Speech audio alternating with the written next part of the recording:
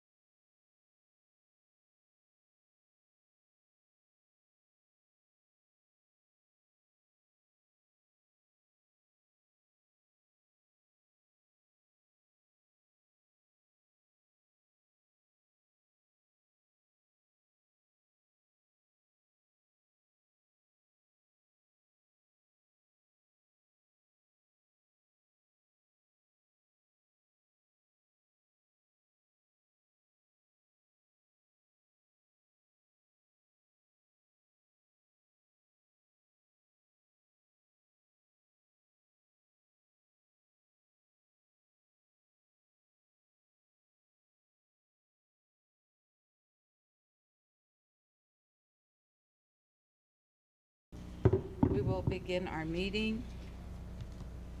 We have all of our trustees present, so we have our quorum. We will stand and pledge allegiance to both flags. I Pledge allegiance to the flag of the United States of America and to the republic for which it stands, one nation under God, indivisible, with liberty and justice for all. Honor the Texas flag. I pledge allegiance to thee, Texas, one state, under God, one and indivisible.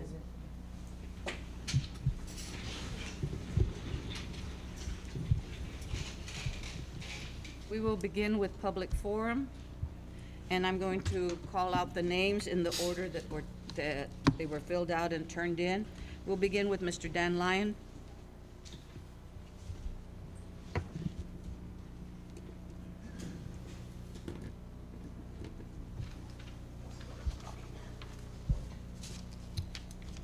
Good evening, trustees and Superintendent Cardona. Tonight y'all will decide who will be the architect for the new administration building and hopefully about how much it costs. Let's examine the history of how we arrived at this point. I do not have the exact dates, but I do remember that the people of this school district at least twice voted to reject a new administration building. That was that. It should have been settled right then and there. But no, we then found high levels of mold in the then existing administration building. Oh my goodness, mold in the building. What did we do? Did we turn off the AC and open the windows on dry days? No, we demolished the building. Folks, I would estimate that over half of the buildings in San Marcos have high levels of mold. But I notice that the Central Appraisal District does not excuse people from paying their taxes. Folks, mold is endemic to this area, and it is especially bad in wet years. About 4 years and approximately $600,000 in climbing later, we're finally ready to find an architect. Why did y'all wait so long? Did you think that the public would forget by now that this new building was twice rejected by the voters?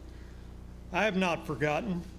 Many of the trustees who are here today were the architects of the squandering of the people's money. If you were to ask me, I would suggest that we get an Army surplus Quonset hut for our new administration building. If it is good enough for the military, it's good enough for the school administration. In conclusion, if I had had a hand in this disaster, I would resign in shame tonight. But instead, I am sure you will all pat each other on the back for a job well done. But we all know the truth. Thank you. Thank you, Mr. Lyon. Next, we have Dr. Rosina Valle.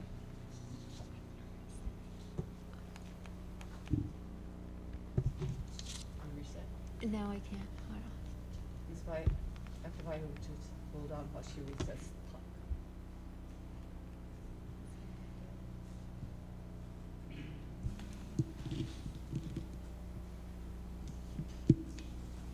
Thank you.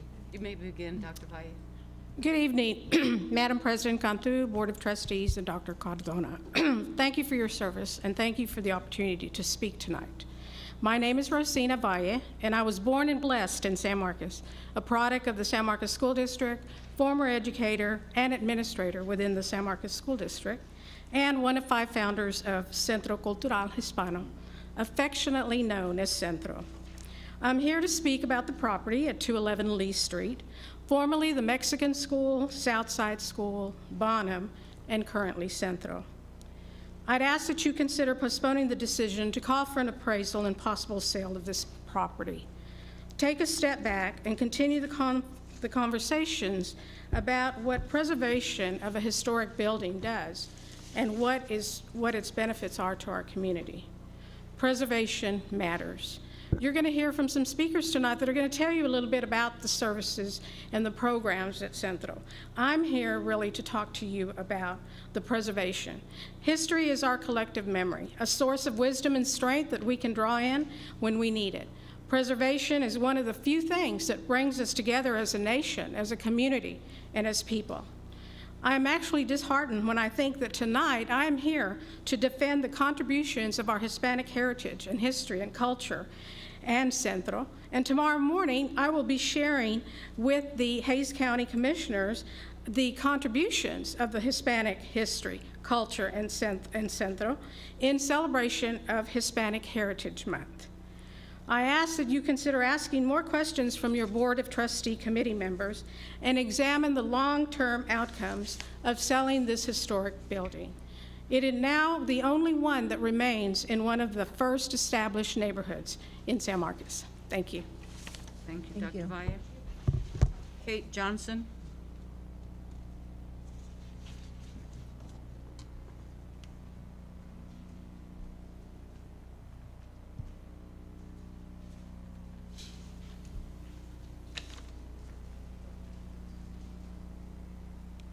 You may begin. Thank you. My name is Kate Johnson, and I'm the chair of the Hays County Historical Commission. The home of Centro Cultural Hispano de San Marcos at the Southside School is one of the most important historic and cultural institutions in Hays County.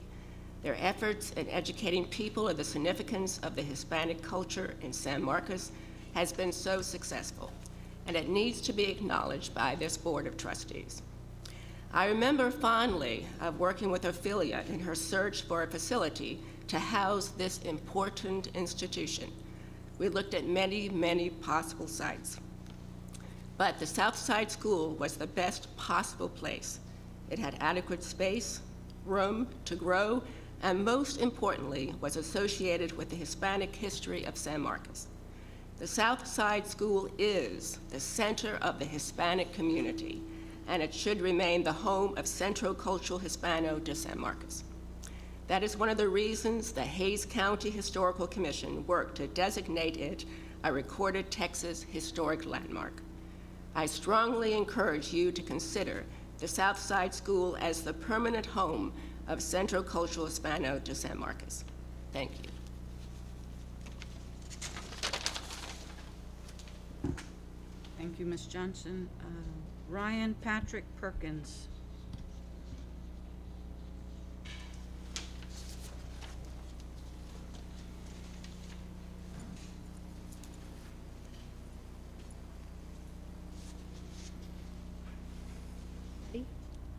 Yeah. Good evening. My name is Ryan Patrick Perkins. I live at 727 West Hopkins Street and a proud member of the class of 1999. Thank you, Madam President and fellow trustees, for your service. I'm writing and speaking tonight to express my support for Centro Cultural Hispano de San Marcos and its positive impact on the San Marcos, Texas community. The exceptional cultural and educational programming offered by Centro in recent years has contributed to the essential work of preserving San Marcos's cultural history and living heritage. In my role as chairman of the San Marcos Historic Preservation Commission, part of the commission's purpose is to work alongside local advocacy and nonprofit groups like Centro, whose mission is to serve as a home for Hispanic history and culture in San Marcos and Hays County through preservation, events, and education. The center serves not only as a museum and library, but as a center for support of the San Marcos Mexican-American barrios and the rest of the community. Centro is an invaluable resource to our entire community. As an 8th-generation resident of San Marcos, I'm well-versed in the historical details of our community's unique and diverse cultural heritage, much of it excluded from the historic narratives. In recent years, Centro has proven itself to be an invaluable educational resource to me and to others throughout the community, highlighting important local Mexican-American history. When this recorded Texas historic landmark and important cultural heritage and other resources were at risk in our community, it was the unwavering resolve of Ms. Ophelia Vasquez Filo, Gloria Salazar, Lupe Castillo, and Dr. Rosina Ruiz, and Margie Villapando that contributed to local preservation efforts at an absolutely perfect time, having brought with them the qualities of experience, intelligence, and the community sensitivities to navigate through these times of great promise for our country and justice for our community's Mexican-American ancestors. These founders' bold, beautiful, and rewarding actions, along with many others I've failed to mention here tonight, are expressions of our community's values and aspirations. Walking in their footsteps, Centro's board of directors, members, and generous supporters have proven their commitment to the preservation of our community's cultural and living heritage through their actions and programming as a community educational resource for the visual arts, theater, dance, literature, music, multimedia, culinary arts, history, and academic research, with an authentic respect for our community's true heritage. Their countless volunteer hours and efforts through the years have proven invaluable, with individuals working closely with government entities, educational institutions, civic partners, and preservation advocates throughout our community and across the state, with, quote, a desire to preserve the stories of local heroes and families, to cultivate a passion for the arts and children, and to represent the Hispanic past, present, and the future of San Marcos and Texas. Centro stands a monument of the efforts. The founders should be proud. Thank you. Thank you. Thank you. Diana Garcia.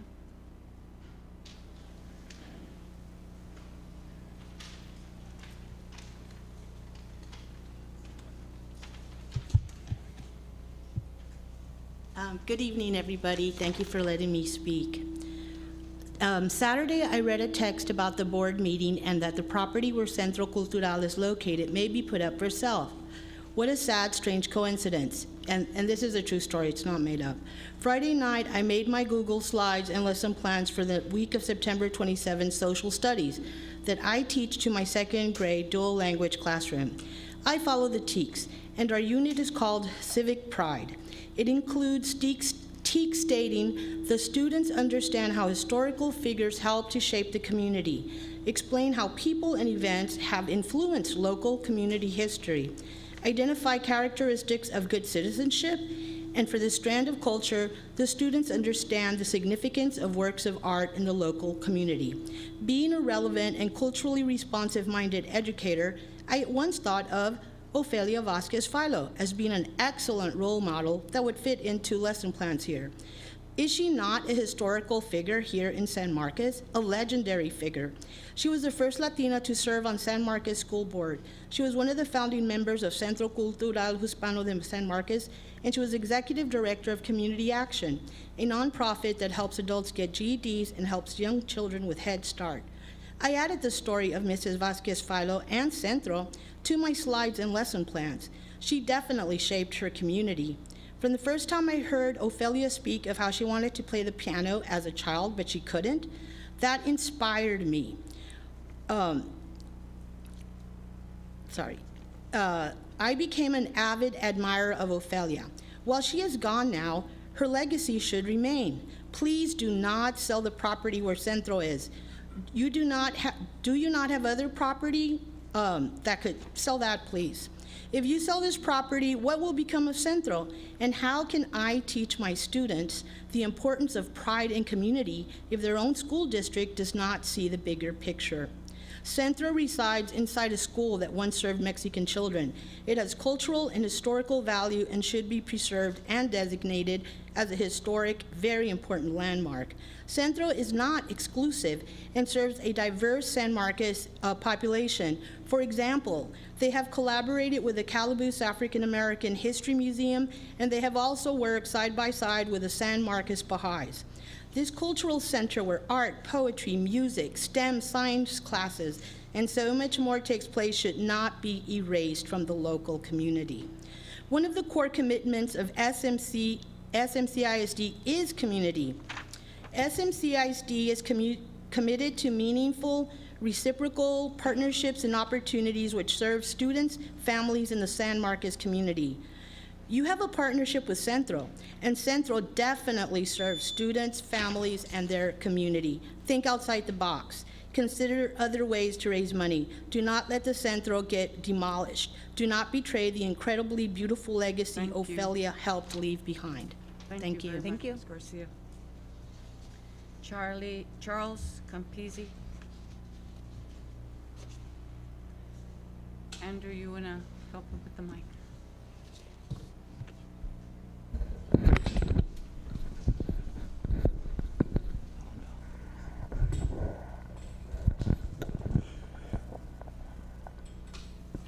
Members of San Marcos School Board, Superintendent, ladies and gentlemen here present, my name is Charles Campisi. I've been in San Marcos area and in Hays County since 1968. I'm already 80 years old. I, for 7.5 years, have been an Uber driver. Now I think I'm an Uber wheelchair driver, and I have no business. I'm a second time around member of the board of directors of Centro Cultural Hispano de San Marcos. I believe in Centro. This is why I got back on the board after my first term expired. Much has been said already this evening about preserving what is going on at Centro Cultural and what we hope to have going on in years to come. But I have a different item that I want to speak with you about that is peripherally related to Centro and to the school district as you go about appraising property and planning for a new administration building. It's my pleasure for the second year in a row to serve representing Judge Becerra and the Hays County Commissioners Court to the Hill Country Mental Health Developmental Disabilities Board. We serve 19 counties in this area with a budget of $44 million a year. At this time, we're liquidating. COVID has taught us we've wasted a lot of space we don't need, by using telemedicine, teletherapy, and telepsychiatry. We have increased the daily average of clients by 25% already. We have considered now selling several $1 million worth of property because we don't need it, because our mental health experts and others don't need to be in a big building somewhere. There's much that can be done by people who are working at a school from their dining room table, from their living room. And if I'm not mistaken, current research indicates that people who are now working from home do about 20% more work than they would do were they still working in an office. So I request that you consider downsizing rather than enlarging. I don't think you need bukus of money. I think that's a Louisiana term, bukus. Thank you very much. Thank you. Thank you, Mr. Capizzi.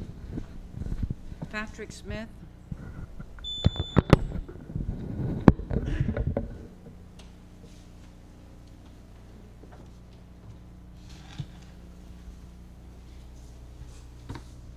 Muy buenas tardes. My name is Patrick Smith. I'm the coordinator of the Bilingual Biliteracy Education Program at Texas State University.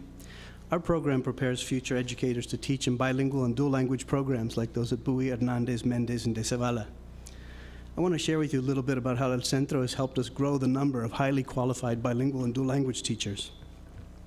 Students in our Foundations of Bilingual Education course come to El Centro to study the history of how Mexican-American children have been educated. We use the museums, exhibits, and classrooms at Centro to learn about the segregation of Spanish-speaking children and the educational rights of bilingual and immigrant families.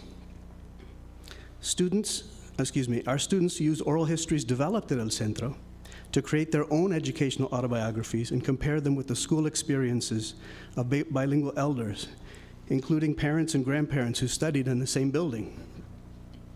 Students in our reading and biliteracy courses come to El Centro to learn how children develop literacy in 2 languages. Students do one-on-one mentoring with children from Spanish-speaking and English-speaking families.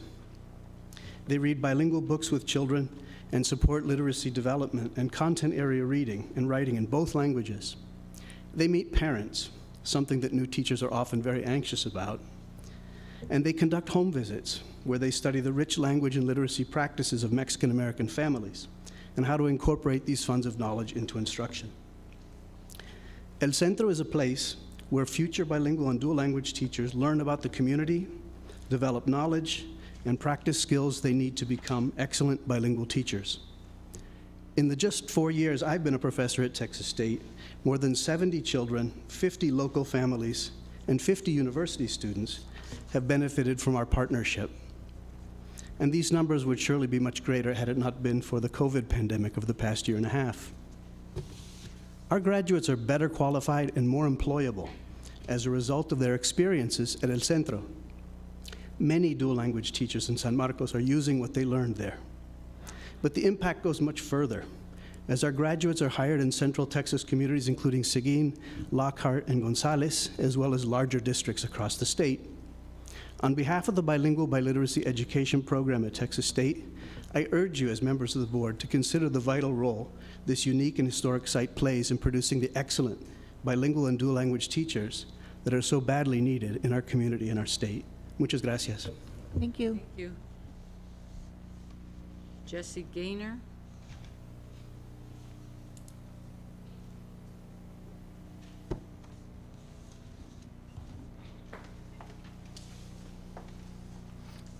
Good evening, all.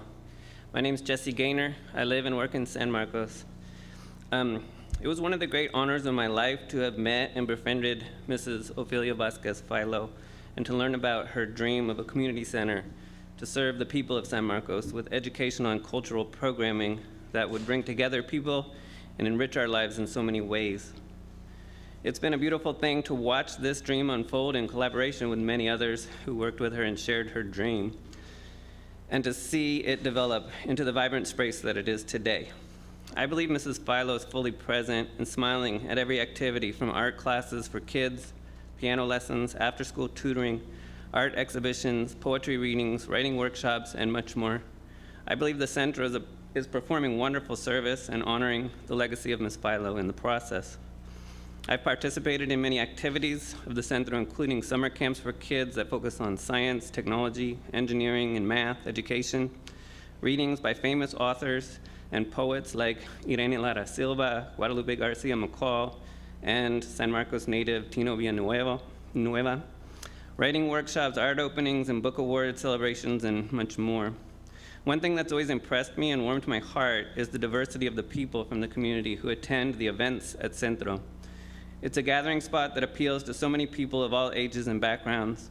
When you enter the space, no matter the reason for the visit, you can't help but feel connected and supported. It's a place where you know that you belong. The work of the Centro fully supports SMCISD's core commitments, and I especially want to highlight core commitment E, which reads, SMCISD is committed to meaningful reciprocal partnerships and opportunities which serve students, families, and the San Marcos community. At a time when our public schools are taxed with so many demands, and teachers are feeling pressures to concentrate so much time on basic skills and core content areas, and at a time when we've been isolated because of the pandemic, and so many people are hurting and in need of a strong community connections, we need the Centro more than ever. The Centro represents our commitment to honor who we are, where we're from, our histories, our shared struggles, as well as our collective efforts for stronger and healthier futures for all of the members of our community, younger and elder. We can't afford to lose the property and lose Centro. Now more than ever is a time for all of us to unite, make this vital hub of our community even stronger, with more resources to serve our deserving San Marcos residents. Please do not authorize the appraisal of the property. Do not allow the sale of the community treasure that is Centro Cultural Hispano de San Marcos. Thank you. Thank you. Thank you. President Cantu, I have a point of privilege, please, a question of privilege. I think that there might be some clarification needed. How many people are left to speak on this issue? 4. Would it be possible to have Dr. Martin speak to this agenda item now, and then if people want to speak, continue to speak in public forum after his comments about the agenda item? We only have 4. I'd like to finish up and give Okay, those people that's that fine. I signed mean, up. I like to hear from everybody, but I think that there's been some gross miscommunication on this issue, and I'm a little concerned about the number of people in the room. So as long as we can keep it moving. We can move. Amanda Rodriguez, you're next.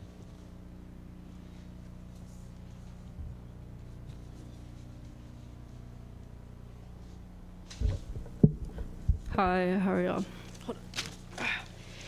Thank you for having me. Thank you all for being here. So I'm gonna be talking about the reconsider the appraisal of the Central building. I actually am a board member and I want to tell a little bit of story aside from like the facts. So I grew up in San Marcos. I'm 25 now. I graduated this high school actually in 2015. And I actually had a class inside this classroom right now, just to put it in perspective. But I want to say that I, like pretty much every other adolescent I know and that I knew at the time, were actively going through like searching for who we are, right? Like that's part of our stage of development. But, you know, as I got older, I noticed that there was something else that was missing. And that was like a literal overall understanding of my culture. And this, of course, was like, you know, due to divorce and other personal and, you know, familial reasons. But, you know, I'm sure my story mimics a ton of Black and brown people's stories. Not all of us are afforded the ability to have like an exact trace of where we came from and, you know, about our culture and our people, our ancestors. And so, you know, because we weren't awarded that, whether it had been due to migration or historical and ongoing forceful removal and persecution, but, you know, I joined the board for that reason. And it was actually presented to me, and I was super stoked because I never thought at the time I was 24 that I would be sitting on a board and speaking in front of all of you in that position, but that's pretty cool. And so I just want to say that I don't want anybody else to go through that. And I think that, you know, people have been doing the work in this organization and continue to do the work, and it's really for the preservation of culture. And that ability has been robbed of so many historically. And I think that, you know, we're already hearing talks of, and I'm sure y'all have heard a ton of them. I actually work at the Texas State Capitol, and we saw the bills coming through about controlling, you know, a child's ability, a student's ability to learn about their culture in school. And now we're talking about like physically taking that away from somebody. So I just want to push back on that. Like I said, I don't want anybody to have to feel that gaping hole. And if we can keep something in this community that allows us to be able to continue to learn and to do that, like, we should celebrate it, you know? So I just wanted to come out here and say a few words. And like I said, I appreciate everybody for being here, y'all listening. And yeah, I ask that y'all reconsider that move and continue to invest in our communities. So thank you. Thank you. Miguel Guajardo.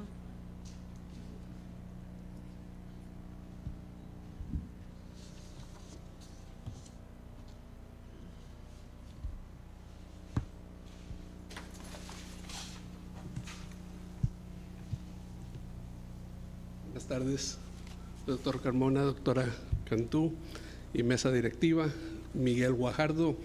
I'm a faculty at the university, but I'm here as a citizen and a committed public educator. I came to San Marcos in 2004, and I came to the College of Ed. I spent about a year and a half, maybe 2 years, didn't visit any schools.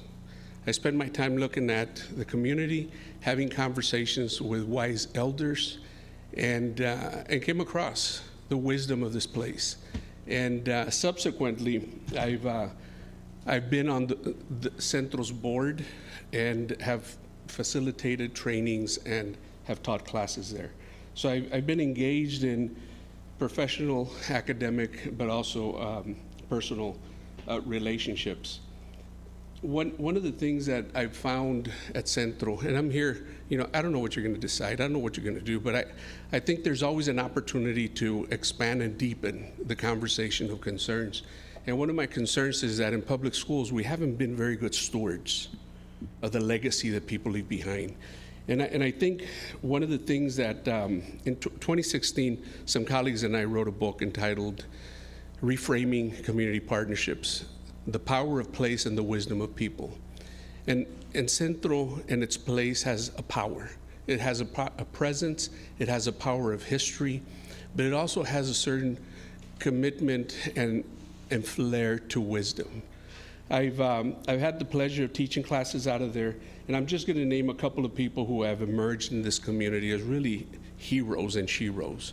You know, I think about Frank Contreras. Frank Contreras is like a trailblazer in the world of bilingual education, in the world of migrant education, and that was born out of here, out of that little campus, where he, as a young Mexican, was a student.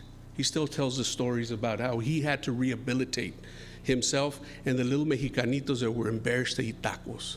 So he went home and asked his wife, fix me some tacos for lunch, so he could eat with the kids.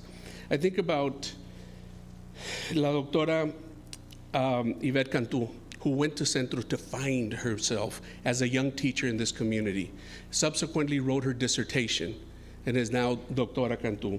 I think about a principal in this community, Eulalia Martinez. Her first job was there. Eulalia is getting ready to defend a dissertation proposal this semester. I think about Yolanda Grijalva. Her first job was there. She's getting ready to defend a dissertation this semester. I think about Sara Torres. Her first job was there. So this place has a rhythm and has a privilege of preparing really wise people. So I think about, a visit I made into a Native American reservation, and unlike any visits I've made in public schools, I saw the pictures on the wall, and I said, wow, what is this? And they said, those are our grandparents. Those are our people. Those are our ancestors. I've never seen that in any public school in Texas. I see it at Centro. So I think today is about a legacy. Where do we want to fall in the future of San Marcos and our public educators? Thank you. Thank you. Linda Kelsey Jones.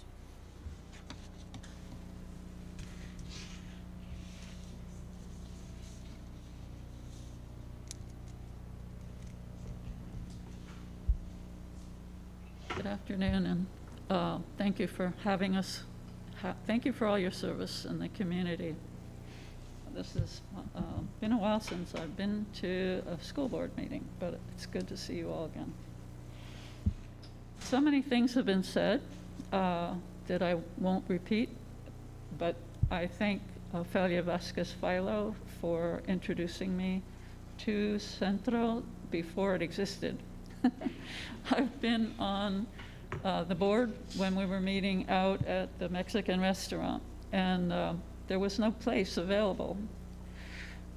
Ophelia had a vision, and she had some wonderful friends who shared the vision, and she, for some reason, asked me to be a part of it, and I actually understand why, because when you're talking about a cultural center with arts, you need somebody who maybe specializes in that area and might help. I've been a part of it ever since. I'm still on the board. I'm almost expiring, I think. But the vision is something I want to talk about because it's not just about the building. It's not just about the property itself. It is about the vision and about what we really want to see happen there. Of course, we want to hold on to the building because of its historic value and because we have found our space there. The portables are gone. We packed up all the art supplies and finally got them all moved inside. We're outgrowing that space. We've had a vision. We've talked to architects. We're looking to expand. We would like to have a small community theater, which is something our town has needed ever since ever. We would like to have better classrooms with access to the outdoors, where children can study outdoors and spend time in and out. And we would like to have that kind of free access to the community with beautiful space to pursue the arts and culture. It's a good time for appraisals. It's a really disruptive time. We all know things have gone topsy-turvy, and they still are. But topsy-turvy disruption can also make space for change. And we've also been kind of instructed about some of the changes that we really need to make. Some of them have to do with social justice. Some of them have to do with community. Building smaller communities, and that is what Centro is about, is building a community. That's impossible. But I just wanted thank you again. We know what developers can build, but community takes a long time to build, and we need that support. Thank you. Thank you. Thank you. Thank you, and thank you for your art classes. Benjamin Grijalva.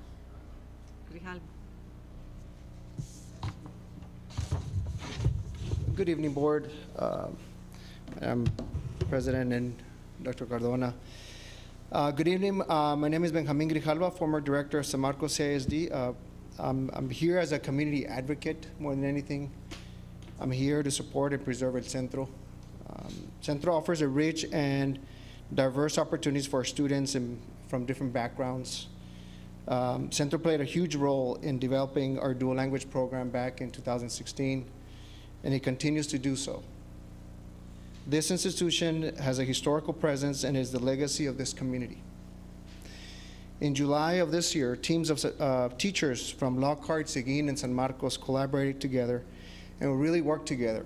And we utilized El Centro to help teachers kind of ground their pedagogy because it is important to continue and understand that history plays a huge role in what we do.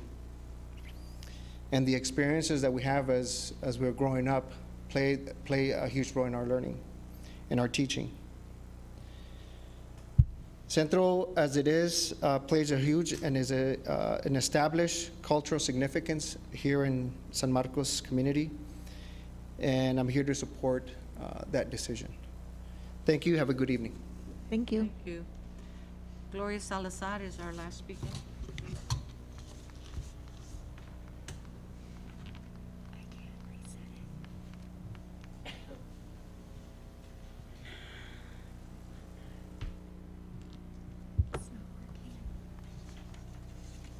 Thank you. Good evening, Board Trustees, ladies and gentlemen in the audience, and the live stream. Dr. Cardona, thank you for allowing me to speak before you. I am Gloria Salazar. I am a resident of District 1, and I'm also the program coordinator for Centro Cultural Hispano. I am also one of the co-founders. It doesn't seem like Centro has been open for 11 years, but it has. It doesn't seem like Mrs. Philo's been gone almost 4 years, but she has. During all of those years, we have had several discussions with the district about Centro's location in the former Mexican school building and Centro's future. Working together, we have always managed to walk away with an agreement acceptable to both the school district and Centro. We believe in you, and I feel that you believe in us. What Centro is more than the classes and the programs we offer. It is the sustenance for the soul and the future of our community. The value of Centro's impact on the lives of our community long-term cannot be measured in today's dollars. The opportunities offered to children, especially economically disadvantaged children, those opportunities can change their life course and affect their whole family. The lessons learned, the nurtured creativity, the sharing, the joy of the diversity of our community will surface and be revealed in the caring adults and leaders they become. Every community needs a Centro. Let's work together again to keep our treasure, our Centro, in our community. Thank you very much, everyone. Thank you. I just would like those that are here tonight representing support for Centro, if you could just like wave your hand, because I would like to thank you all for coming and being a part of this. Thank you. Thank you, y'all. Thank you, Ms. Salazar. Thank you. I'm going to exercise the privilege that I have to change the agenda, and I'm going to move up executive session. So we're going to go into deliberation regarding the purchase, exchange, lease, or value of real property, 2.5142 acres being a part of Block 3, Dan McKie Addition 2, City of San Marcos, Hays County, Texas, and more commonly referred to as 501 South LBJ Drive. 11.958 acres out of the J.M. Viramonte League Survey, City of San Marcos, Hays County, Texas, and referred to as the tract of land located at Hunter Road and South Suttles Avenue. So we'll now go into executive session. Madam Board President, we are authorized to adjourn and to have this dialogue and conversation in executive session, but that does not mean that we are obligated to discuss in executive session. So I am formally requesting that this item, which is a matter of significant community interest, be pulled from executive session, and that presentation and any subsequent dialogue happen in open session in the public. I'll second that. And I'd also like to add that I'd like to move the recognition of the College Board students to prior to our discussion, because we just have too many people in this room, and I think we need to let people go home who want to go home. And Okay, we can go ahead and do the student recognition before we go into that discussion. And then if, maybe I could get some of the Central members to go out just for a little bit so we can clear the room and then get the or at kids least get back the door out. open back there. I'm really concerned that this room is over capacity. And So do you want to bring up the students? Andrew, could you get the students for me and the families?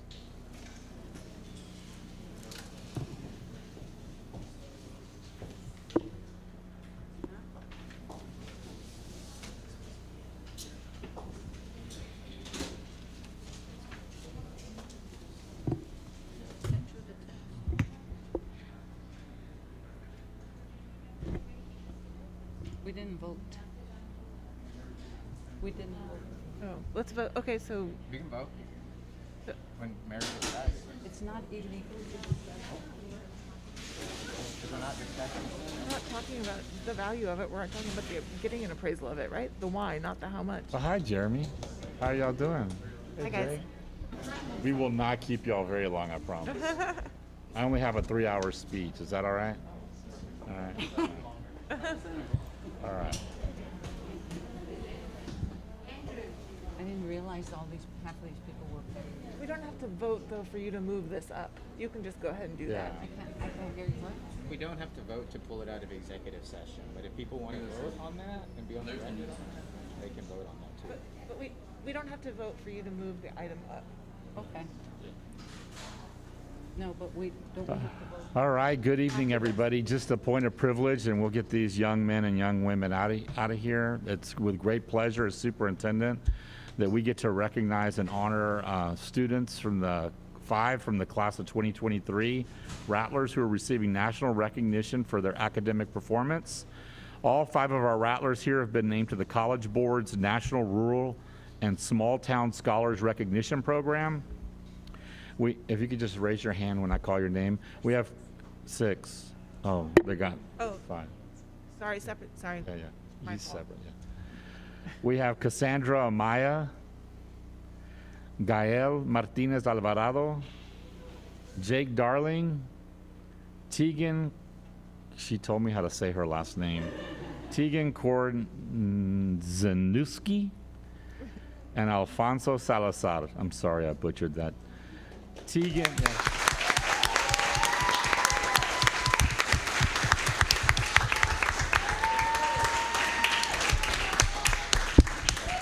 It's appropriate. We're also talking about the history of Centro right now, as Tegan is also named as a College Board National Indigenous Recognition Program Scholar, while Alfonso and Gael have both earned their rankings as College Board National Hispanic Recognition Program Scholars.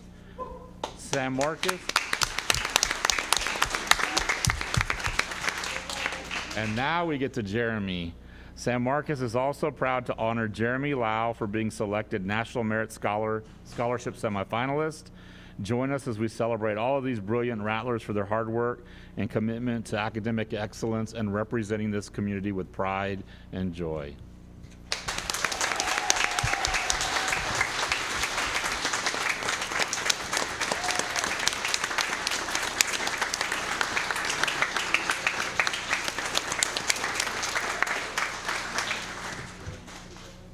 You all stand up. Jake, you're just big. You just. I'll stand up. It looks ridiculous if we're standing behind.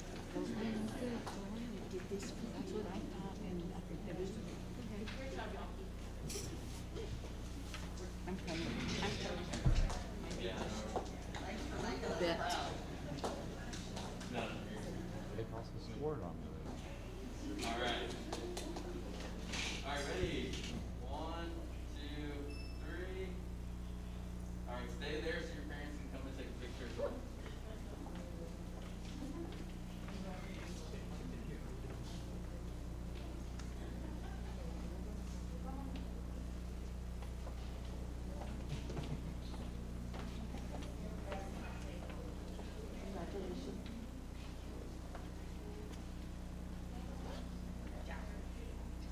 All right. Thank y'all very much. Thank you, guys.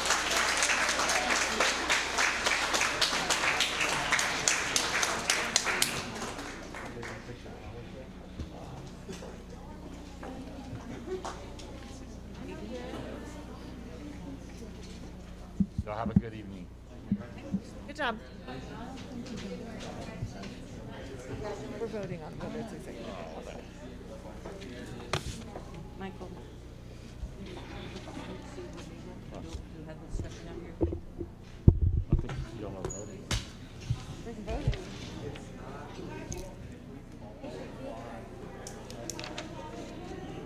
I feel more comfortable. Let me step Then we should take a recess. Well, how about I just move that we postpone? Let's take a 5-minute recess while we check. I'm happy doing it out here. The parents can go and then everybody else can come back in. We're taking a 5-minute I just recess. want to be safe. 5-minute break. 5-minute break. We're going to call a 5-minute break.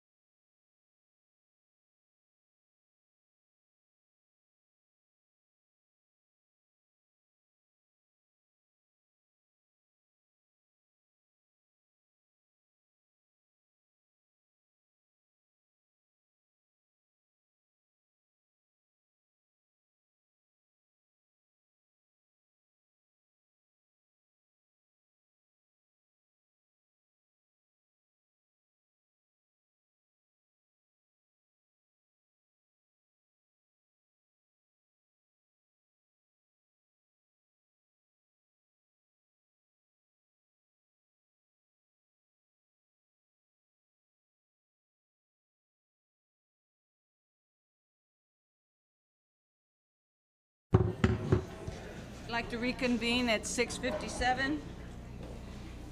We will reconvene at 6:57, and we'd like to welcome our attorney, Juan Cruz, with us. He will be with us by We didn't Zoom vote on the motion. as we begin our executive session.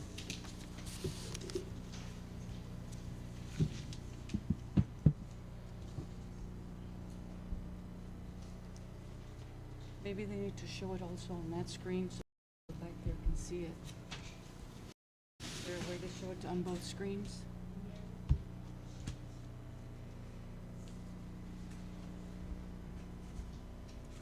Mr. Fernandez, you got it? We're trying to get it on the back screen so the people in the back can see what's going on. There's no power? Because it's going to be hard for the people in the back. Mr. Cruz, are you on Zoom yet? He's not on there? Mr. Cruz is our legal counsel, and he's going to walk us through this process. This is Cantu. Before we start this process, as a member of this board, I still don't know why this is on the agenda this evening. There's a process laid out in board policy that we have agenda preparation meetings at the beginning of the month, and that items be brought to the entire governing body at that point in time for review and questions and conversations. And it's my understanding that this item in particular was placed on this agenda last Thursday before the Friday's posting. So before our legal counsel... No, it was not. I want to correct you. It was placed. Well, then that's my question, is when did this get placed on the agenda? Tuesday. Why did it get placed on the agenda? And I don't think Mr. Cruz has those answers. If that's board members answering that, if that's staff members, I would like to have that information before I will Mr. defer Cruz. to Ms. Hanson, who brought me the information to place it on the agenda. Ms. Hanson? Well, first of all, board members add items to the agenda after agenda prep all the time, so this is not anything new. The subcommittee met on Tuesday, and we agreed to place this item on the agenda. So, thank you, Trustee Hanson. So is this item in particularly just extremely timely that with agenda preparation already occurring and the subcommittee meeting on Tuesday, that this could not wait until October? That it needed to be posted within a week of y'all's meeting? We have postponed doing anything about a central office, and the cost of building has skyrocketed, and so to stop the postponement, that's why we've asked that it go ahead and be placed on the agenda. So it was so timely that this item needed to be placed on the September agenda. So then it's easy to infer that if, just based on your statement right now in public, that the purpose of this is to appraise this parcel of land for potential sale to fund the To construction of a appraise, central period, administration building. both parcels of land. Okay, but this one in particular, yes or no? To sell this piece of land to pay for a new. You're central putting words in my mouth. Our reasoning for placing it on the agenda was to appraise both parcels of land, Why? to look at what their value is, To sell, correct? to look at the value. Okay, so to sell. Okay, You thank you. keep saying words that I'm not saying. Ms. Halsey? Yeah. Ms. Halsey? But Ms. Cantu, when I saw this item on the agenda, I assumed that we would be receiving a report from the committee, which would include a rehearsal of the history of the committees, not for another reason, the fact that we have new board members. So a rehearsal of the process, a rehearsal of the committee and the committee's job, and a reminder of who serves on this committee. And then I expected we would be getting a report from the committee and potentially a recommendation on an action item. I didn't think we were going to suddenly move into a discussion with a lawyer about whether or not we're going to sell this one particular property. So if there's a way for us to back this up and have that context and explanation added. That's what before Dr. we- Barton was going to present. But is Mr. Cruz the chair of the committee? No, Well, wouldn't it be more appropriate for the chair of the committee to I present that? didn't ask Mr. Cruz to do the presentation. So, can I say something? Were all three board members in agreement that it needed to go on today's agenda? So here's the thing, as a member of this subcommittee, I did not know that Dr. Barton was just going to add this item to the agenda without notifying Central. That came as a shock to me. I knew it was gonna go on the agenda, but I just did not know that he was gonna fail in notifying y'all. We did discuss. I'd like to correct that factual error. He did notify, he did talk to Gloria. He did have a conversation with Okay. Gloria, so he didn't fail in anything. Okay. That So, was my first question. Was the central people, were the central people notified with due time? And they were notified on Friday, because I've had a couple of conversations with them. They were notified on Friday, okay. so that they would have time to process this. I mean, if there's no report from the committee forthcoming, I'd be happy to ask the questions that I have that would serve as context if somebody wants to speak for the committee. Please let Ms. McKie finish her statement. She's not done talking. Okay, Okay. sorry. So I apologize for what I just said. I did not know about that. So we did discuss that we should look into property that we are not utilizing to potentially look into, I guess, help us with the funding for our central office. Regardless, we did discuss that our property does need to be submitted for appraisal because it has not been appraised for a couple of years, and so it is needed. But that's all that I have to say on this at the moment.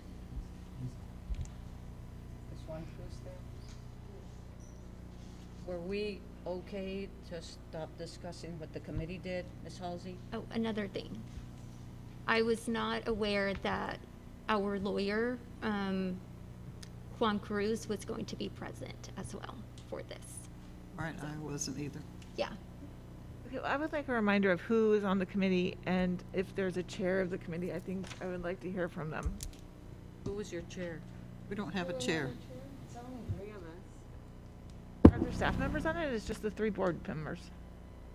It's us 3, and then Dr. Barton, and then Mr. Sandoval, and then that's about it.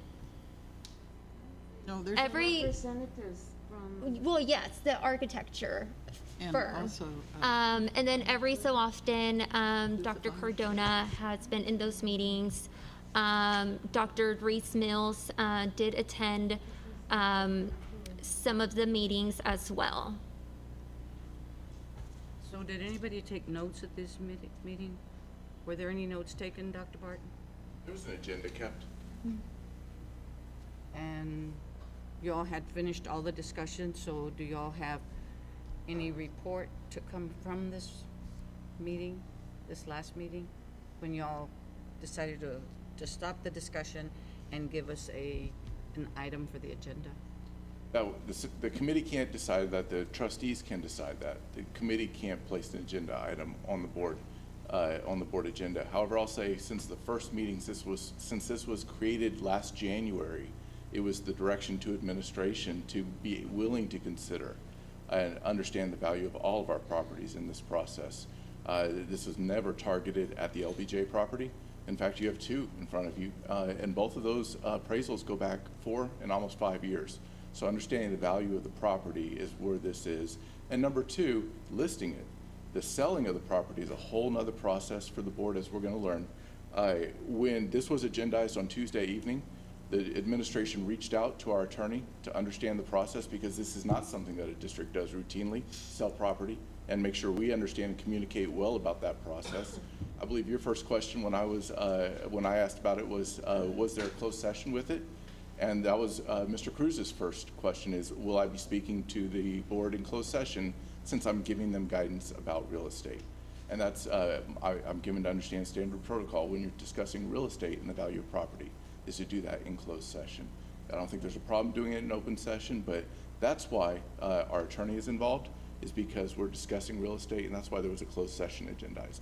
But there is no sale of property agendized this evening. That clarifies for me. I'm happy to proceed with the presentation. Mr. Arredondo? Just one more point of clarification for whoever wants to take ownership or to answer for this agenda item this evening. If the intent was to just seek an appraisal for ISD assets, properties, why the additional language of sale or transfer or lease or what have you? Obviously, that in and of itself was a can of worms in which, due to lack of information to the community, makes it look like we're selling something tonight. It does seem like there's been a very clear misunderstanding and a missing connection of intent. However, it was the subcommittee's intent from the beginning to understand what the resources of the district were as they bring information to the board about proposing a central office. So giving you options is the reason it's on the agenda. What you choose to do with those options is totally your power. But it was always about making sure you, and again, this goes back to our first meeting, and I believe you were in that one. It went back to making sure all the options were on the table for the board in whatever decision you chose to make. We're done with our questions. I'm ready for Mr. Cruz to begin his presentation. Mr. Cruz, are you ready? Yes, thank you, Madam Chairman. Can everybody hear me okay? Can you hear me? Oh, yes. Yes, all right. So we're going to go ahead. Lisa Paul is an associate attorney with my firm who's been working on this transaction with Mr. Barton and trying to basically just outline the steps that any public school district in the state of Texas has to go through if they're considering selling a piece of property. I do want to just state at the outset that, sale of property for public school districts is not something that is routinely done, but it is, in fact, just, done by those that feel that, they could use their resources for a better purpose. We recently did one for Edgewood ISD where they sold one of their old campuses, kind of something similar to what you have to the Alamo Colleges district. So if you go to the next slide, Lisa, this is basically the couple of properties that, under consideration on the agenda for today for discussion. The 11.95 acre tract of land at the intersection of Hunter Road and Suttles Avenue. And then on the next slide, you have the next one for consideration and review by the school board, 501 South LBJ Street. And this is where Centro does sit at their building. And that's 2.5142 acres. So how does the school district in the state of Texas, what steps do they follow to sell a piece of property? It's outlined very specifically in the education code, and and those provisions are basically stated in CDB legal policy. And basically, at any time that the school board, who basically has the title ownership of those properties, deems it's necessary to sell, then they can do so long as the provisions of the law are followed. One of the new provisions that we have in the code, and I may have discussed this with the school board on a prior occasion, is this new provision in subsection 3 is that before you sell a piece of property, you have to offer it to a charter school. That does not mean that the charter school, can buy it from you at whatever price they want, or that you even have to sell it. You just have to basically send them notice that you're going to be selling a piece of property to see if they're interested before, you go ahead and finalize the transaction with an entity or a individual. So, and then one of the things also at the very last, can you go back to the last one? Yes, the school district may retain a real estate broker to assist with any real estate transaction.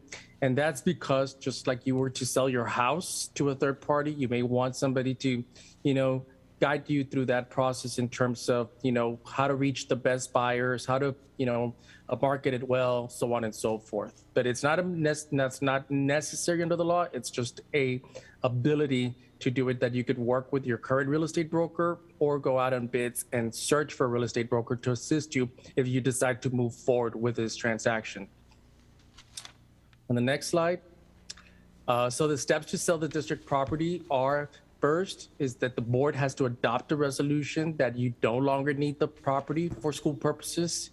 You also have to obtain an appraisal so that you know that you're going to get your fair market value, and then you advertise the property for sale. You also, like I stated earlier, notify your charter schools within your area about the possible sale of the property.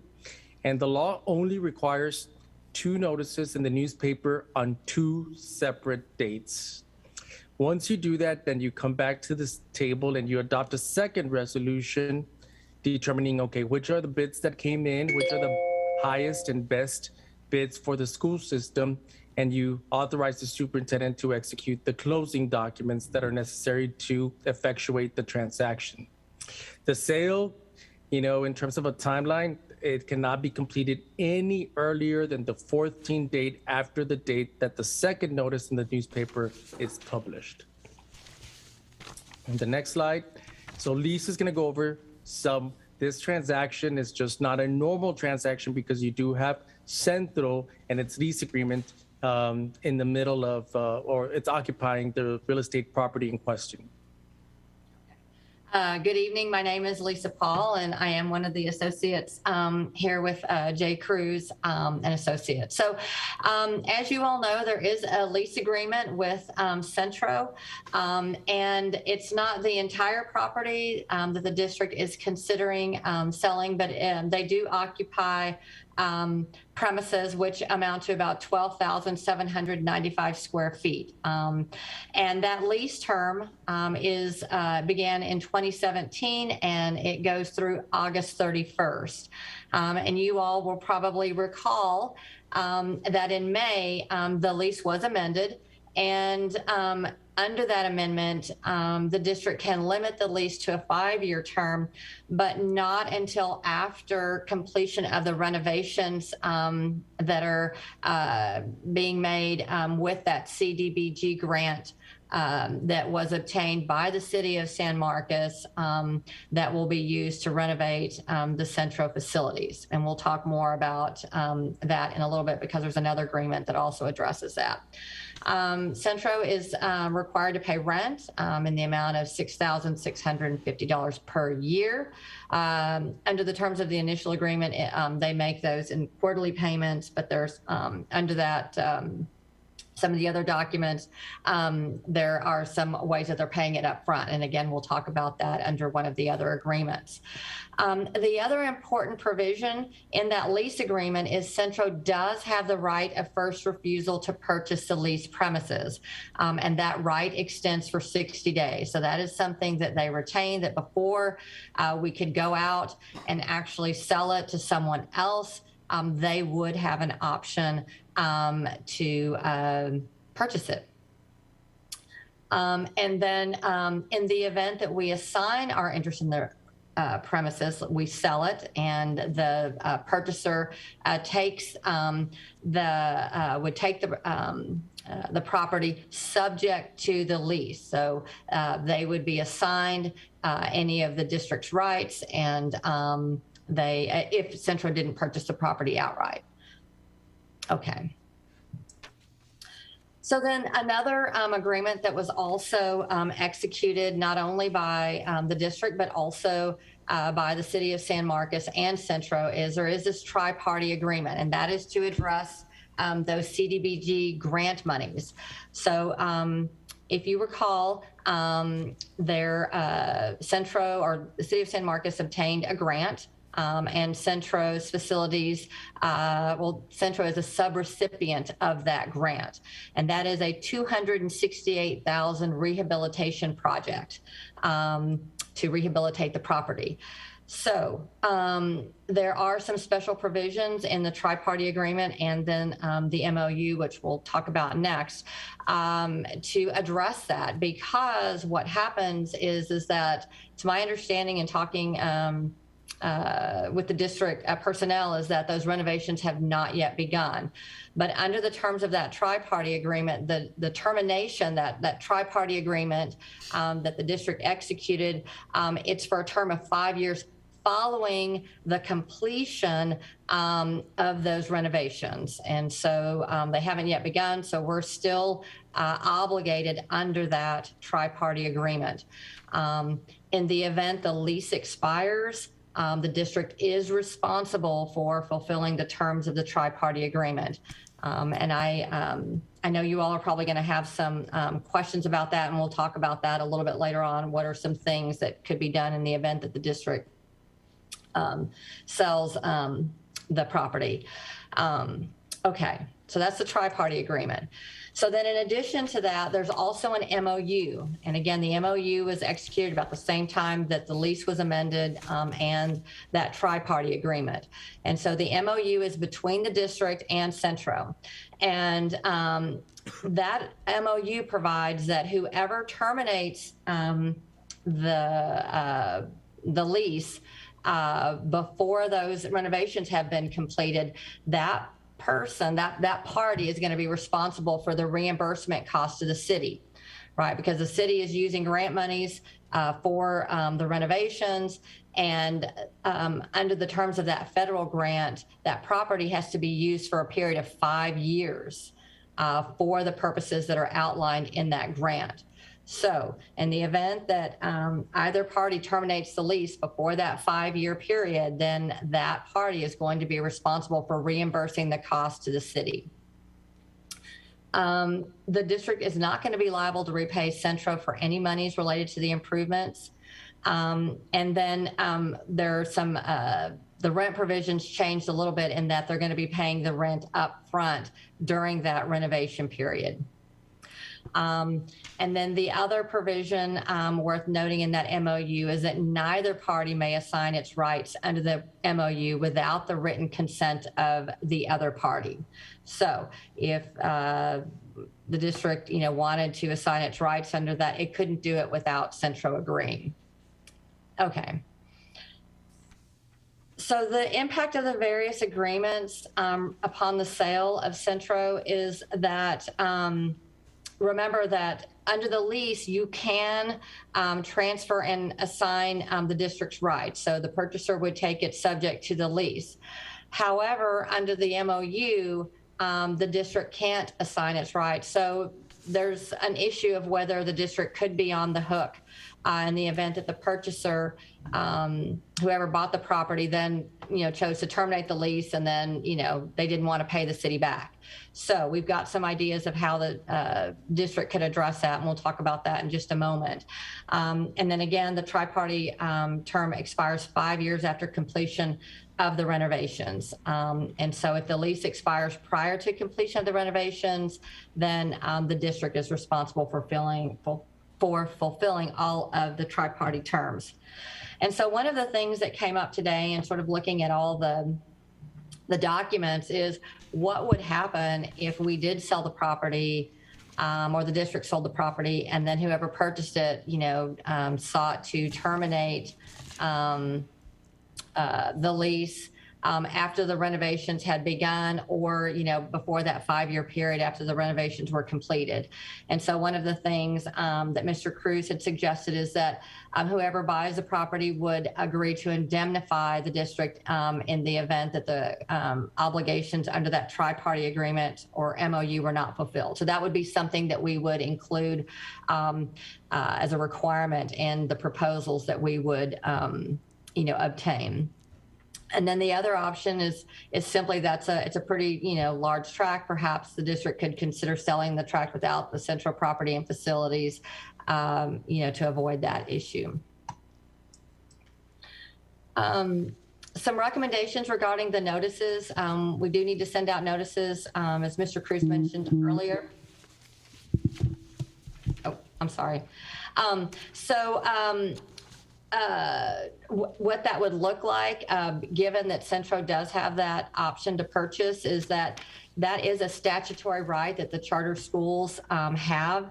And so what we would do is that Centro, we would notify them when we give them their option to purchase, that their right to exercise their option to purchase the property, it would be subject to that statutory right of any charter school to purchase the property. And so, and we would extend Centro's right, for 60 days, but we would have to notify all the charter schools. And then in the letter to Centro, we would put that, look, you also have the right, the option to purchase the property. However, it's subject to any right that a charter school would have.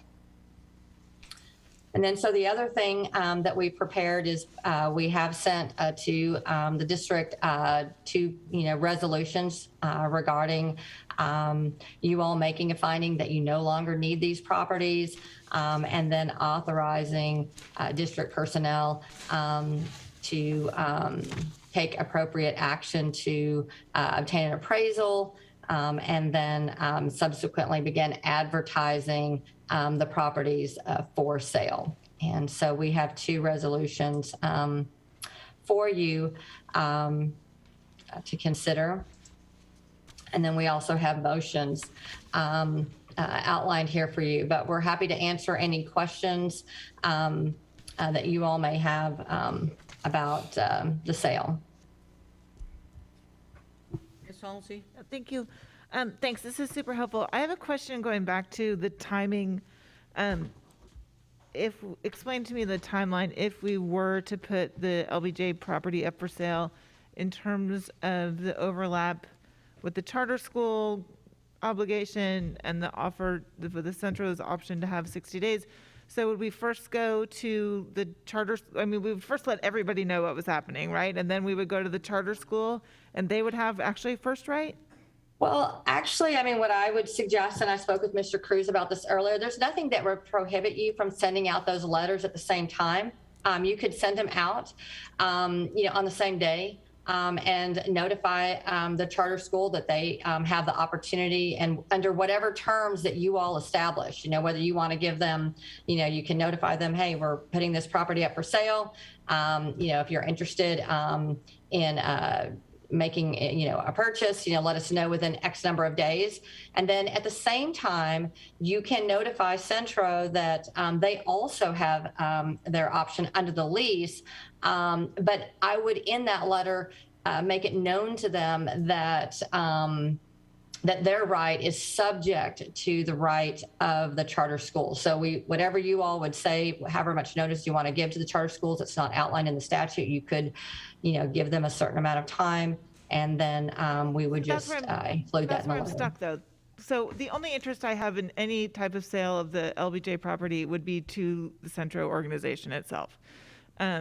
Just to clarify to my colleagues where I'm at. But so if we were to do that, though, in order, from previous conversations, if we even wanted to begin the process that would make that a possibility for us to do, we would first have to get an assessment of the property because we have to follow the state guidelines, which require us to sell at market value, correct? Well, there are exemptions for selling it at fair market value, and there are for 501c3s, if that is something that you all want information on, we can provide that to you.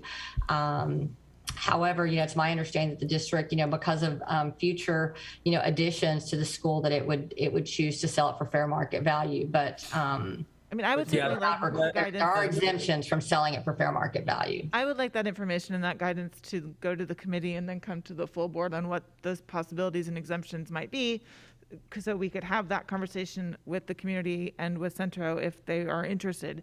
But then otherwise, so once we understood that part of it, right, then can we tell the charter schools that they only have 5 days to respond to us? Can we set, you have 25 minutes? What do we have to, what would the parameters be there? Yes, Ms. Halsey, this is Juan Cruz, and yes, to answer your question, you can give them, the statute doesn't say anything. It's a fairly new statute. I think it's 4 years old, and you could give them 2 days, 5 days, 10 days, whatever you think is necessary. And again, even if they come in with a best offer. There's no requirement that you sell it to them. They can make whatever offer, and it's your choice to go with, whatever is your, in my opinion, it should be your highest bidder. So, but I think probably the sale should be something maybe considered more down the road. We just kind of want to give you all the information, but first things first is you really should do just the appraisal if there's an interest in, seeing how much land, what the value of the land is, and maybe that's the first step, so that whether it's $1, $10, whatever the case it is. So I think the appraisal is the first thing to begin with, so that you have something current in front of you. I'm happy to do the appraisal. I just want to make, before I move from that though, I just want to make sure I'm really clear on this, because it's a grave concern to a number of people in the community, and I want to make sure that we're all on the same page. So if we went and sought the appraisal, we got the appraisal back, it said whatever, we could decide that we were going to list it at whatever based on the information that you would be forthcoming with on how much above or beyond or below fair market value we would need to be. We could before we would list it publicly though, we would say, for instance, we would go to XYZ charter schools and to Centro and say, we are going to list this property at this value. We will give you all 60 days to come back to us, and then we could make a decision from there if we wanted to accept one of those proposals and move forward, or go ahead with the listing, correct? Correct. Actually, you don't have to say, you don't have to include the appraisal. If you're considering selling it, you could wait until then, or you could simply, state that, the sale has been, the district is preparing to sell the property, and they may just come and give an offer to you even before you've got it appraised. Now, you wouldn't want to accept anything until you've done that, but you're not necessarily required to wait and say, well, it's been valued at this. You could, and maybe that's the best way to do it. Do we need to wait the 60 days to get to that Centro is required, is offered to make the purchase offering? Do we have to wait those 60 days before we would list it publicly? Yes. Okay, great. So then the only other thing I think I would like to know is from the committee, what other properties the district currently owns where we could consider renovating and or building. Specifically, I'm interested in an assessment of the property in which we're now seated at San Marcos High School and the adjoining properties here. So what would be the feasibility of having a central office either renovated, built on, added at this property, which is our flagship campus in the district? And I would also like to have more information from the committee about all of the funding mechanisms available to us, whether that would be a tax rate increase, which nobody wants, I understand, or a bond, or if there are other governmental funding mechanisms that we can go out for, and also like a general assessment of the cost. We've scoped this before. We could probably get an update on the building costs. I don't think the size parameters have changed any, and get an estimate on what that building cost would be, so that we are taking all of this information together as a package before we're making piecemeal decisions. Thank you.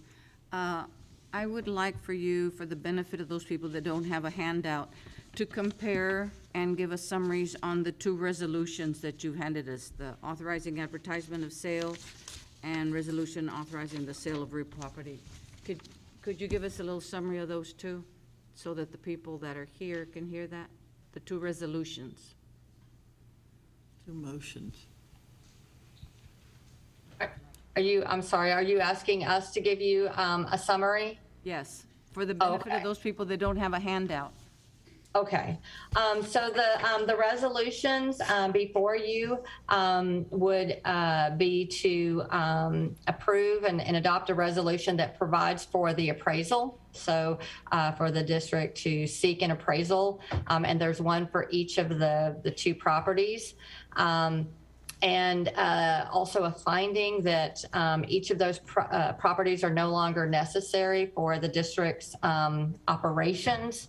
And then the resolution also provides for the advertising of the sale of the premises pursuant to the requirements set out by statute and in CDB board policy. And then also it would provide for the district to employ or retain a broker to assist the district in selling the property. Thank you, Ms. Hanson. Yes, Ms. Cantu, my concern about both of these motions is they go way beyond what the committee was asking. We're just asking to know what is the value of both of those pieces of property, just an appraisal. We're not looking at any of the rest of the stuff. So You'd like to whoever- limit the resolution, Right, just the appraisal? just the appraisal, right. Okay. And you Dr. can- Salmi, you had a question? Oh, were you going to respond, Mr. Cruz? Yes, Kathy, I think if, any member of the board is interested, you could just limit your action item or your motion to just basically that, which basically to move to direct district administration to appraise the properties located at, those two addresses. And that's it. That would be it. Nothing else would be necessary. Mm-hmm. Thank you. I'd like Dr. to Salmi, understand- you had a question? Yes, I'd like to understand if this legal summary is the extent of the summary of the findings of the subcommittee that we're going to be presented with tonight? Or are there other findings that we will be presented with tonight by Dr. Barton or the committee members? Okay, so I would like to move that we postpone this. We have one more question. Sure. Then can I make my motion? Thank you. Mr. Redondo, would you allow Mr. Redondo to ask a question? Thank you. Thank you, Ms. Cantu.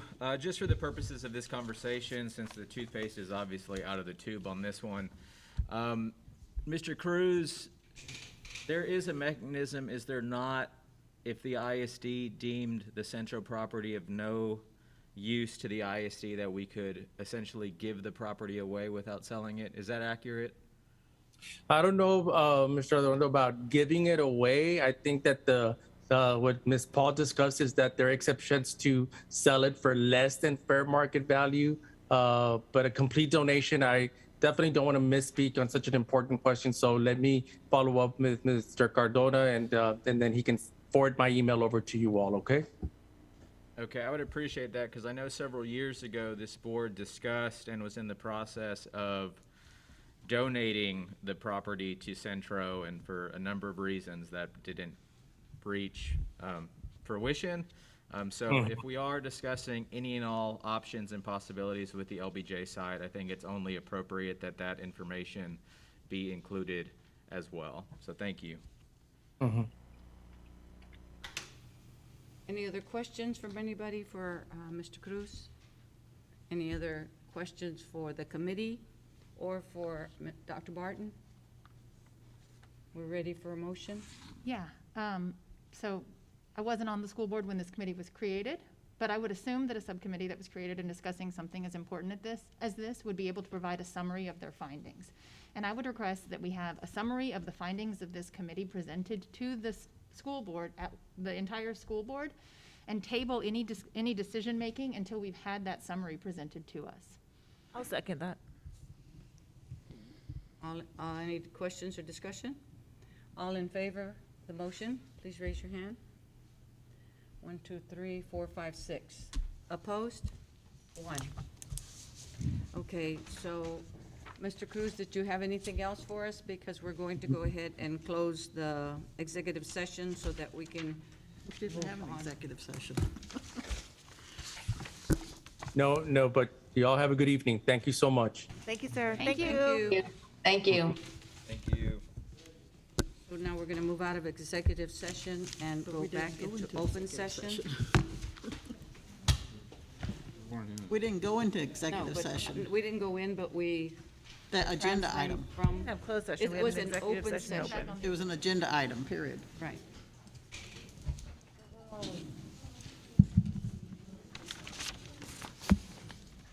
Now we just kick it So down we're the not road to taking the any next meeting. action? No, I just saw this for the first time. I'm not taking any action Okay. if I have anything to say about it. Let's go back to our superintendent's report. We're now ready for superintendent's report. It's just a 4-hour report. Madam President, members of the board, before we have Gear Up come in and present, just a couple of things. During agenda prep, you did approve Dale Mitchell as the executive director, so we just want to appoint him. You can stand up, Dale. And today was his first day, so he's probably pretty tired. He only ate half his lunch, and then he was off and running. That's right. You got a lot. Welcome, Mr. Mitchell. And then also, I know Trustee Mejia had asked about an agenda item regarding vaccination of students. So we were able to accomplish, I think, her objective. And so we're going to be coming out with the community. Now, the dates are tentative. Doug told me today. So we currently have 3 dates. For Goodnight, Miller, and San Marcos High School, we'll be offering student vaccines. And as an incentive, we will be incentivizing it with Apple iWatch. So that's the Apple iWatch that's on there. So we'll be giving 20 Apple iWatches away to students. And this goes back to students who were vaccinated in spring. So they will be able to submit their name to win an Apple iWatch. So we appreciate Trustee Mejia coming up or getting us to think of ways to be ingenious about incentivizing. And it will be in English and Spanish, and it'll be on all our social media, and it'll be on all our websites.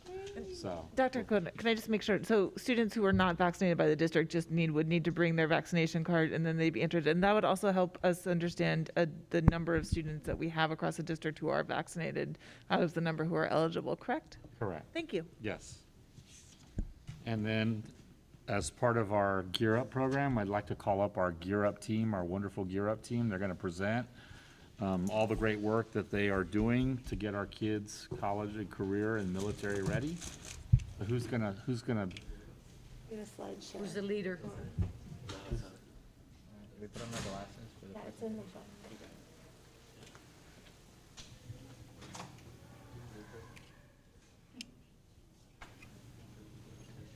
You see y'all representing up here with the purple little smiley guys. Love it. And the sunglasses, thank you. Yes, very nice. Good for you. Yeah, I told them that I would wear them. Yours are there, Margie. Yeah. I don't want to put mine on.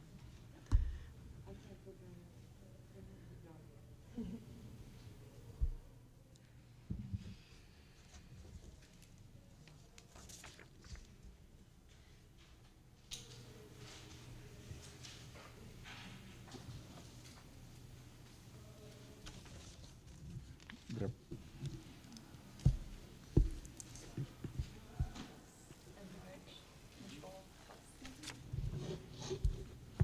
You want me to control it for you? Zoom in. Do it? We can do it here? Awesome. Thank you. All right.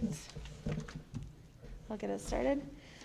Good evening, President Cardona, members of the board. Thank you so much for letting us come in. We're the Gear Up team. I'm Brittany Posey. I work with the class of 2025, our 9th graders here at the high school now. My name's Amadeo Villanueva, and I'm the sophomore coordinator for the class of 2024 here at the high school. Hi, y'all. Megan Mossman, Gear Up coordinator, supporting our junior class of 2023. Thank you for giving us a few moments this evening. And I'm Greer Del Rio, and I'm also serving our junior class of 2023. And I'd also like to introduce the amazing Jessica Hernandez, our wonderful admin assistant. Couldn't do it without her. She works with all of us. Let's see if I can do this. Okay, so we wanted to start with some thank yous. First to the Board of Trustees. We really appreciate you guys. Dr. Cardona, Mr. Sanders, Ms. Fowler, Mrs. Presley, all of you guys have been amazing support, and we really appreciate it. Okay, on to the next.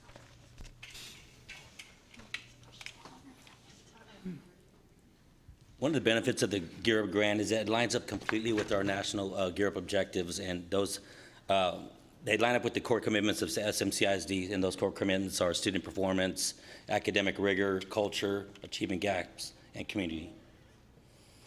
And our national Gear Up objectives are to increase academic performance and preparation for post-secondary education, to increase the rate of high school graduation here at the high school, and to increase students' expectation and students' and families' knowledge of post-secondary education and financing.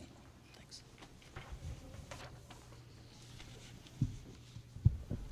All right, so some unique aspects of our grant. It stands for Gaining Early Awareness and Readiness for Undergraduate Programs. Like we mentioned, we lead students from the entire class of 2023, 2024, and 2025. We serve every single student in that cohort. And we also provide personalized support for not just students, but their families as well. So some Gear Up fun facts. We are a partnership grant with the University of Texas at Austin. We have 2 grants. Greer Del Rio and myself work with the 2017 grant. Posey and Mr. V work with 2018 grant.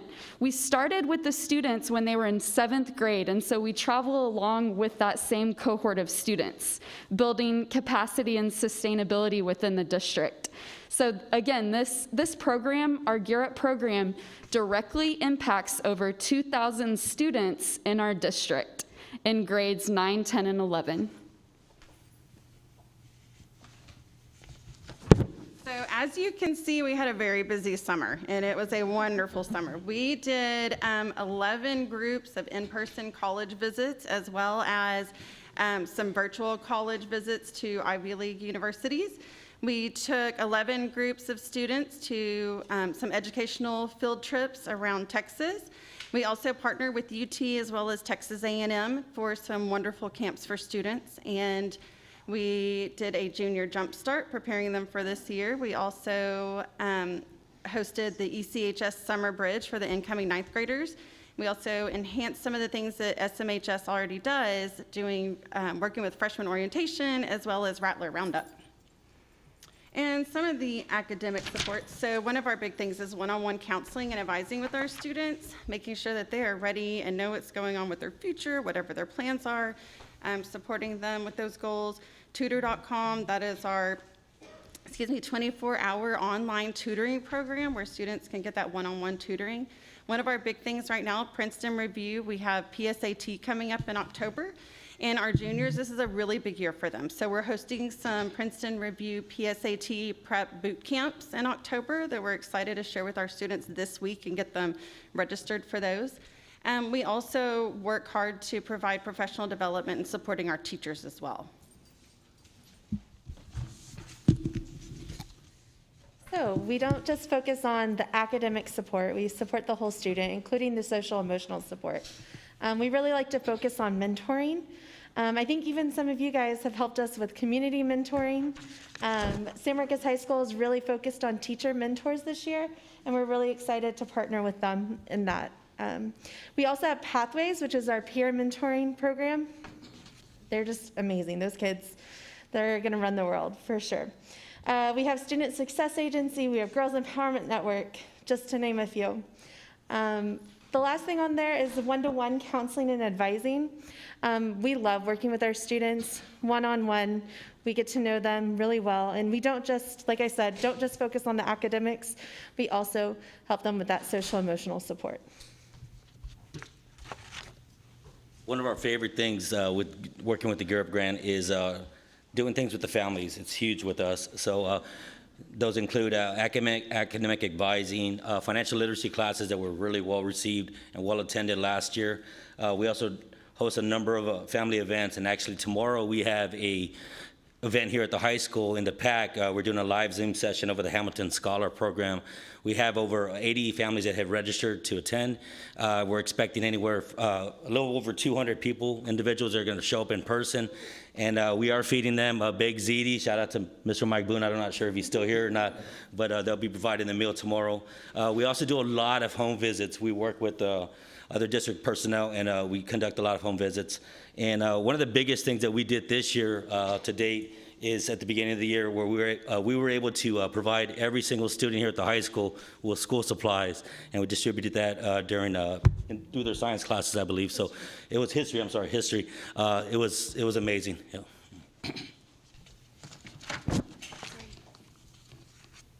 Okay, so within Gear Up, we're always looking forward. We're trying to figure out what our families and students need. So we are in constant communication with our students and families, and this year we've incorporated a monthly email to families. There's a virtual college visit that goes out to our families. Also information about financial literacy and specific information on academics at that specific university. Mr. Villanueva did the first one, and we went virtually again to Texas A&M Corpus Christi.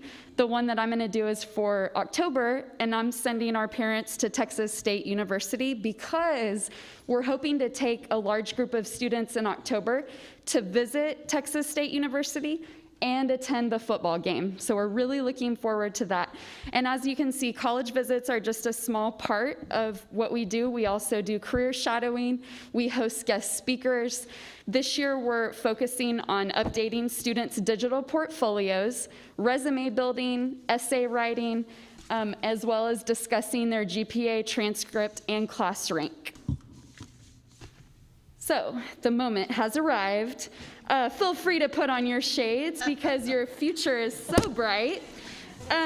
We are celebrating, as many of you may know, we're celebrating National Gear Up Week. And so this is a district-wide celebration. I just realized I can read my notes and y'all don't know. This is a district-wide celebration, and we have dress-up days. We also are doing Twitter challenges and spotlights. Let's see here. The main thing I want to focus on is we're doing workshops during Flex. And so we've partnered with our SEL counselors, and we're providing social emotional learning opportunities for our students in Flex, but then we're also hosting college and career readiness activities daily this week, and we're hoping to continue that throughout the school year as well. One other thing I would like to highlight is that we're providing lunch workshops, and so we're doing tomorrow college dream catchers. That's going to be a really fun activity, as well as that Texas State University college college visit I mentioned. We're going to have students apply to get to attend that football game, as well as earn a scholarship. So it's we're really excited.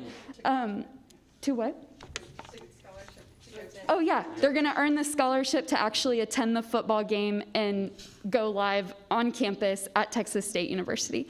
So we're thrilled about National Gear Up Week. We thank you all for participating. We hope to see you on Friday at the volleyball game. We'll see you, we're up against Lake Travis, so we'll be there at 5. All right, one last thing. So we want to continue this conversation, right? This doesn't end here. So we're always looking for ways to facilitate new partnerships. So if you got any, let us know. We want to partner with the community and really help our students, give them that support that they need. We're also solidifying the culture of college and career readiness. We want to leave that legacy behind. And we're all here at the high school now. The team's together, we're ready. This is going to be a great year. So thanks, guys. I have some questions. Yeah. Ms. Mejia? First of all, thank you for all the hard work and dedication that y'all put into this presentation, and also just being there for our students and for their families. I have told y'all this, that I wish this program existed at my high school when I was in junior high and high school. I think that it's a wonderful program, that y'all help every single student. And I want to make that clear, that it's not just limited to certain students, it's every single student of their class, which I think that's awesome. Second of all, y'all mentioned Texas State. Please let me know whenever y'all are on campus. I would love to meet up with y'all and the students. Awesome. We definitely need chaperones, so Yes. we'll let you know. Ms. Halsey? Yeah, I also wanted to say thanks, and I also wanted to say that as a parent of a student who's in the first cohort, I've been seeing what y'all have been doing day in, day out. I had the privilege this summer of going on one of the virtual college tours, much to the chagrin of my student. I got to ask lots of questions, which was actually I really appreciated that opportunity as a parent. I felt like I got even a closer look in some ways than I might have had I been on the campus and part of a big, wrangling group. So thank you for that. And I also wanted to commend you all because I think that this, the last 18 months have been extraordinarily challenging for everybody. But I think what y'all have done is actually take a program that you were working really hard at and doing well at, and I think you've made it better in the last 18 months. I think you've come out of this better. And I really, really appreciate that. Thank you. Dr. Salmi, did you have a question or Yeah, comment? I commend your focus on the mental health facilitation that you provide to the students in our district, and thank you for bringing that up, particularly this month. It's a really important part of your program to have those relationships. And I hope that maybe our school board members can get involved in the mentoring ourselves. I'm sure that people have done it in the past, but as a new one, I'd like to hear about our opportunities, so I'll probably reach out to one of you directly. Sounds great. Thank you. Awesome. Anyone else? Thank you. I'm very proud of this program. I think y'all are really moving in leaps and bounds and have done so much for our students. I'm very appreciative of everything you do for our students. Can't thank you enough. Thank you for Thank your you so support. much. Thank you, guys. Thanks, guys. And happy National Gear Up Week. Next. That finishes my superintendent's report, Madam President. Okay, we have reports and informational items, mental health update, April Chatmon and Ed Rios.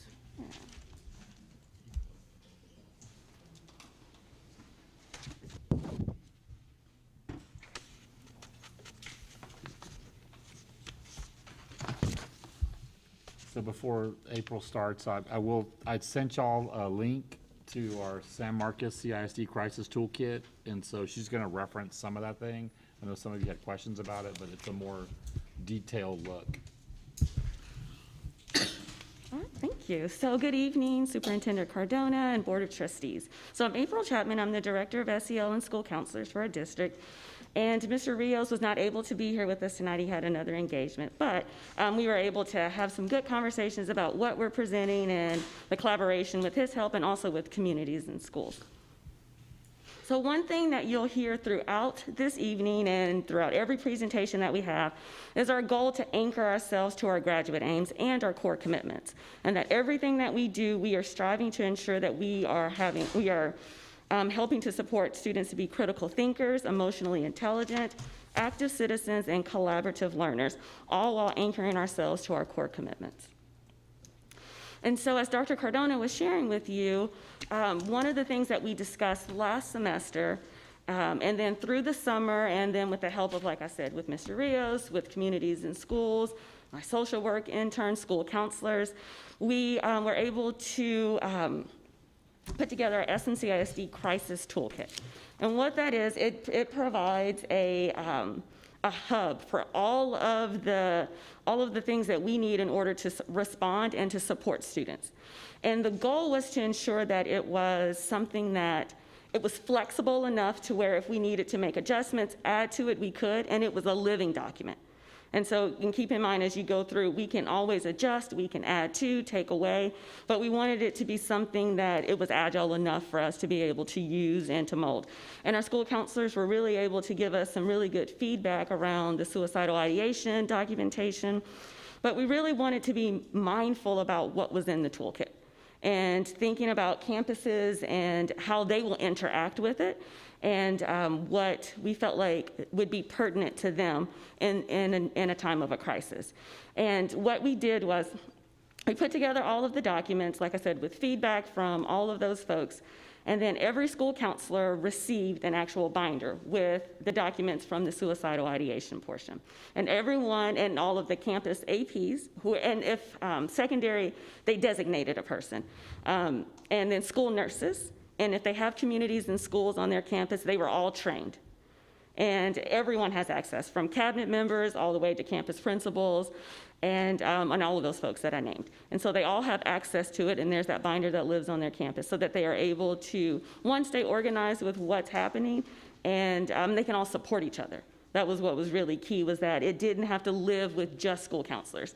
So we made sure that we we had a good conversation around the training and what the conversation should look like and what are some of the expectations around this toolkit.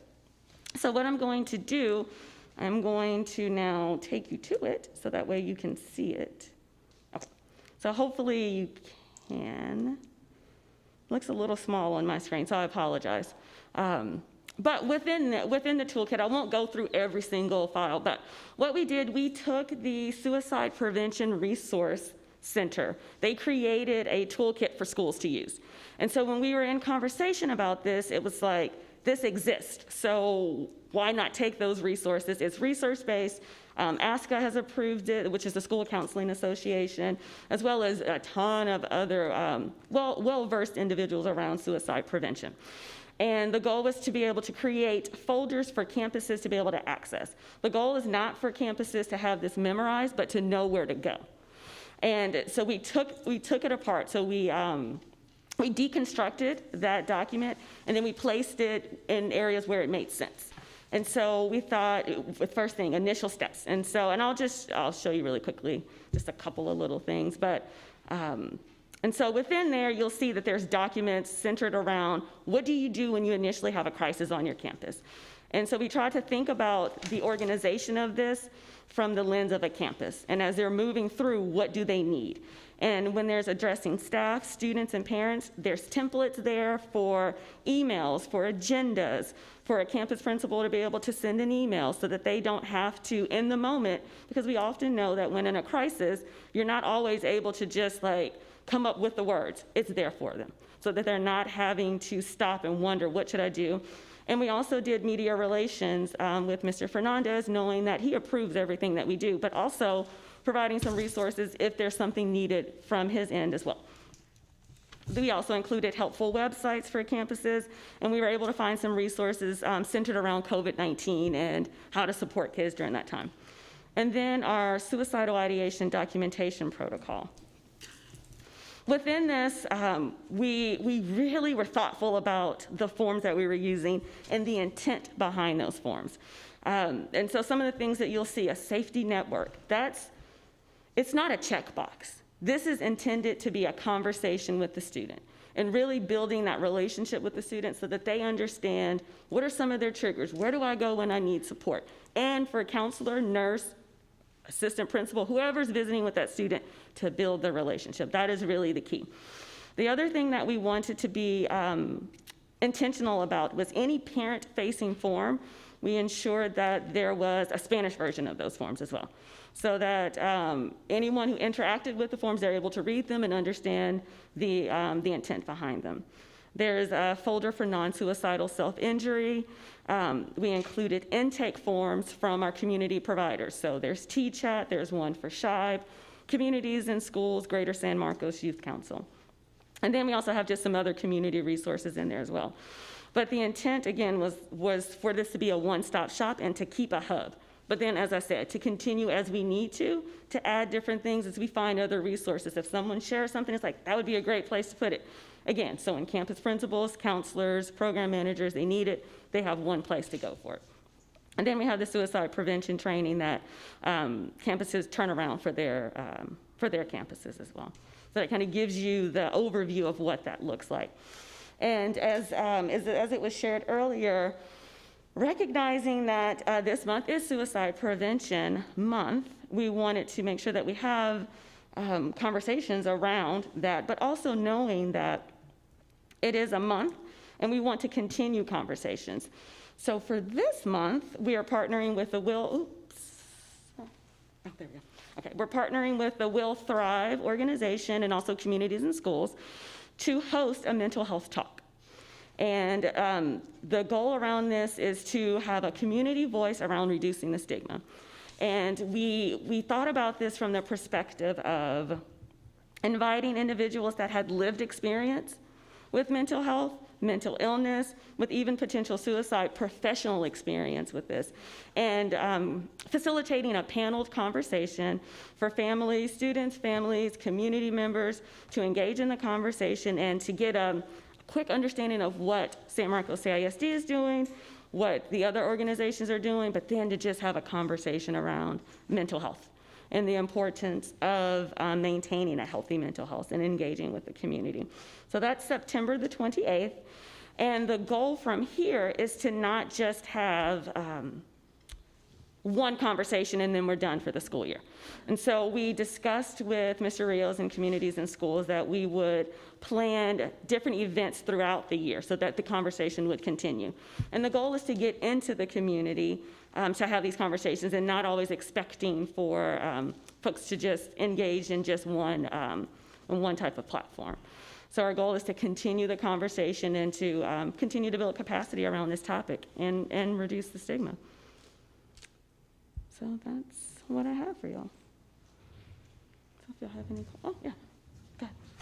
Thank you so much. I really appreciate this. I think it's incredibly beneficial and very helpful for the entire district. And I also just wanted to say to you and to both the principal at Ms. Presley at the high school and Ms. Lewis at Miller Middle School, I've already seen the principal's messaging come through to parents and families and students incorporating these elements. And I think that that's a great and especially needed as we start off the school year. So thank you.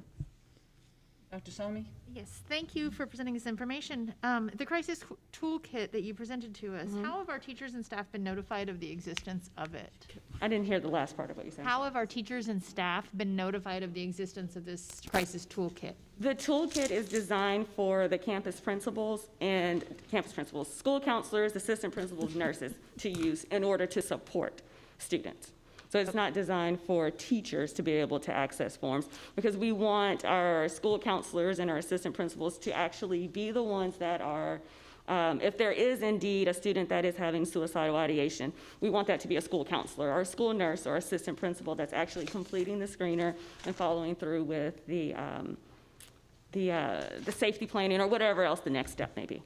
Okay, so the teachers aren't using these resources themselves. So what's the protocol for a teacher who encounters a crisis? And if you, well, I can either pull it up for you, I can show you, but the campuses do a suicide prevention training, and the protocol for teachers is to notify immediately, and it's in the presentation, and they share that with their campus staff, to notify a school counselor or an administrator or nurse, but most importantly, a school counselor, and to never leave the student alone. That is the extent of their role, is to immediately report, and then allow for a school counselor, assistant principal to take over at that point. And that's the protocol for suicidal ideation? Yes, ma'am. I would assume that our crisis prevention, our crisis toolkit involves other crises as well. So working with Mr. Wozniak, he handles some of the other types of crisis. So this is really geared towards suicidal ideation, non-suicidal self-injury. If there's a loss on your campus with regards to, with a student, a staff member. And so we have Navigate 360 that we use for other types of crisis where staff are notified of crisis and they're able to communicate through that tool. Yes, ma'am. Thank you for the presentation. I really appreciate how you keep improving. Thank you. And adding to it.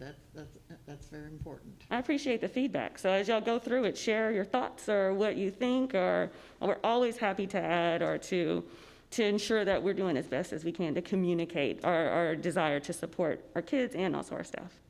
So thank you. Anyone else? Thank you very much. Thank you.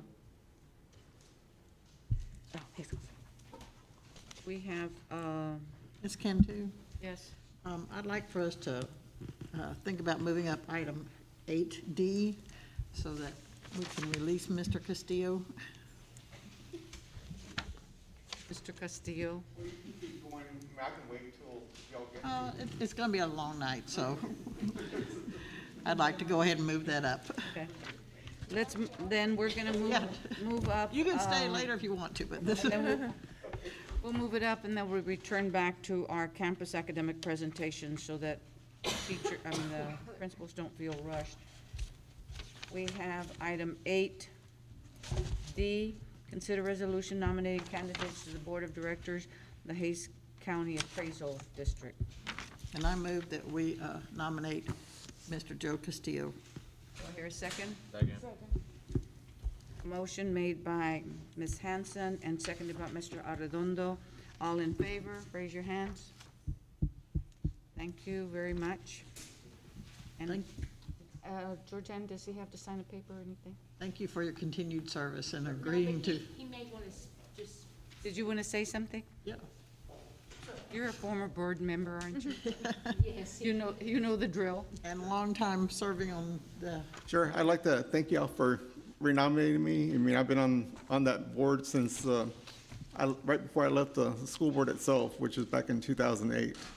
And I mean, hopefully I'm doing the best we can to make sure the money that you pay the appraisal district to do, it needs to recoup all the funds that y'all need to be able to do all these different wonderful programs that we have here. And I know we're always looking for other additional things like the photometry, which is the flights of different areas of the county. And from that, we can actually see more detail of certain properties. And y'all are paying for that through the agreement with the Central Appraisal District. And then also, we're also working on the homestead exemption.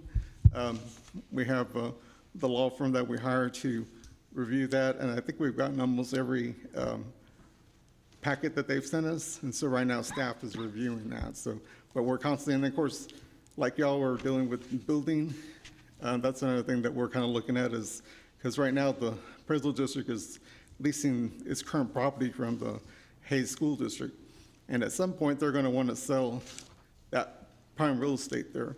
And so right now it's been a limit because parking is at a premium there. So even staff have to park almost across the street or in other areas. So I think we're all dealing with the growth in the area on that too. So, but if anytime y'all want me to do a presentation to the board, let me know, and I'll be glad to come and bring our chief appraiser as part of that process as well. Mr. Castillo, how many terms have you served? Because it's 2 years each term, right? Yeah, so like I said, I've been on there since like 2008. So, and I know the legislature just passed something in the last legislature that you can only serve so many times, but for me, the clock is starting over. So all these years that I've been serving on really doesn't count towards that limit. Oh, good. oh, good. Yeah. And you get paid so much, right? Yeah. Thank you. Sure, We thank you. appreciate your service. All right, thank you. Thank you, Joe. Thank you. Okay, now we can go back to our reports and informational items, campus academic presentations from Bonham, Bowie, Crockett, and DeZavala.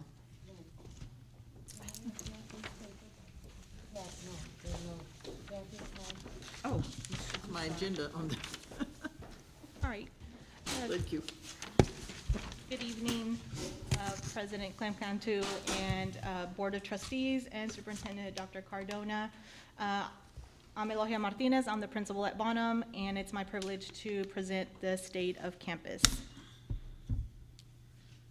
So this is our agenda, myself and my colleagues, this is our agenda for this evening. We'll present social emotional supports for students, campus data, ESSER support, literacy and math supports for students, professional development, as well as our campus goals. So even at Bonham, this is where a student's educational journey begins. This is where we put students in the path for success throughout their school journey. So at Bonham, our mission is that pre-kindergarten school will provide planned, purposeful, engaging experiences that provide the foundation for a positive social emotional development and academic learning for every student. And our vision at Bonham is play, learn, and grow, building the foundation for the future. So this is where it all starts. And so our social emotional support, so at Bonham, social emotional learning is at the heart of everything that we do to support the whole child. So through morning meetings, we integrate curriculums from Conscious Discipline, Frog Street curriculum, and the Castle Framework, which integrates social awareness, self-awareness, self-management, building relationships, and also decision-making, responsible decision-making. And another thing that we do is we implement the zones of regulation. This is something that we began to implement, and it is a systematic cognitive behavioral approach that teaches students how to co-regulate their behaviors and their emotions with whatever is at hand at that moment. This is a school-wide implementation that we do throughout the whole school, so every teacher uses universal visual supports, every classroom has a safe space and an action center. Also, our counselor will have one-on-one sessions with students, and she will implement social stories and anything else the student needs to support them emotionally, socially and emotionally. Another support that we use is Play and Inquiry. Play and Inquiry is an asset-based program where the child is the creator of whatever they want to do that day. So in collaboration with Texas State Early Childhood Program and university professors, they work in collaboration with our teachers to implement a multilingual, multicultural, play-based curriculum. This is a 1-hour block throughout our master schedule where students have this opportunity to have self-directed play, sociodramatic play, and also constructive play.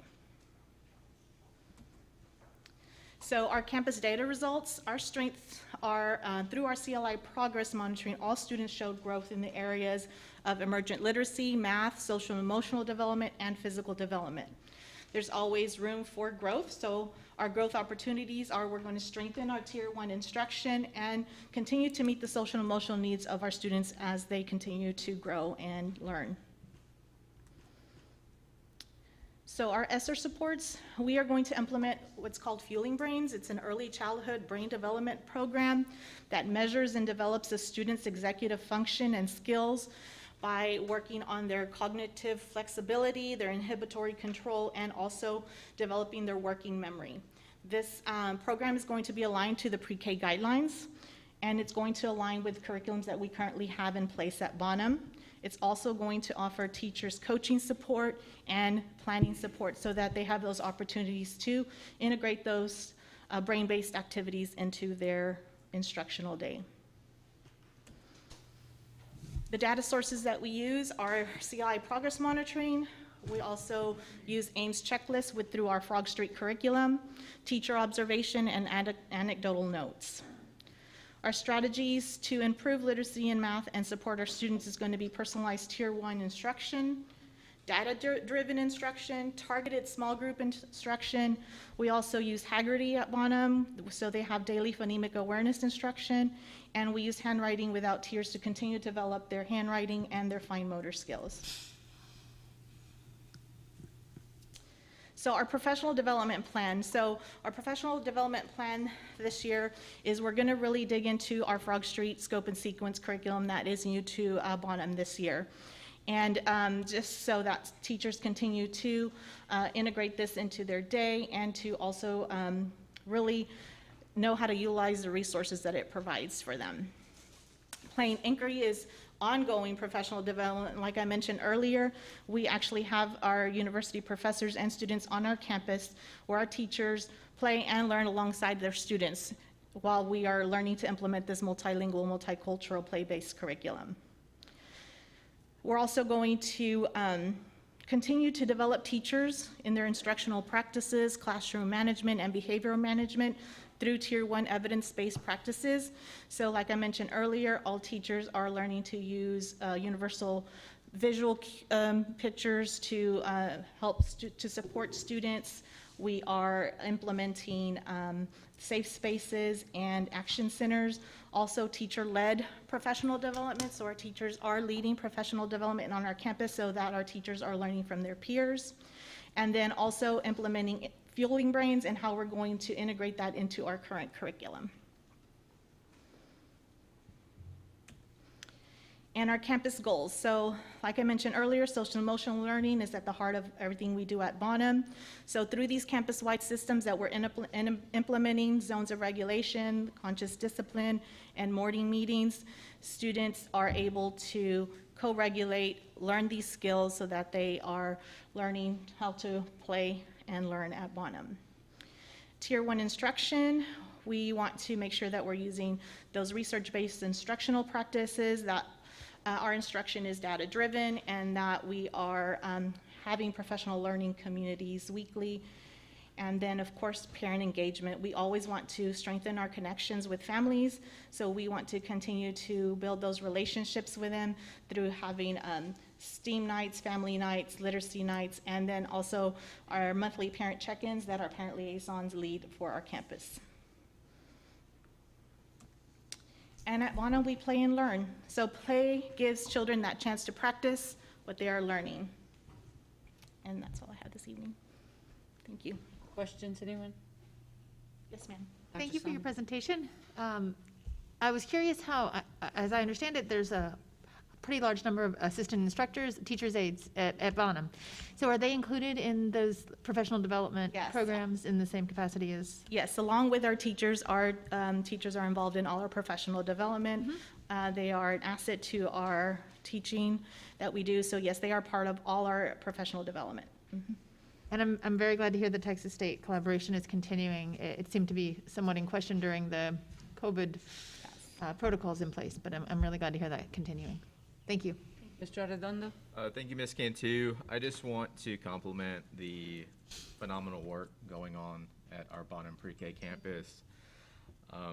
Anytime I visited, it has just been a pleasure and a joy to see the things happening there with our students and how excited and engaged they are, and in the same vein, how well managed everything is, right? Teachers with 22 little 5-year-olds has to be a big task to take on, and so just seeing how well led and organized and the great things happening there, it's always a pleasure to visit. And just as a reminder, anytime you need community readers for classrooms, please do not hesitate to extend those invitations. Sure, thank you.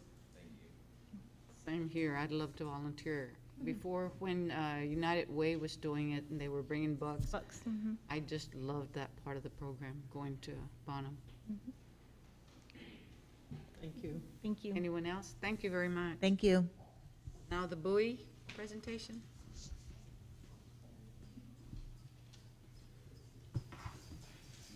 Good evening, Board, Trustees, Dr. Cardona. My name is Pam Thomas, and I'm the proud principal of Bowie Elementary. So I'm excited to share our plan tonight. Oh, I was really excited. I went, okay. I'm going to go to the old-fashioned, use the button and not try to do the touchscreen. All right. So at Bowie, as with everything else, our North Star is the graduate aim. So we've worked with the district and developed some of the core curriculum. I'm sorry. Let me start again. So our North Star with student-centered focus with the core commitments. 5 years ago, we started with redesigning some of our school processes and programs at Bowie. And so developing critical thinkers, the social emotional support for our students, as well as building collaborative learners and active learning in our campus was our core commitments as well, or some of the design principles that we used as we built our new vision for Bowie. And so that new vision included to create a rigorous learning path for every student there so that we could spark joy, grow autonomy, and nurture relationships. And this is good for every student and every adult on our campus. So the SEL supports for our kids. Again, we want every student is exceptional, and everyone deserves the best educational experience that we can provide for them. So that starts with our strong start every morning. We try to utilize every portion of the school day. So when our buses unload at 7:05, we're ready to greet those kids, and they have different spaces in the schools that they can go to. And we're happy that this year we can continue that process. Last year we had a lot of restrictions. So we are really focusing on reading, and we want to give kids the practice time that they need so they can get that volume of reading in. So for that jump start in the morning from 7:05 to 7:30, they're engaged in story time, music, independent reading, reading with a partner, and they are going to different spaces in the building so that, again, we're utilizing that time for reading. Our community time really starts once they get into the classrooms, and we're excited this year to, again, offer breakfast in the classroom for all classes, K through 5. We found that last year that was a process that really enhanced our community time and building social skills. We all know that food and family go hand in hand, and so that's one of the most treasured times in the morning is when the kids are eating breakfast in their classroom. They're building relationships with not only their peers, but their teachers, and also learning a lot of valuable social skills at that time as well. Then that leads right into our mindful morning with our morning meetings, and so we're again focusing on the self-regulation, self-awareness that we all need to control ourselves in society. Mentoring is another portion that we are really developing the relationships with our kids, from even our 5-year-olds on up to our 5th graders. Every student is mentored in some way and by their teacher or other adults on the campus. Of course, that changes as you move from kinder on up to 5th grade, but they're involved in goal setting in some way or another, and not only setting a goal, but then creating a plan with the teacher on how to reach that goal, and continuing that continuous improvement cycle of providing feedback and reflection as they're working toward their goals. All of that falls really nicely into personalized learning.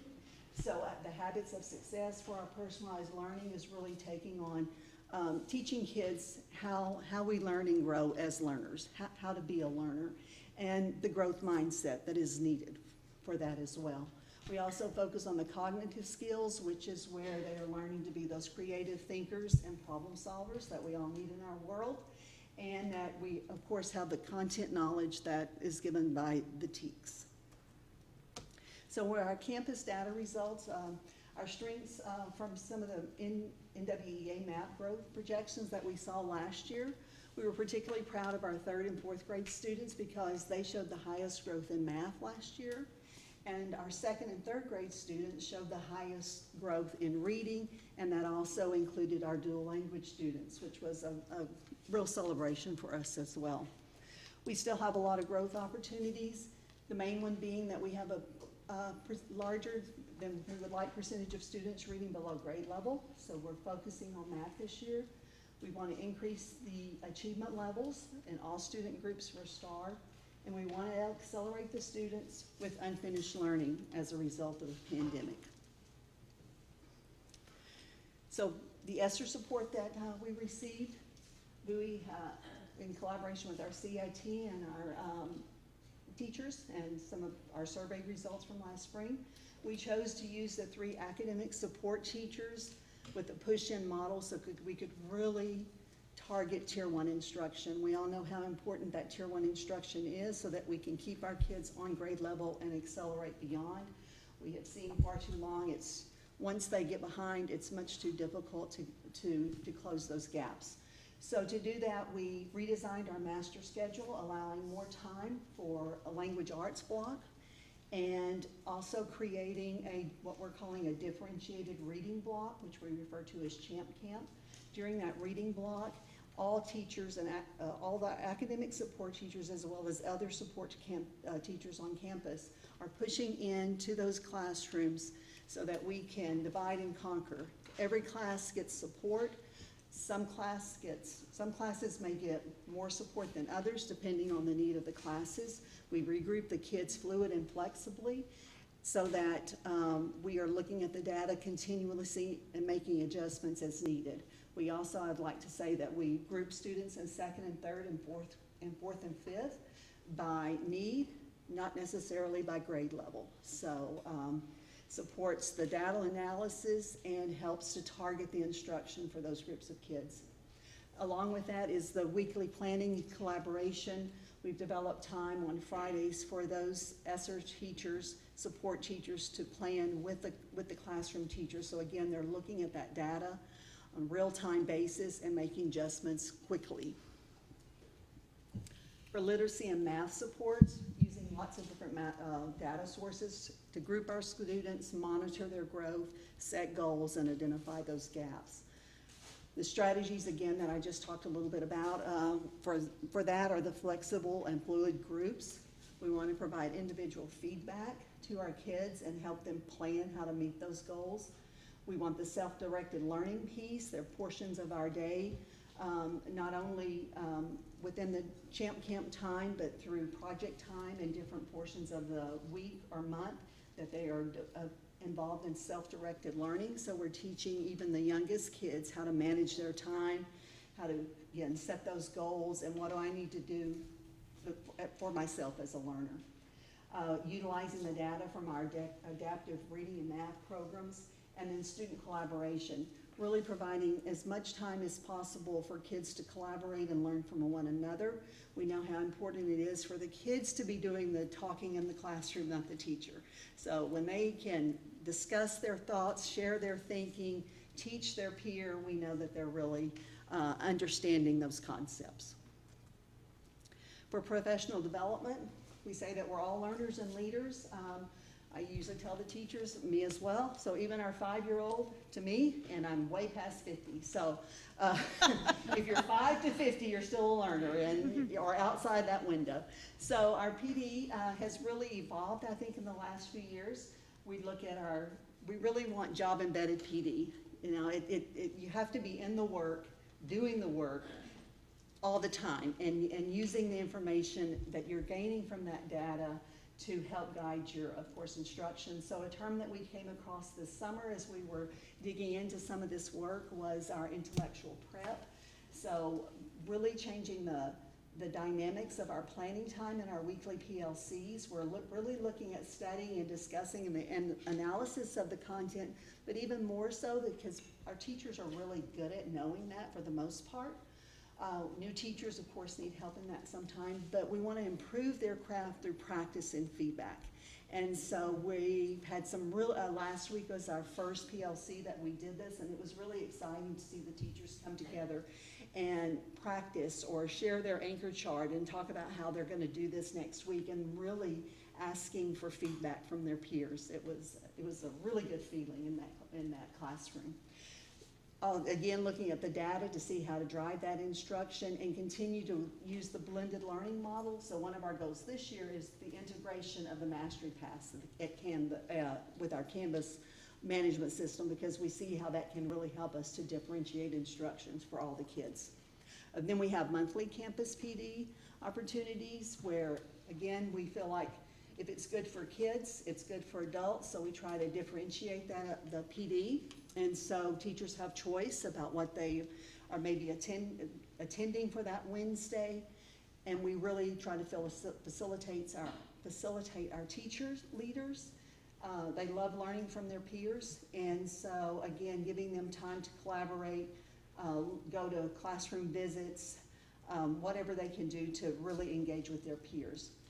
Some of the outside opportunities that we have for PD, 6 of our 4th and 5th grade teachers are working with the Summit Learning Program, which is a personalized program that utilizes primarily project-based learning and self-directed learning for content, so it's integrated.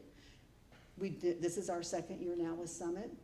UTeach, we had 14 teachers on campus last year that attended the UTeach blended learning course, and we're excited to expand that this year. And then, of course, we have teachers engaged in the reading academies. So our campus goals, again, are deeper in learning and academic rigor, doing that through project-based learning, having the students collaborate with each other, a lot of discussion, using our AVID and Wicker strategies. They tie really nicely into the project-based learning. Student ownership and agency, again, they have to be they need to be in control of their learning and have some autonomy in their learning. We use our adaptive programs to help with that. Again, the Summit and Canvas courses, and along with AVID and the Wicker strategies there. Flexible instructional groupings, we incorporate a variety of arrangements depending on the data. Whole group, small group, teacher-led, peer one-to-one instruction at times when needed, and we can arrange for that. Small group, peer collaboration, just lots of different arrangements that are dependent on, again, the student data. And so that we can make the appropriate level and pace for each student. Filling in gaps where needed, but not only filling in gaps for the students that are below grade level, but pushing those students that are on and above level so that they can keep continue on the continuum as well. Summit for our 4th and 5th grade students has really been very helpful in that, because it's very self-paced.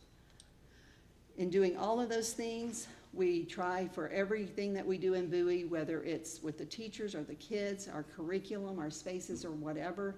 These are the design principles that we came up with as a campus about 5 years ago.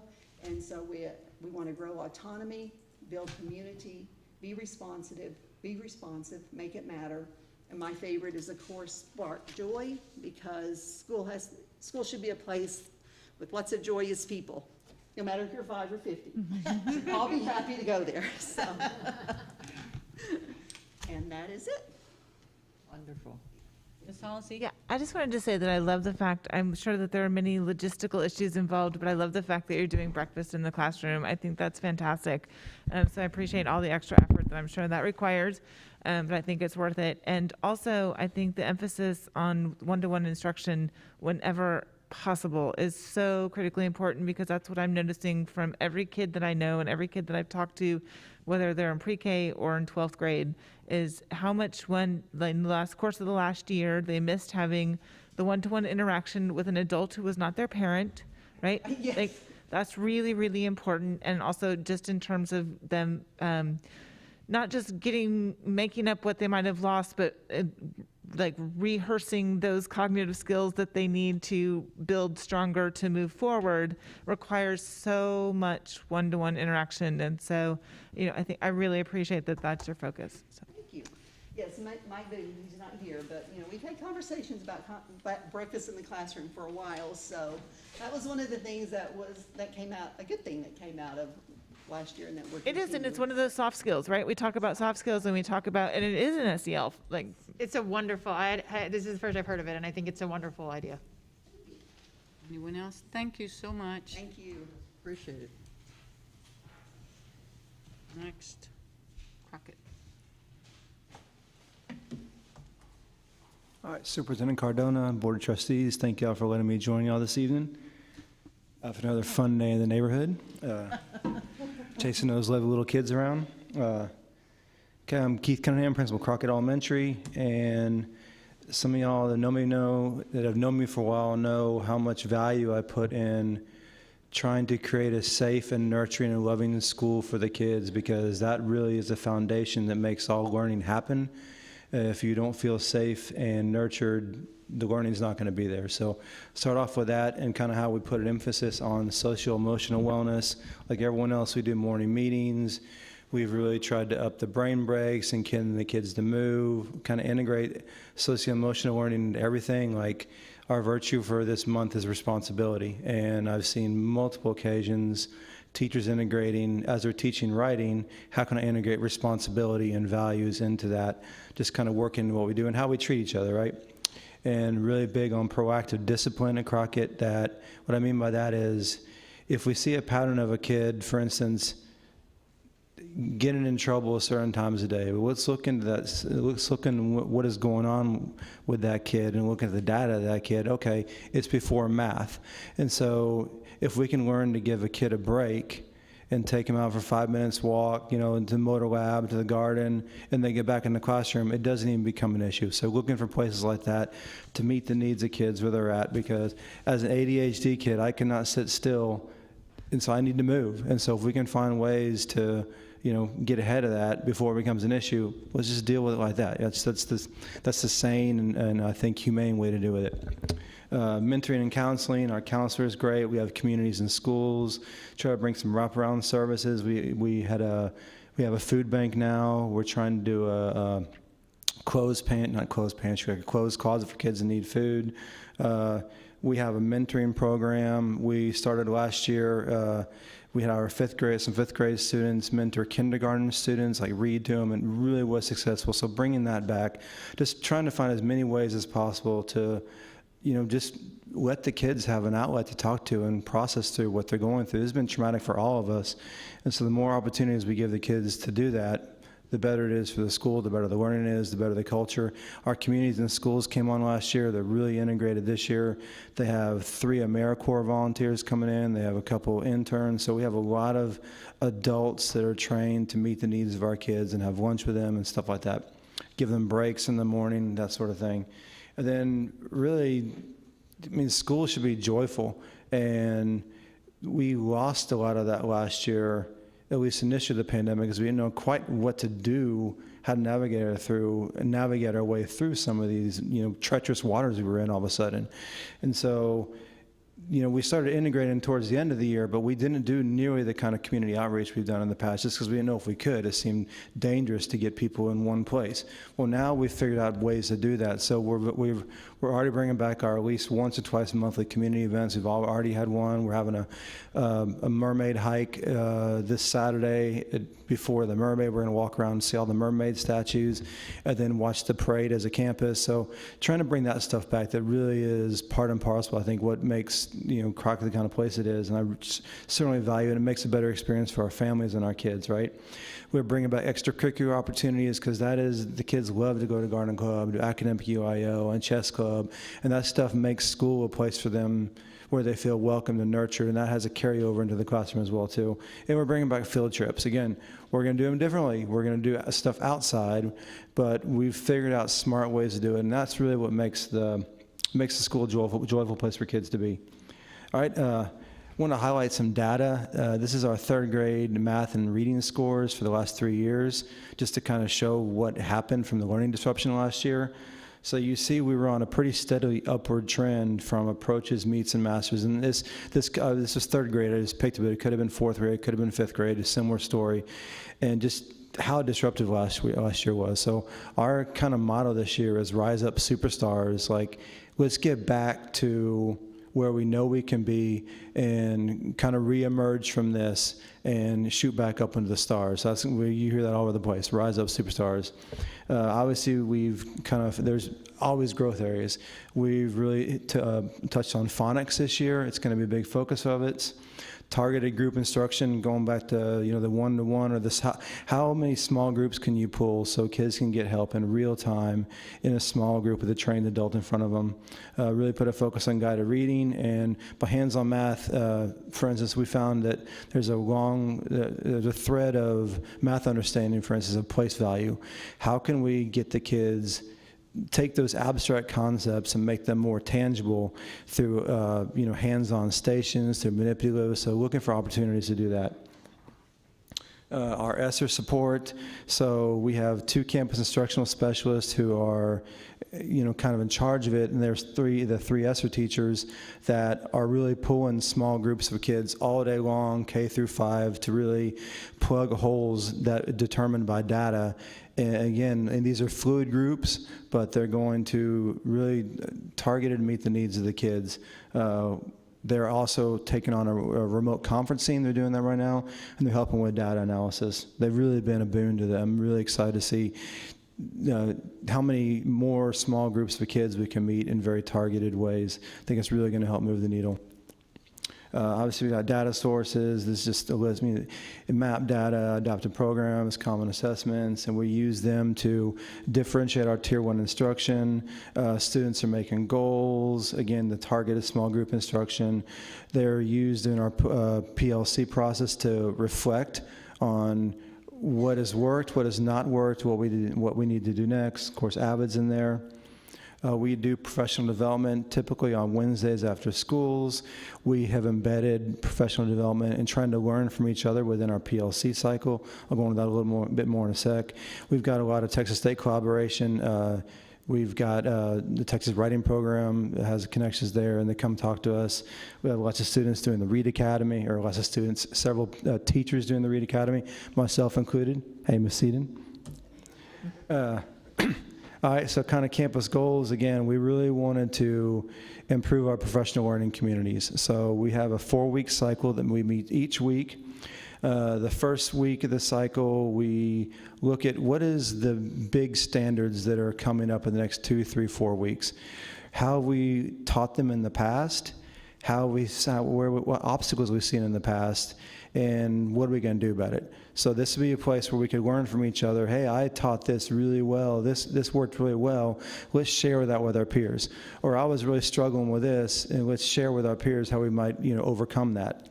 The second week we do walkthroughs of our fellow peers.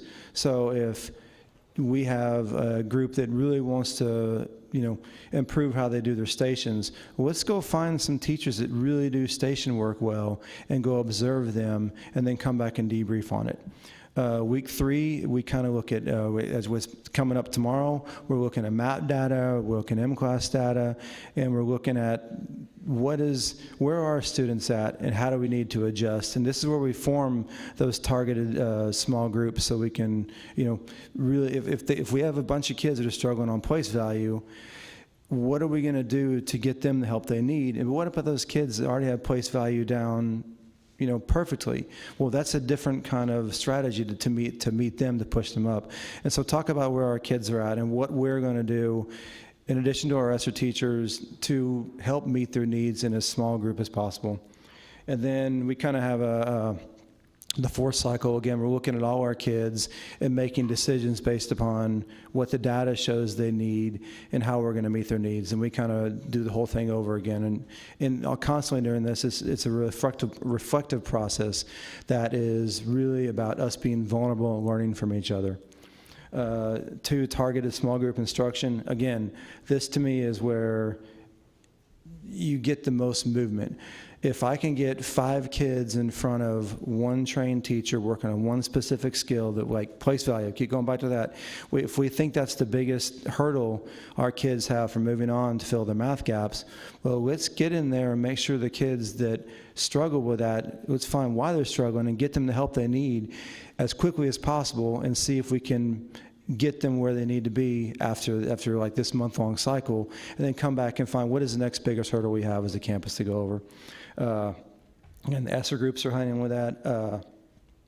We're having a shared responsibility of our kids. So when we're forming these groups, it's not my kids, it's not this teacher's kids, it's all of 5th grade's kids, it's all of Crockett's kids. Really trying to talk like in terms of like, obviously 3rd, 4th, and 5th where the tests are, but you know what? That foundation is made in kindergarten, and we all take ownership of it because they're all our kids, right? And again, a continuum of needs. Our kids who are struggling readers, they need one thing over here. Our kids who've got it, they need one thing over here, and everything in between. How do we differentiate what the kids need in small groups? And so meet them where they're at and help them move where they need to be or where they potentially can go. Then again, finally, the social and emotional learning and community outreach, the wraparound holistic services, like that's what we do. If we find our pretty much go-to, if we see a kid is having some sort of struggle, our initial go-to is let's find out what's going on with that kid, what's going on with the family, what do we need to do, how can we help, and who we need to bring to bear to get the kid or the family the help they need so the kid can start learning. Community in the schools is a huge part of that. But it's just let's take a holistic look at our kids and find out what we can do as a community to help them. Again, we have regular community events. We already had our first one at Allenwood Homes a couple weeks ago. We have 3 more planned for October, just to, bond with our parents and our community, and also make school a joyful place, create some joyful memories for the kids that they'll then come out of the classroom and be that much better off for.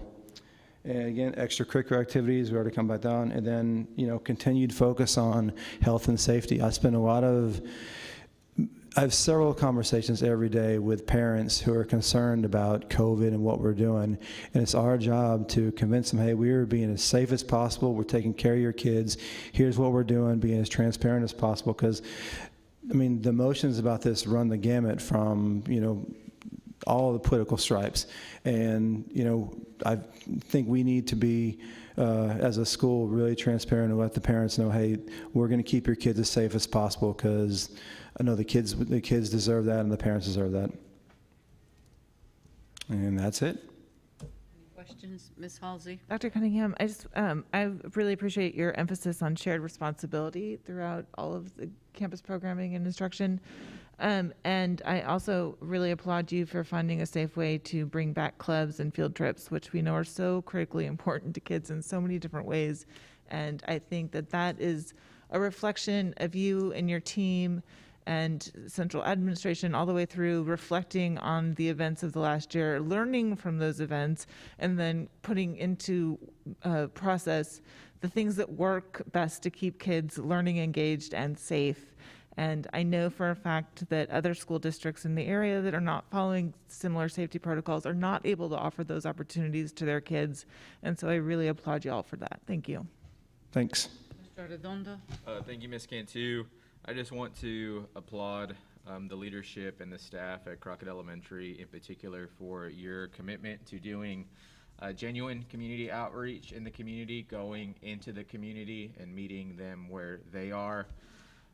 After serving on this board for several years, but even as a former student of the ISD, former leadership always kind of threw their hands up and said, you know, why don't we have more parents coming to, you know, back to school nights, or why don't we have community members coming to the schools? And it seemed that like year after year after year, that is where that conversation would stop. You know, well, they're not coming, so we're just not going to do it, right? So to see a number of campuses and campus leaders and administrations flip the script on that and say, okay, we're going to go out into the community, we're going to meet them where they are, we're going to meet their direct needs and not be reliant on them coming to us.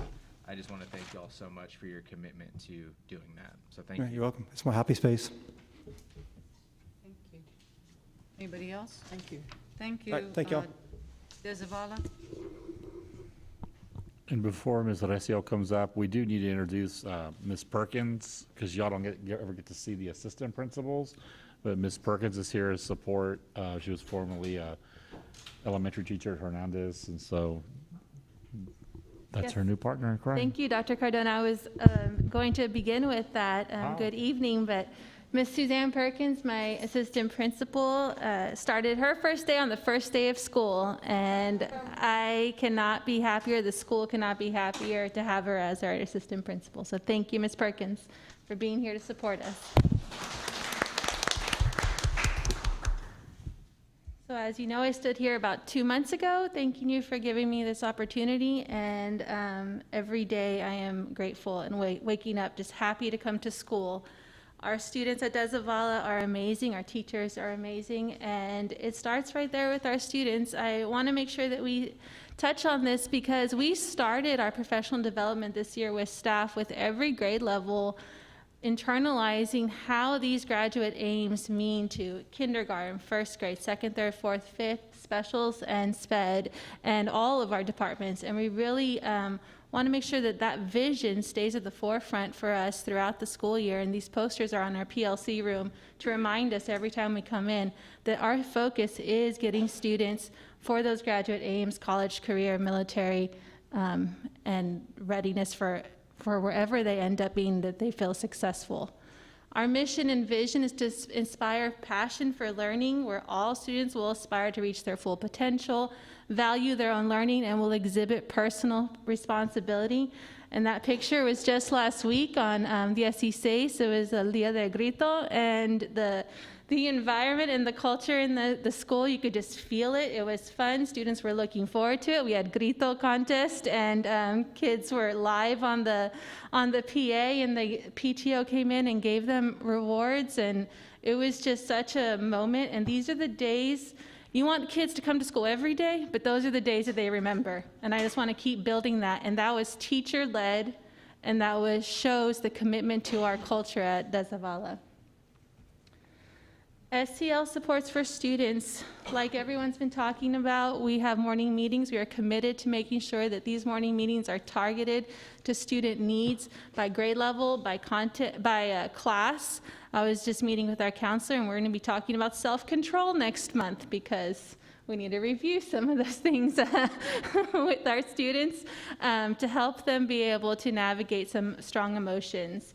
Mentoring and counseling, this is something that we are so privileged that we have a school counselor, communities in school, as well as a parent liaison, and the power of that trio is already being felt within just the first few weeks of school. And the last piece is personalized learning. All students benefit from learning that is targeted to their specific academic needs and interests. We want to make sure that we are targeting students, not only like what they are struggling with, but what they want to learn about. And the combination and the marriage of those two is where we really hit the target for kids saying like, yep, I can't wait to get to reading class or science or social studies. And so this is something that I'm really, really excited to be bringing It's kind of like differentiated instruction, but to the next level. Our campus data results, we did have some wins with some specific STAR reading skills. Our STAR Spanish scores improved in 4th and 5th grades, and I think that's a testament to our dual language program and our teachers. And we had math growth evident from fall to spring of last school year. Yes, there are growth opportunities. We want to see improvement in meets and masters in STAR across all grade levels and subjects. We want to work on closing the opportunity gaps for all students. And we love to see from our explicit instruction 1-year growth in reading levels K through 5. And the way teachers are working, the way our campus instructional specialists and our interventionists and everybody's working together, I do believe we can hit these targets this year. Is it going to be easy? No. But is it something that is in our goal and vision? Absolutely, every single day. Our ESSER support, we have 3 academic support teachers. 1 is dedicated to dual language and 2 are dedicated to general education. That's just based on our numbers. We use data for everything. So STAR, data, formative assessments, that's like your day-to-day, your week-to-week instruction. We are dedicating blocks every single day for these teachers to push in to be able to support so that we are hitting as many small groups and one-on-one, 3-to-1, 5-to-1, whatever we can do to be able to get that targeted instruction for kids and what they need. And then these teachers are also co-planning with our teachers and with our in-campus instructional specialists as well. The communication is key. If we're not communicating with each other, we're not going to be able to pull this off. And so having these weekly planning sessions is really important, and it's something that we're really proud of for this school year. So like I said, data drives everything. We have the NWA analysis. That is, your nationally normed RIT score. We look at that, how we're doing by grade level, how we're doing by student, looking at specific skills. TEA interim assessment, that'll happen twice this year. Common assessments from the district, as well as our adaptive program. So all of those things that we have data that we drive our instruction from, that all stems from the strategies, right? So the strategies are that targeted tier 1 instruction that's explicitly aligned to the TEKS and with our district scope and sequence. We have to make sure that we are staying to that because we have to provide students the education that is at the rigor that is necessary for them. Campus planning with instructional specialists, cross-curricular planning. This is something I'm very excited about because I believe that students learn best when we can make as many connections as possible between the reading, science, and social studies. This is also where STAR is going. So knowing that we eventually are going to be there in a year or 2, we have to prepare and get our teachers talking together on a more regular basis so that co-planning does happen. We will be using individual student feedback and avid goal setting. They created their binders, and so we are ready to go. We got MAP scores in, and those are our first goals that we'll be putting in there. So students were talking, I'm watching to 3rd grade math today, and that's exactly what they were doing.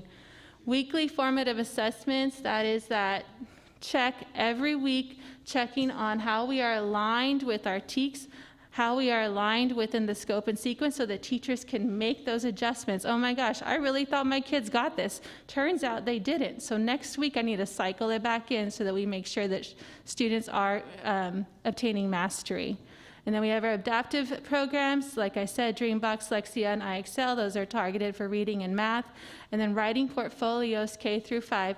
That is explicit writing instruction, that every 9 weeks there will be a writing sample that is tied to the TEKS and tied to the skills that they need to be able to show progress. And then by the end of the year, it's going to be very eye-opening for students to see their progress, for teachers to see their progress, and for parents to see their progress. Professional development. I am very fortunate to have 3 very strong CISs, and I could not talk about doing this work without them. And so they provide the personalized PD ongoing, through teacher planning, through meeting, through PLC. Our PLCs drive everything. Every week we are meeting through the coaching cycle, through peer learning walks, analyzing authentic student work. We have to stay true to recognizing what students are actually doing in class. We cannot get caught up in what it looks like just on a data board. We got to look at student work and see what they're doing and make the growth from there. As well, teachers continue the professional development this summer where they designed learning environments that targeted whole groups, small group, and station teaching for literacy and math. When you walk into a DeZavala classroom, you will know where their small group is, where their whole group is, and where their stations are. It'll be evident, and kids, as they go from class to class, they will see that as well. So the continuum is there, and it also helps for a quick, I'm coming into class, I know exactly where I'm going to be headed. And then Avid Elementary is something that I'm very excited about. Obviously, this district has had Avid for several years, and elementary, I think, is where we have the room to grow, and I am really excited to be bringing that in with all of our elementaries so that we can really push those strategies like how to talk to each other, how to have good discourse, how to explain reasoning in a way that is makes sense, and also at the elementary level. And I think that's something that we're really looking forward to doing. So our campus goals, I have 3 major goals. We have 3 major goals up there, but they all stem from number 1, and it's the culture of high academics. And through that, we build with our targeted Tier 1 instruction and acceleration for all students. And by all, I mean all. So the culture of high academics is dedicated, means that our campus community is dedicated to ensuring that all students believe, whether they're in whatever class, general education, dual language, all of our students and our teachers believe that they have their highest academic potential possible and that there are no limits. And that is something that I feel that our DeZavala community and our teachers are on board with, and we are really, really working toward those high standards, because our kids, someone said this earlier, Gear Up said that earlier, there are no bounds to where we're going. So let's start, let's build them from where we are right now. That includes family engagement and communication of students' progress. Like I said, today we're sending home how our students did on the MAP score so that kids can talk about, they're having that conversation with their teacher, so when they go home with that piece of paper, the student can tell mom or dad, hey, look at my line, it's growing, or you know what, it didn't really grow, but I'm gonna work on this, this, and this, right? So those are what I'm talking about, and making it real and authentic for our students. The targeted Tier 1 instruction, you guys have been hearing this, but this is because this is the most important part of the day. This is the school day. So we having ESF lesson planning, which is really like strategic planning, making sure that we have the right people in the right places. It's essential for this. And ongoing professional development and teachers feeling like they are a part of the process. An acceleration for all students, student achievement and a minimum of 1 year's growth for all students, closing the gaps, providing opportunities for all of our students to feel like they can be successful and will be successful, and even if the growth seems slow, showing them that every single day, what is it, Dr. Cardona? 1%. Every single day we grow, we get closer and closer to that goal. And I just want to end on saying that diamonds shine together, diamantes brillan juntos. This is a phrase that the teachers and staff came up with before we started school this year. And if you're at convocation, you heard us say it loud and proud. And that is because we really do believe that in order for this to work, we all got to be on the same page. And I am very, very proud to be part of a community that feels like all of our DeZavala students can reach their potential, because we really will shine together. Thank you. Questions? Thank you. Ms. Halsey? I would love those writing portfolios, and I look forward to seeing samples of that. And Yes, also, ma'am. I would love, once the community rates of transmission are down and things are a little safer, to do a walkthrough with you of the campus and see the way that you are transforming and using those new spaces, because I know that Yes. you're coming from Rodriguez, and which is a more untraditional space. And so I'd love to see what you're doing and how all of these wonderful things look in your space. So Yes, ma'am, absolutely. you. Yes. Anyone else? Thank you. Great report. All right, thank you. We're going to have the construction update, then we're going to be ready for about a 5-minute break after the construction update.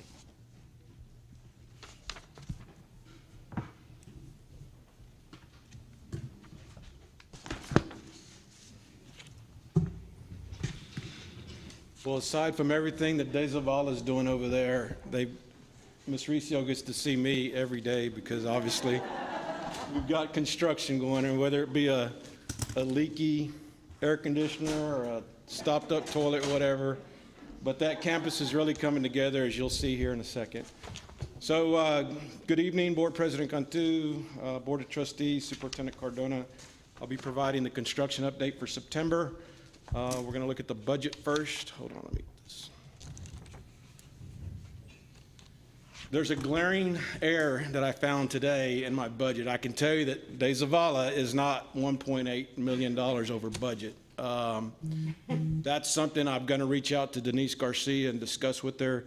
It's somewhere upwards of 14, maybe 14.5 million on the revised budget. Just the Bartlett contract alone is 13.7. So when you take in the architectural fees, the budget we have for technology, FF&E, so I need to fix that, but that's not going to change the bottom line. That estimated savings is still going to be overall for the bond project about 4.9.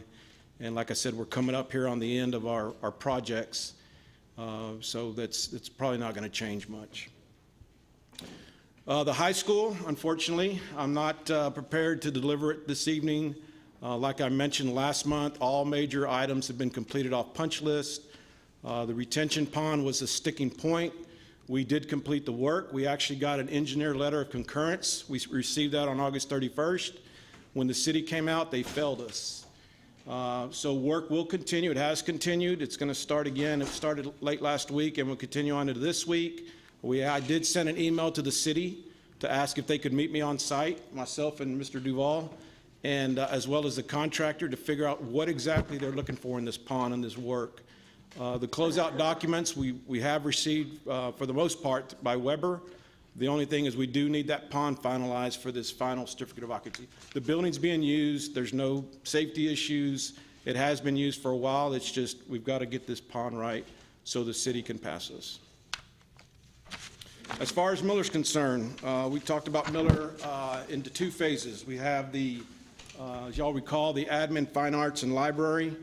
We continue to struggle with millwork. Although we've had a lot of progress since our last meeting, it's still not finalized. It's a lot of subcontractor issues. It's a lot of material issues. But we're still working with Weber on getting these items finalized. We have a lot of temp millwork in place, which is fine, but it's not the finished product. The punch list, we are working aggressively on the punch list. We're really working with 3 punch lists. The district has ours. We have an architect punch list, and we have and Weber's punch list. And we actually had a conference call today. We have a date that all punch list items will be done by next Monday, and that we'll have a walkthrough on Tuesday to look at all these items. And there's quite a few items, but we're really pushing Weber. I know they were there all weekend working. A couple of other things that have come up. We do need to have a badge access for the use of the elevator, and Weber's getting that cost together for us. Cameras are being installed. In fact, they're being installed today. We're working through locks and keys, marker boards. But the focus, like I said, has been on this punch list for this phase. And once again, the space is being used. But we do need to get these items finished off this punch list. And we've challenged Weber to do so. The second phase is phase 3A and 3B. This was the summer renovation. As you can see, there's still a lot of items there. And once again, we're hearing from Weber that a lot of the challenges are getting material. We've been going on 3 weeks now to get the wall tile done, and it's a supply issue there, and just being able to get the tile in. The dance room is done, and I'll show you a couple of pictures of it. That's the finished product. The dance room, it's a nice space. I know the teacher's very pleased with it. And then that's casework, not millwork, but that's casework in the science labs, which will be finalized over the next 2 weeks. So my date for phase 3A and 3B is still the end of October to be able to be in that space. Once again, it's blocked off by a temporary wall. The campus does not need it. We'd like to have it, but we expect by the end of October we'll be able to move into those areas. DZ, pretty much done at DZ. The final remaining items, we're having a concrete pour on Friday. We'll be finishing the landscaping, the fencing, Outdoor furniture will be coming in next week. For the most part, the furniture is all delivered. We have another delivery tomorrow of our science lab tables, as well as some soft seating in the collaboration areas. And then next week, we'll get the outdoor furniture. October 8th is still the final punch list. And then once again, in December, we need to come back and finish off the main flooring, some other flooring throughout the campus. Some items that have developed that are probably going to be cost items, obviously, is a canopy for the cafeteria entrance exit. This is the way in and way out for students, and there's not a canopy there, and I have Bartlett right now pricing one for us because we don't think we need one there. And then we're having some challenges with our entrance and exit into the parking lot. It goes from 2 lanes down to 1, and it's causing some delay at parent pickup and parent drop-off. But that's going to be challenging. That's going to be a big expense. We just got to figure out how we want to do it. The other discussion I had with Ms. Rios today was additional parking. There's 1 parking lot at DeZavala, and it's maxed. So we've got some property that's to the right of the driveway that we're going to look at maybe getting some pricing to put some extra parking spots there. I don't have any pictures. Hopefully the next picture I show you of DeZavala will be the outdoor furniture, and that's really the only remaining item we have there. That's all I have. I would like to request a tour of Miller. I know that we're not complete, but if sometime during this month or next month, if you could organize a group for anybody that wants to go. Okay. Ms. Halsey? Yeah, Mr. Sandoval, I think I said before that I've seen a lot of the changes at Miller, and I think they're fantastic. I did bring to Dr. Cardona's attention a couple weeks ago something that I was made recently aware of, which is maybe having to do with a lack of consistent hot water in the locker rooms at Miller. And so I know that we are not tonight deciding on whether or not or how we will spend the remaining bond funds, but if we could look into that and get us back a report and maybe determine whether that is something that can be fixed outside of the scope of the bonds or if it needs to be added to that list, that's something that I really think is critical. Okay. Thank you. Mr. Redondo? Thank you, Ms. Cantu. Thank you, Mr. Sandoval.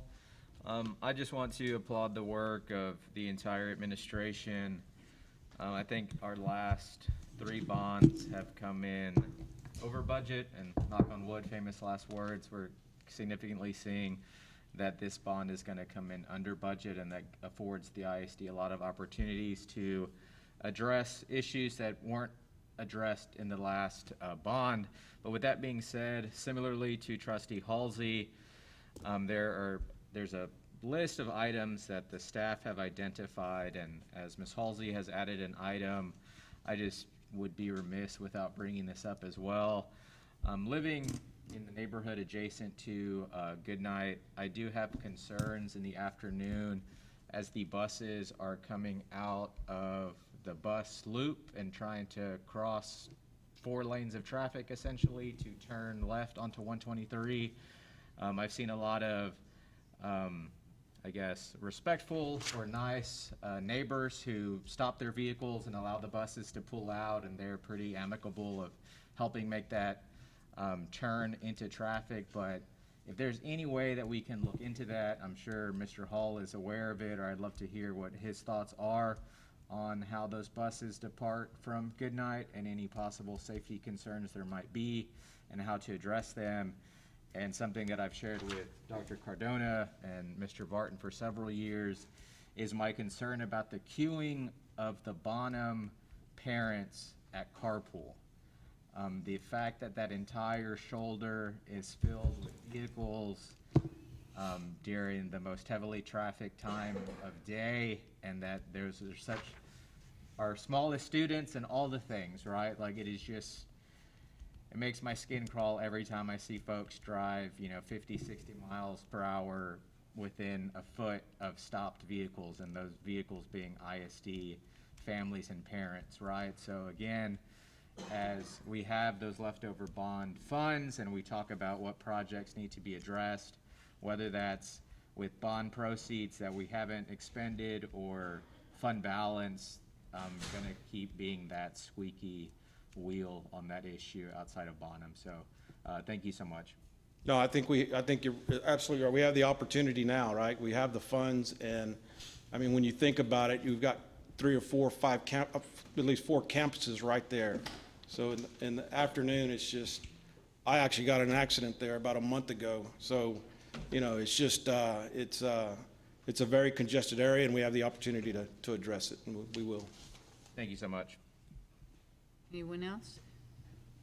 Thank you very much. Thank Mr. you. Sandoval. Thank you. We're going to take a 5 to 7 minute break.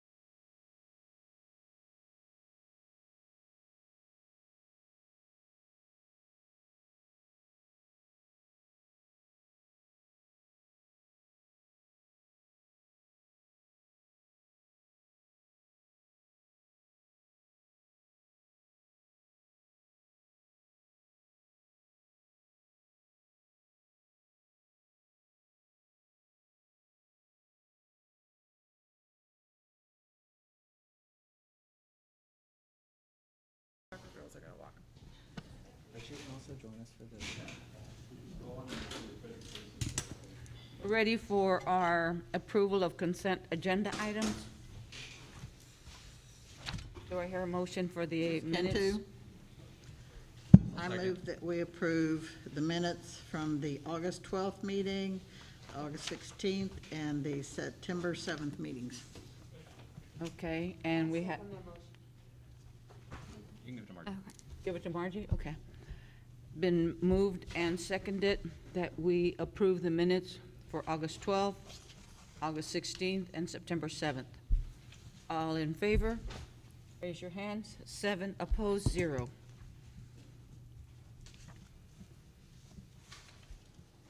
Items for action, consider approval of a contract with the design firm Stantec Architect, Inc. for architectural servicer. Ms. Cantu? Yes. I'd like to make a motion that the board approve the proposed contract with Stantec Architects to serve as the ISD's architectural servicer. I second. I hear a motion from Mr. Arredondo that we approve the contract with a design firm, Stantec Architect, for architectural servicer, seconded by Ms. Mejia. I have a Any question. discussion or questions?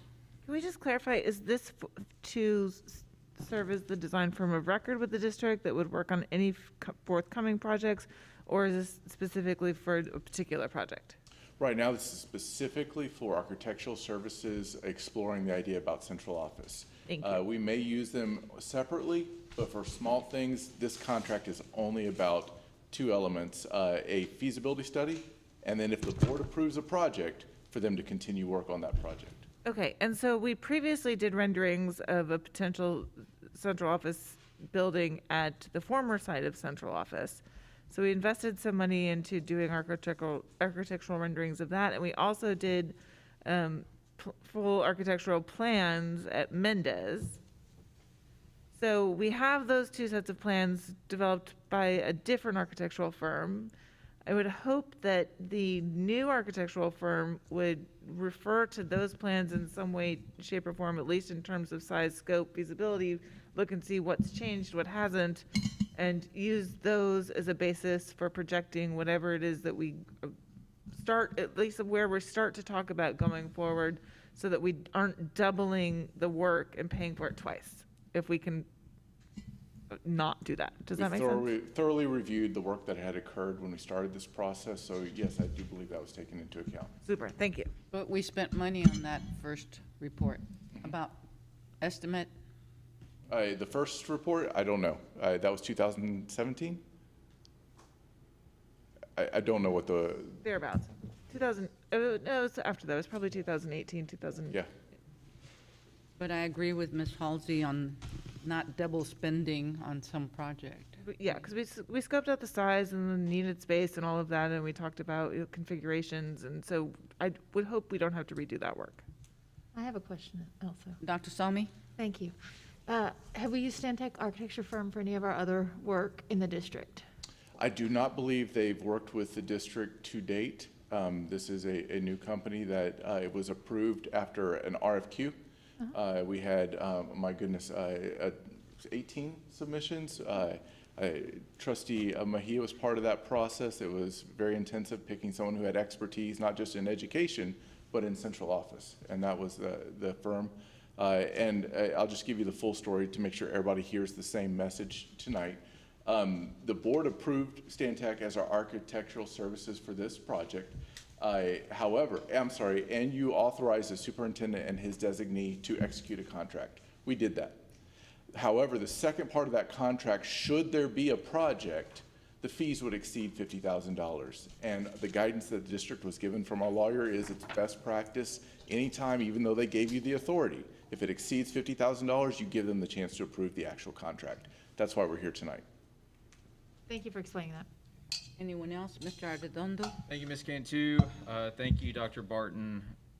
And correct me if I'm wrong, but just sharing personal perceptions of our former architect, who I think did a phenomenal job in numerous aspects of the last bond project, but I still have heartburn or burn in my saddle that when we did embark with that architectural firm on a central administration building, we allocated X amount of millions of dollars from fund balance to achieve that vision and goal.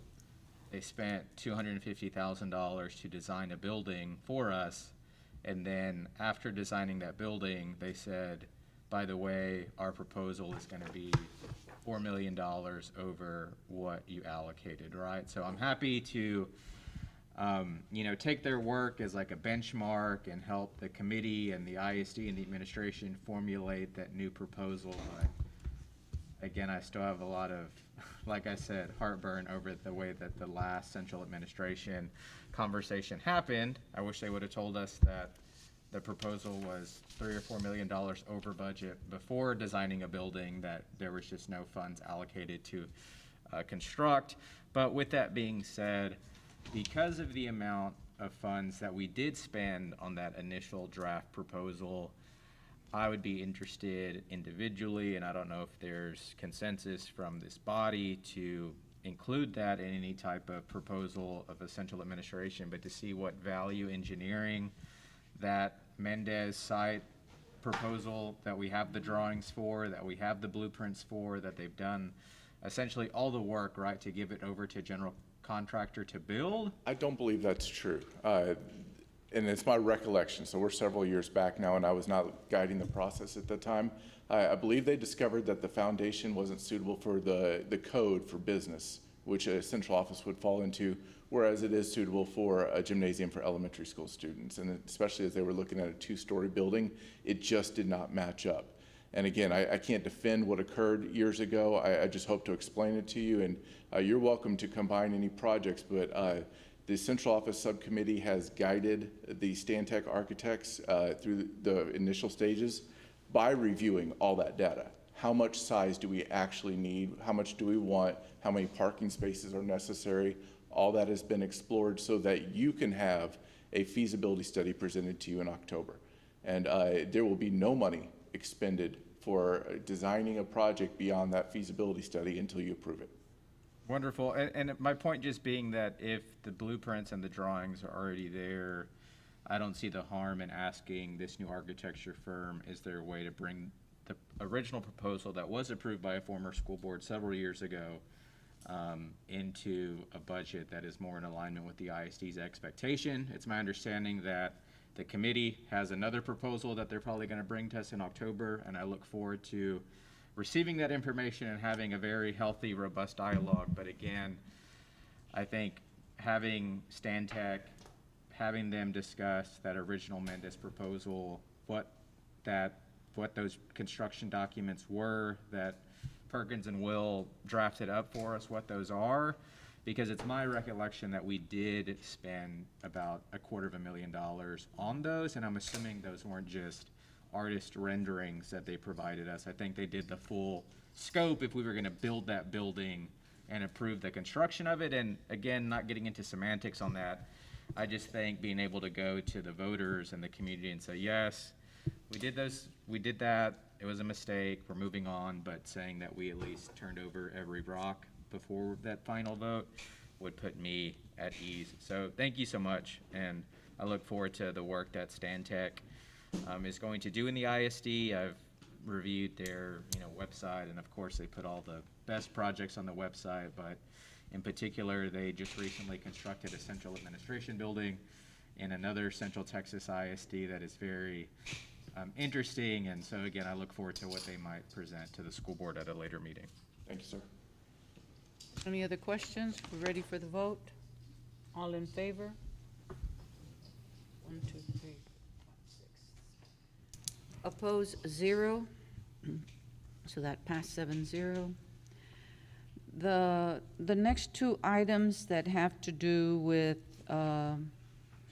Board of Directors at Caldwell or the Board of Directors at Guadalupe.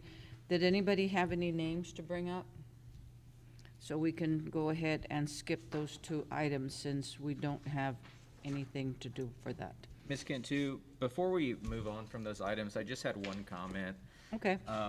It's my understanding that because of the size of the school district, we're allocated so many votes to the central appraisal district boards, and I think right now we have enough votes to nominate someone for the Hayes CAD.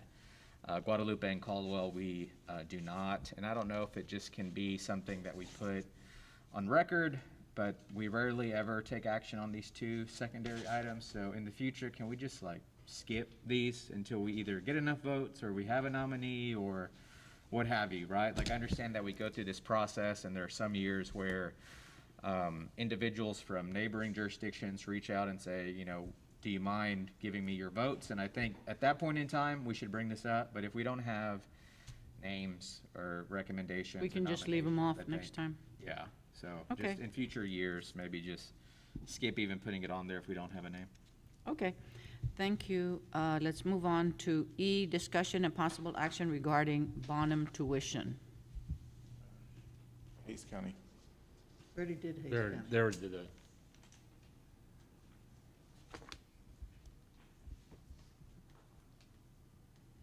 Okay, I think that that item was brought up because we wanted to talk about the necessity of paid tuition, in-district tuition, et cetera. Do you want to address that, Mr. Arredondo? Thank you so much, President Cantu, my colleagues on the school board. I discussed this with Superintendent Cardona on the tail end of the summer, and obviously that was just like too short of a time span for him to work his magic as superintendent of schools. And so I appreciated them looking into the data behind how many students we have who are paying tuition in relation to the students who are not. And I believe that information was provided to us as a board in Dr. Barton's Business and Support Services update. Since Bonham Pre-K's inception, this ISD has done a phenomenal job, I think, investing in early childhood education, even before the state started ponying up the dough to pay for the second, that half of that full day pre-K. In addition to not only funding the full day pre-K, our ISD made a commitment of setting a student-teacher ratio of 22:1 for all of those classrooms, so a full-time teacher and a full-time instructional assistant, which I think is great. And we've heard from the staff there, not only when it comes to educational outcomes, but to just managing 22 of our smallest rattlers in each of those classrooms. It just makes the world of difference. And so I'm interested, and I'm ready to act tonight. I think the budgetary implications is about $90,000. To waive those tuition fees for this academic year in their entirety, and if that results in a refunding of those funds to those families individually, I'm comfortable doing that for this year. Moving forward, I know, and I won't speak for Trustee Halsey, but she made a comment about possibly waiving tuition for it might have been ISD families. And so moving forward, I'm interested in having those conversations and potentially developing some type of eligibility matrix or requirements for those who are outside the state identified eligibility requirements, and possibly creating local eligibility requirements. But I think just due to the significant amount of funds that are already put into the program locally, I think it's a little inappropriate that we then ask taxpayers, residents, community members to pay for a program that is already heavily funded by local dollars. So eventually, after we have discussion on this item, my proposal is going to be to waive the tuition requirements for this academic year, and then moving forward, directing staff to create some type of local eligibility requirements to waive tuition as well. Whatever that future program might be, I'm happy to have the ISD staff look into that, whether that's people who are employed by the ISD, who are residents of the ISD, et cetera, et cetera. But for tonight, for the purposes of this conversation, just as a FYI, my motion is going to be to waive the tuition requirements for every paid tuition student this academic year. I second. I would like to ask the question, where does the money go right now? What is it used for? Does it stay on that campus or what? It just comes in as revenue to the district. It's just over $90,000, I believe, for the tuition students that we have on signed up for this year. Comes in as revenue. Obviously, we spend far more than that on our program at Bonham, but it doesn't get expended in one place or another. It's revenue for the district. Okay. And did we have a sign-up list where we turned down people because they had to pay at this point? Because I'm kind of concerned about doing it in the middle of the semester.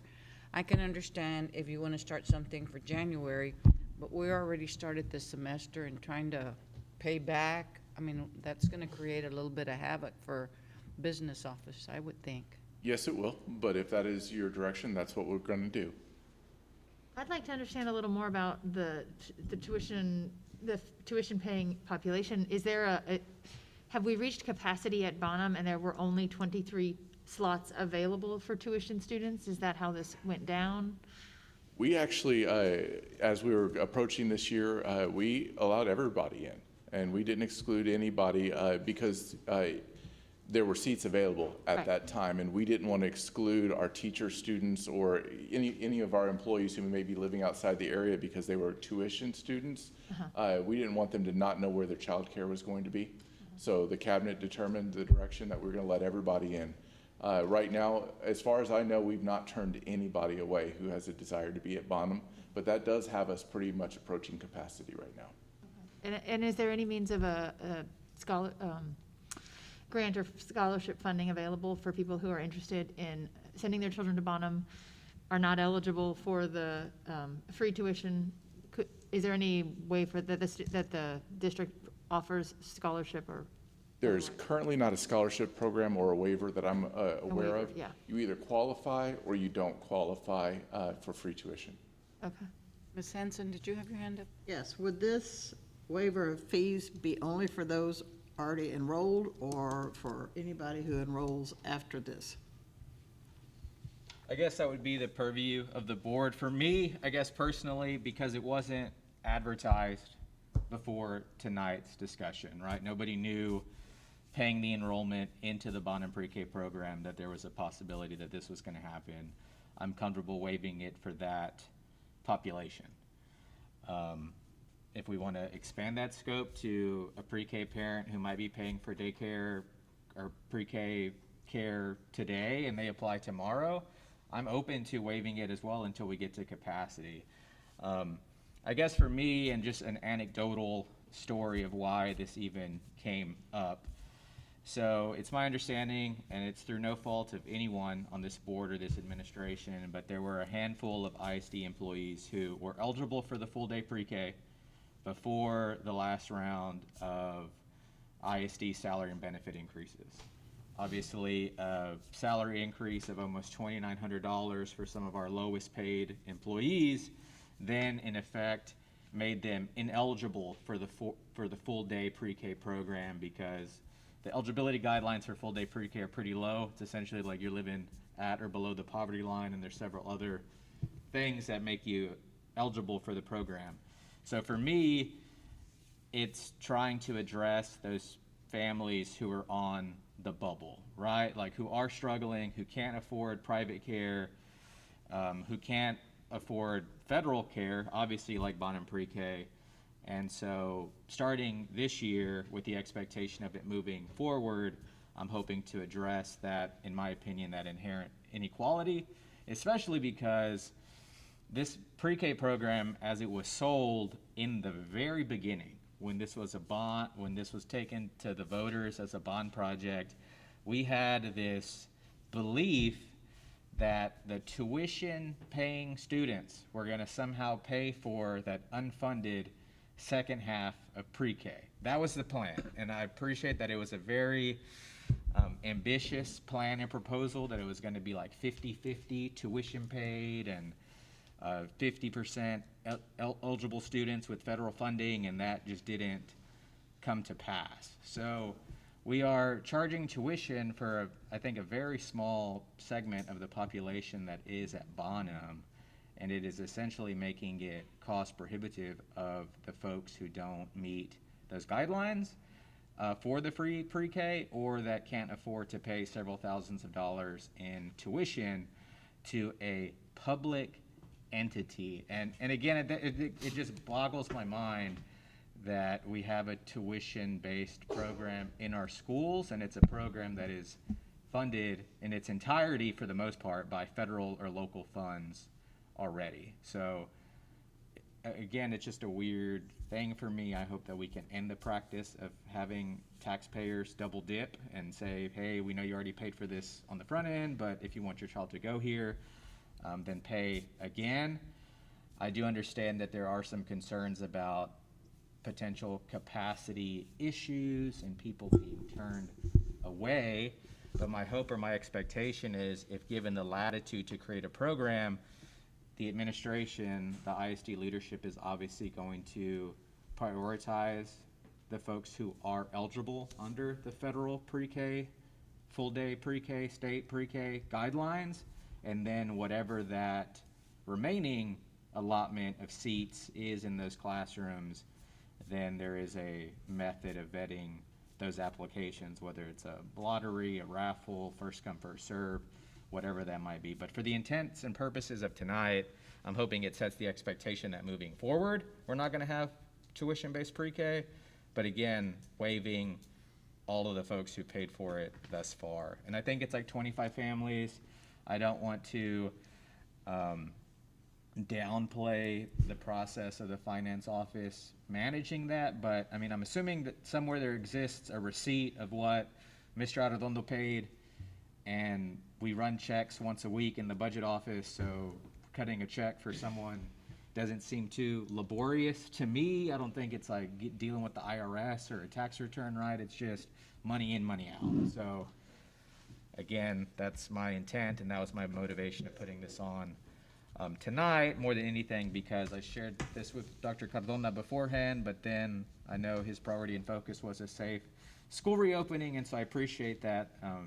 So here it's just providing that direction and guidance, and doing something that I wish had been done during the summer, but I understand that there were other more pressing issues to address, and I appreciate that.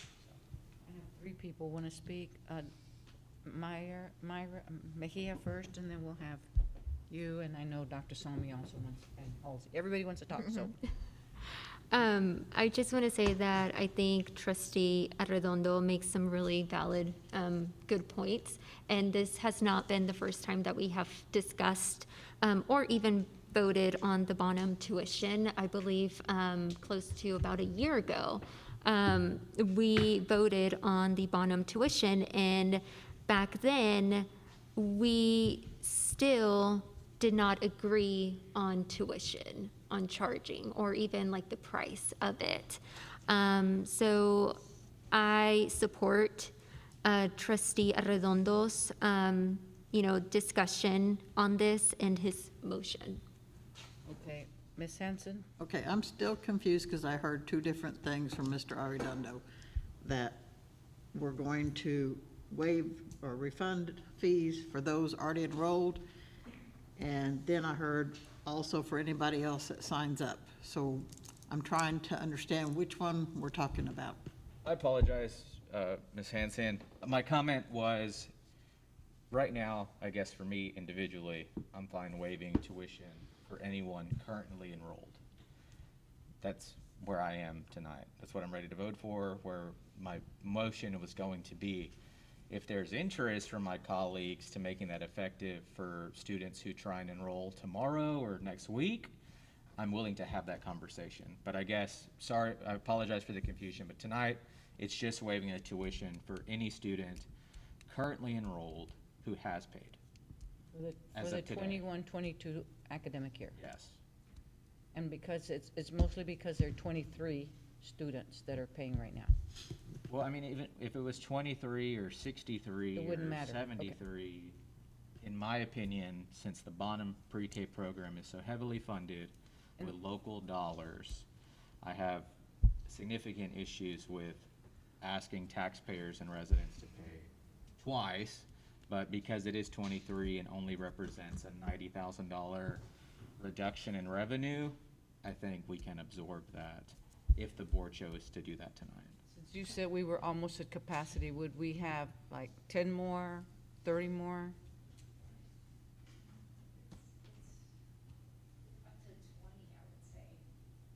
Additional?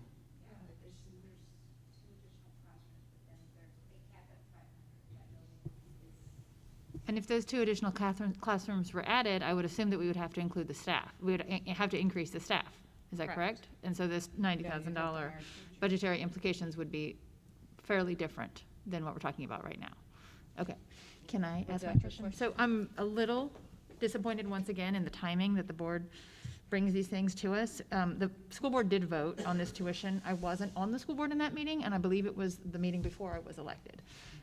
So this body, with one other person present, did vote on that tuition before the end of the last school year. So things like this probably should come up in a more timely manner.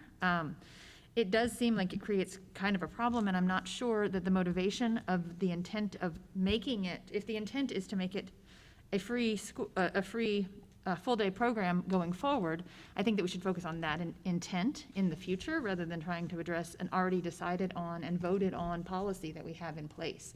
And so I think it's a great idea for us to talk about changing how we do this in the future. But the reimbursement of the tuition that has already been approved by the school board last school year seems ill-conceived and ill-timed to me. So I don't support that, but I do support the idea of continuing this conversation. I think that our employees should be allowed to have waivers for their students to attend, whether or not they live in our school district. I think that we should be able to provide waivers for anyone who needs one, and perhaps just have a fully free pre-K in the future. But I don't support the timing of this and the retroactive change to a tuition policy that was put in place by the school board last year. Ms. Halsey, did you have your hand up? I did, thanks. So I am coming at this from a variety of different angles. I think that I've been pretty consistently advocating for lowering the tuition and making this program as accessible as possible to as many people as possible. I also understand that changing it at this point creates some disruptions, and we don't really know what the outset of those disruptions could be in terms of staffing expenditures. I think it would probably exceed what the current $90,000 that's projected. I also it's my understanding that we aren't actually fully funded at the pre-K level. For instance, I don't think that we have a dedicated paid for art teacher, or a dedicated paid for science teacher, or dedicated paid for a music teacher. I think we have program gaps because we don't have full funding. And I think that, to my colleague's point, it's not really, I understand the not wanting to double dip and have our taxpayers pay twice.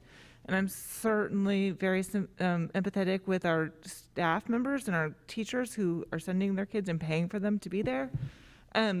But at the same point, I just want it to be clear that that's not entirely the responsibility of the CISD, right? Like, that has a whole lot to do with the state government. It's the state government's fault that we don't have full funding for that, not our local taxpayers, or the school board, in fact. So I would love to see us explore ways to reduce that tuition and make the program as accessible as possible. I agree with Dr. Salmi about, I certainly would prioritize our SMCISD employees and the children of their children, as well as I think finding a way to increase hardship waivers would be super great if we can do that and figure out how to make that feasible. So as much as it pains me, I don't know that I can go along tonight with eliminating the tuition for the remainder of the school year entirely, but I would be open to a motion that maybe reduce the tuition in these certain circumstances because they are extenuating and we are coming out of a pandemic, that we cut the tuition in half for this school year retroactively. And with the idea that we look forward to the spring budgeting cycle and how we proceed as we continue to emerge from the pandemic, and making the Bonham pre-K program is as accessible while also not creating a larger than necessary deficit. Anyone else? Ms. Biapando, you haven't had a chance to speak on this topic. I agree with Dr. Salmi that the board has already voted on a policy on this, and that we should wait until it comes up again when we are setting a budget and talking about all the expenses that we have for everything, and set the tuition at that time. If there is, if the board agrees to have a tuition for, whoever doesn't. So basically, you're saying to leave things as they are As they are until we get to vote on it again. in the during spring. budget time. Mr. Arredondo? Thank you, Ms. Cantu. For the purposes of this conversation and discussion, I'm happy to amend my original motion to waive 50% of tuition fees for this academic year. So there's that. So I don't know if Trustee Mejia supports that modified amendment. I second. And just to address the comments made by Dr. Salmi, I agree that this coming up in September could have been at a better time. If you, or my colleagues who were present for that discussion, when we had that conversation about setting tuition-based pre-K, the information that was presented by staff, a staff member who's no longer with the ISD, but who I respect dearly, was, in my opinion, incomplete. We didn't have comparable tuition information for a number of neighboring ISDs. And I think when the question was asked, can we waive tuition in its entirety, there was silence because nobody knew what was possible or what was eligible. But we were told at the time that we had to vote on a tuition rate then so that it could be advertised to the community, et cetera, et cetera, et cetera. So I agree that the timing might be perceived as ill-conceived, but as most of my colleagues know, a lot of the stuff that we do up here is more reactionary than anything, unfortunately. Welcome to I agree. School Board. But on that, in that same vein, I think we've seen time and time again that, like, I agree with Ms. Halsey that the inappropriate funding levels from the state are to blame, and that the federal government and even the state government could do more or should do more, but at the end of the day, it was a commitment of this ISD to fund a pre-K program that is now, in a weird way, the most at-risk ISD children are eligible, and then in some respects, like the most financially stable, right? Like being able to pay several thousands of dollars for pre-K, which again leaves out a significant portion in the middle. And it's a broken system and it's a broken process, and it's what we've got today to discuss. And so I appreciate the comments from my colleagues, and I wish we could fix it tonight. I wish we could have fixed it several months ago when it came up as a conversation, but due to lack of information and finding out now that there does not need to be a tuition requirement, again, I just think it makes sense for me.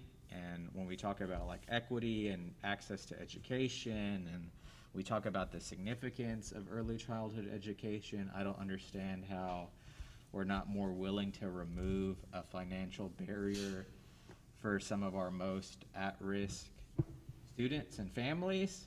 So again, I'm ready to make a vote, and to Ms. Halsey's point, I'm willing to reduce that amount or modify that amount to 50% of the tuition. And Yeah, I just wanted to make one follow-up point. And so it's interesting because Mr. Arredondo is saying that when this came to the community as a bond in 2013, that it was his understanding at the time that 50% of the funding would be from the state and 50% of the funding would be made up by the local interest, because I was not on the school board at the time, but I did have small children who were preschool age, and I will tell you that I specifically went and voted for this bond because the message that I heard from the district, and this was the previous administration, previous administrators, the message that I was told as a voter at the time was that it would be a universal pre-K program.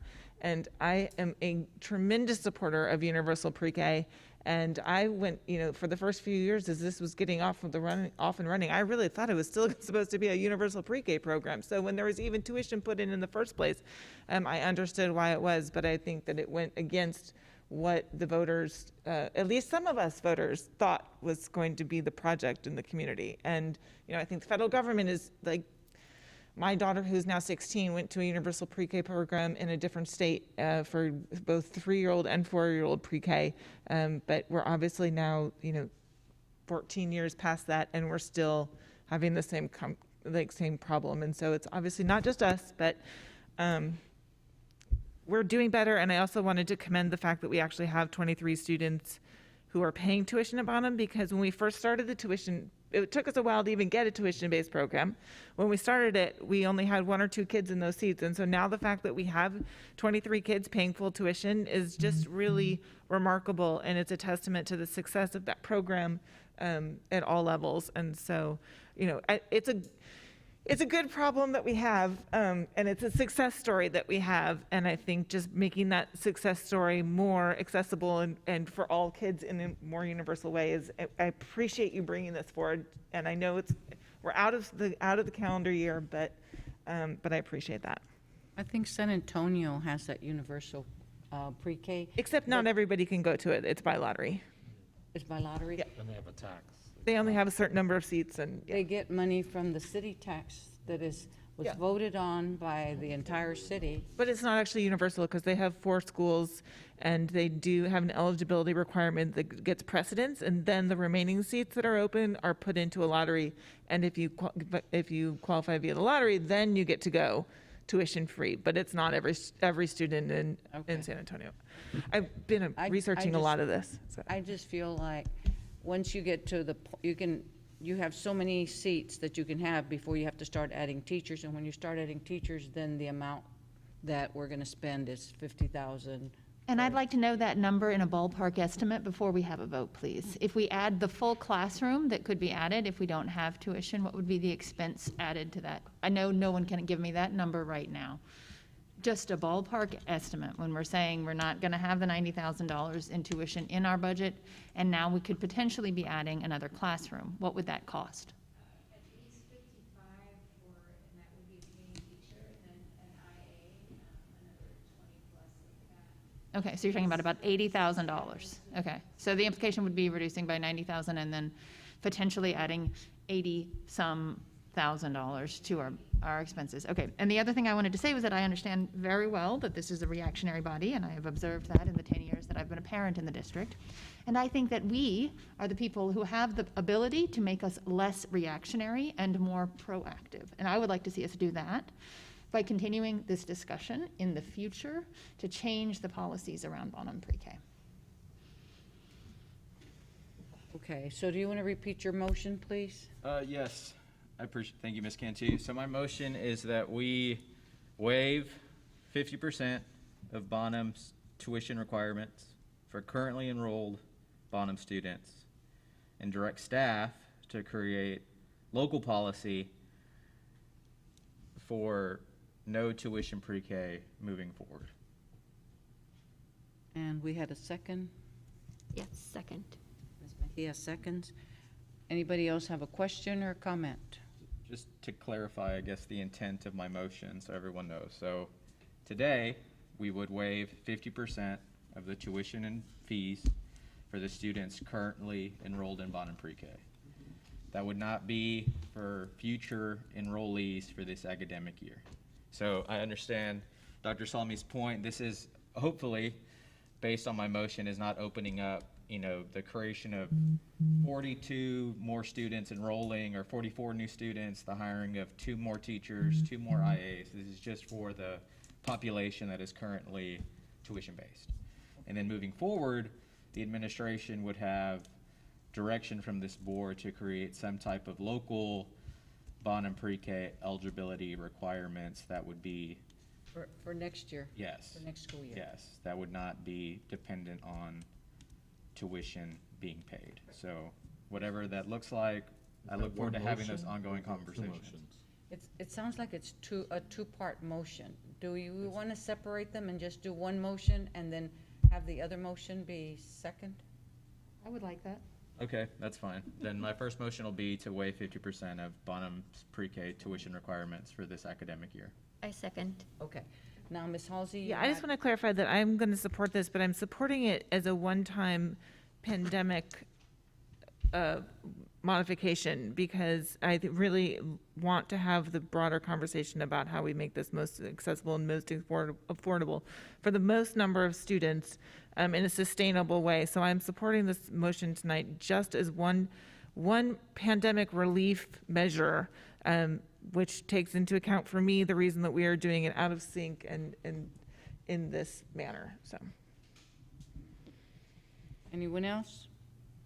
Ready for the vote? All in favor, please raise your hand. 2, 3. All opposed, please raise your hand. 1, 2, 3, 4.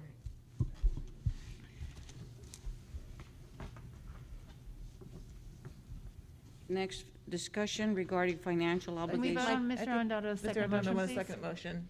I'm sorry? He was going to Oh. make a second motion. Second motion. I'd have a second motion tonight. Okay. I'd like to move that we direct the district to investigate ways to make the Bonham pre-K include waivers for staff for free tuition and other equitable solutions to make the tuition there on a sliding scale or a need-based in some way that encourages full enrollment in Bonham and does not rely on the tuition of our families. I'll second that. We have a motion and a second. Any questions or discussion? Could we set a deadline? Because I Yeah. think it would be helpful to have this information for consideration and discussion before we make the final I budget decision. agree completely, and I'd like to add that I'd like that information to be presented to the board by January, by our January because meeting. Usually by January, we start working on our budget. So is January an appropriate time? January would be a good deadline. Thank you. All in favor? 7, 0 opposed.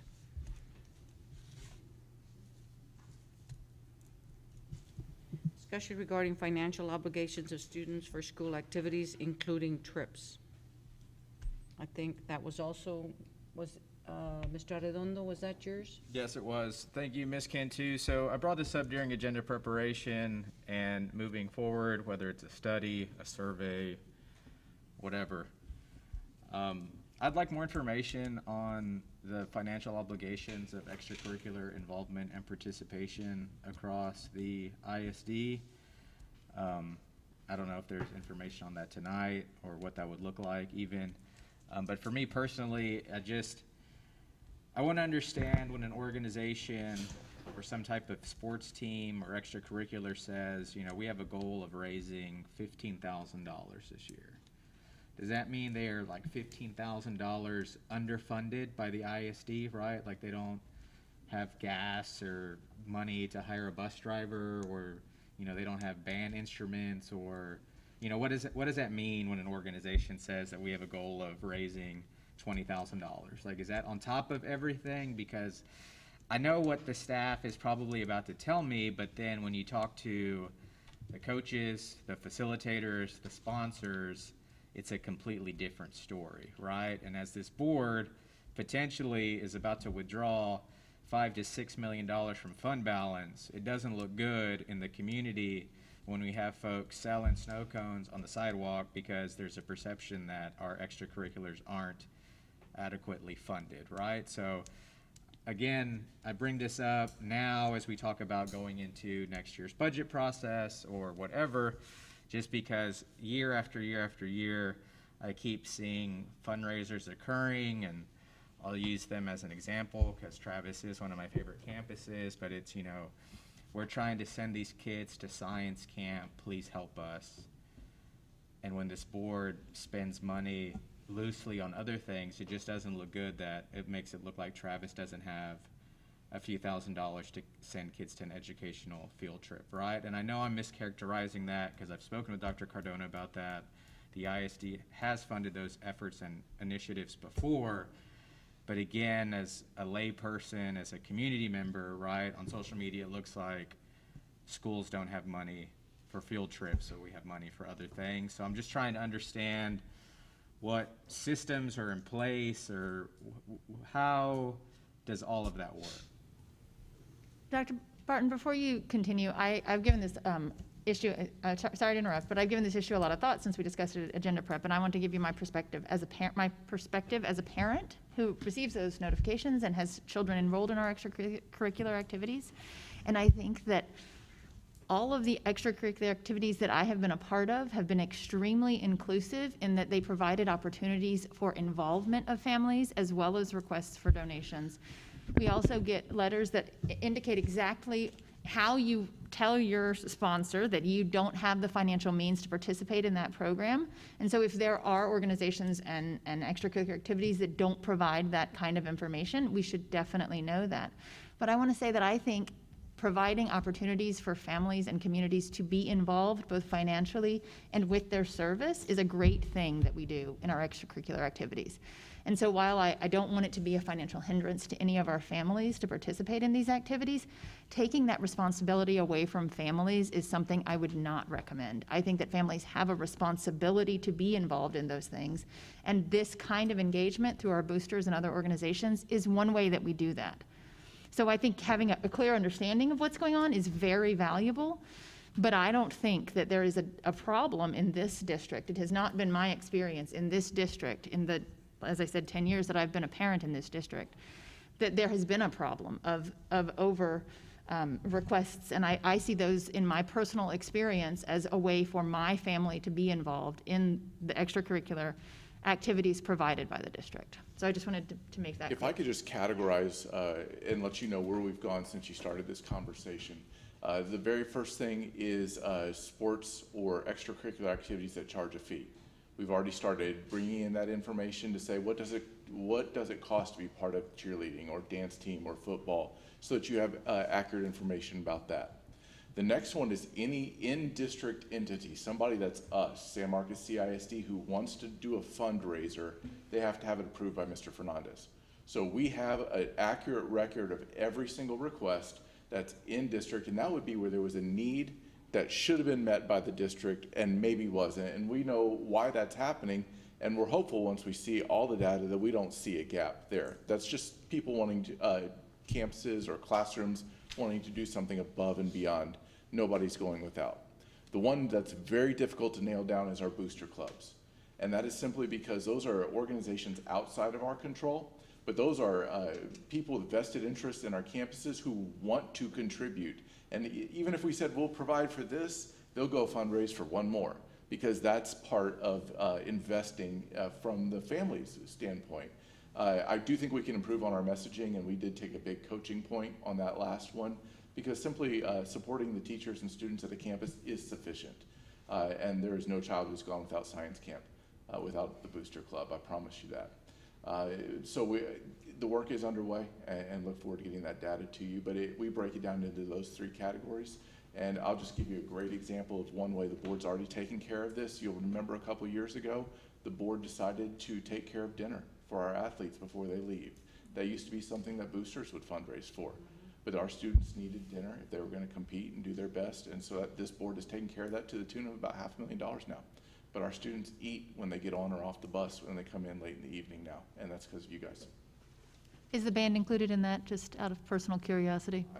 Anybody in our extracurriculars who applies for it is. We have a set rate for the fee, but they've already, our coaches have figured that out. They've worked with restaurants, and we have little box meals. It works. Ms. Cantu, so I agree with both of my colleagues in for a variety of ways, and I also have watched this administration respond to this issue across the district in a number of ways. And one most recently, yesterday, I was sitting at my daughter's soccer game, and they were playing a team from someplace up north I won't mention, and I listened to the parents discuss the amounts of money that they were putting out for their children to go to SAT prep courses, and for their children to take the SAT test, and for their children to take all the AP courses. The fees that were accompanying those. And, you know, this district has paid for it, not waived, because those fees have still been paid. Let's be clear. This district has paid all of those fees for our students for a number of years now, which I am, greatly, immensely grateful for. And I think I agree with Dr. Salmi. I see, things that come back to me that if there's a need to participate in this program there are opportunities for applying for that. I sort of see what maybe the area in which we can improve on this is not to create another cabinet level position, but is there somebody's job already that exists that could be sort of a central point? And, I know Mr. Fernandez is looking at the messaging, but is there somebody that could be that central person across the districts that can work to coordinate with the booster clubs and the PTOs and those to ensure that we are consistent? Because that's the concern I hear back from people, is that this PTO over here does this and this and this, and and the principal there just opens the door and the PTO just runs with it, right? And then this campus over here has a hard time even getting a meeting going, and I know there's been talk before of like, well, the football team makes all the money, and how's that money going to be shared? If there isn't already one person that could sort of try to pull all those pieces together to make sure we are as accessible and consistent. Well, we do have a person, and she does train a lot of people. Ula trains, our booster clubs, but as I've been told by trustees sometimes, we shouldn't be telling parents what to do, so that's sometimes hard for us.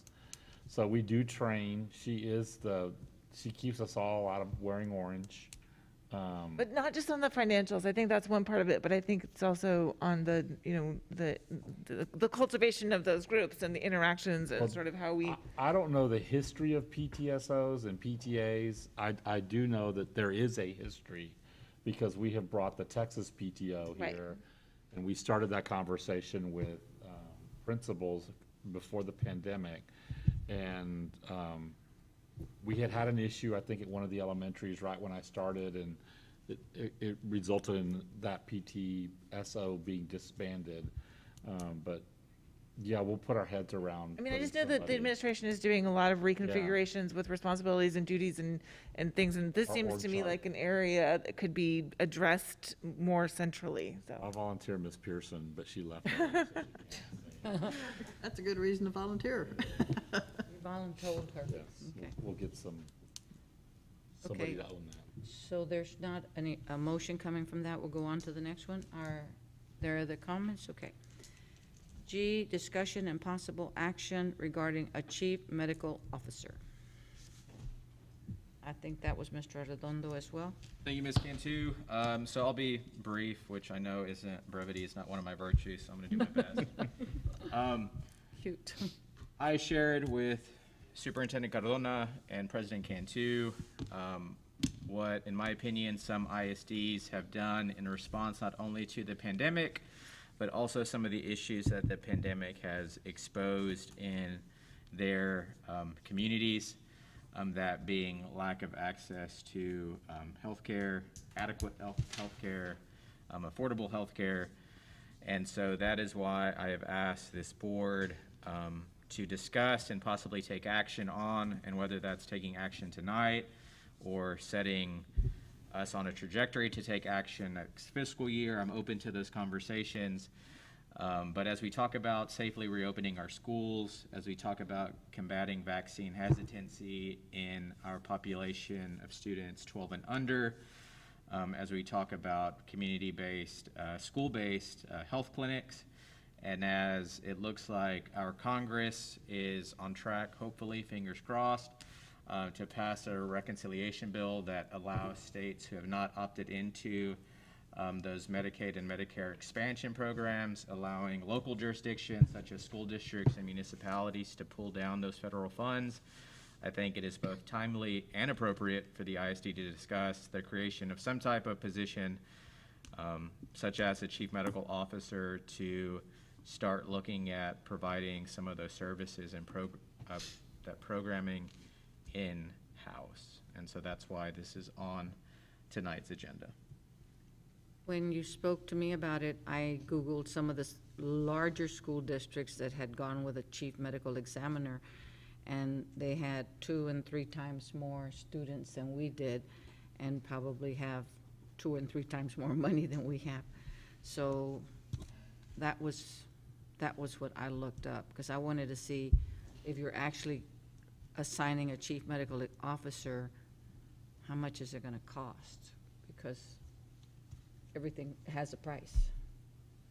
Yeah, absolutely. Sami? It does, absolutely. And I think that we have the ability now to decide what kind of chief medical officer we would require. So one of the questions I have for the administration is who coordinates among the different school nurses currently? Is that fall under Mr. Wozniak?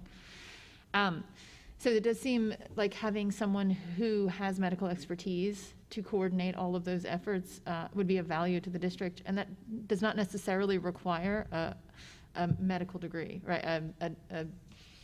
A physician, right? We could certainly, that person could have the training of a nurse and do it very effectively. And so I think that the cost associated with that would be very dependent on what exactly we're looking for in a chief medical officer. And we have the ability to define that ourselves. So I would like to see us pursue this as something that we put into our next fiscal budget proactively.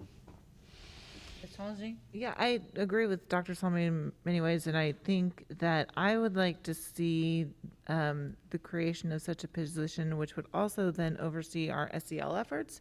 So I know we had this conversation about our organizational chart and the way those things are reconfiguring, and right now our director of SEL reports to our director of academics, which makes some sense in some ways, but I think also, you know, there are other considerations beyond the academic achievements that go into that. So I am also in favor of this position and looking at it from a holistic way. I don't know that I have the information tonight to make a decision on it, so I feel like we have to give directive tonight.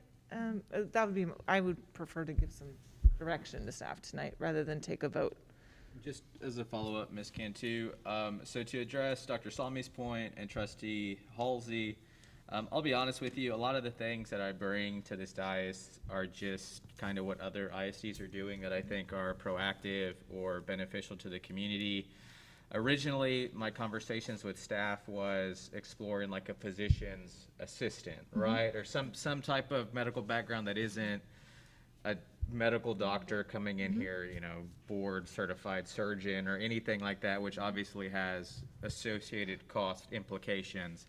But due to a lack of example of like a physician's assistant or some type of other position, what I did find was ISDs who have embarked on this like chief medical officer position, and it'd be a medical doctor. But all that being said, I am pleased to hear the comments of my colleagues, and I'm open to those ongoing conversations and dialogues of making that something that fits our ISD's unique needs. I know during the break, I was discussing this with Trustee McKie, and one of the components of our social emotional response as an ISD that we really haven't talked about, which is frustrating for me individually, as a person who is, you know, very intimately knowledgeable of, you know, depression code disorders, is that some of that SEL piece is pharmacological, right? Like medical assistance outside of just talking to a counselor or a therapist, right? And so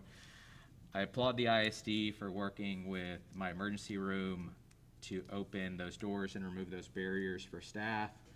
But as we know, our community is significantly underinsured and does not have access to adequate health care, especially mental health care.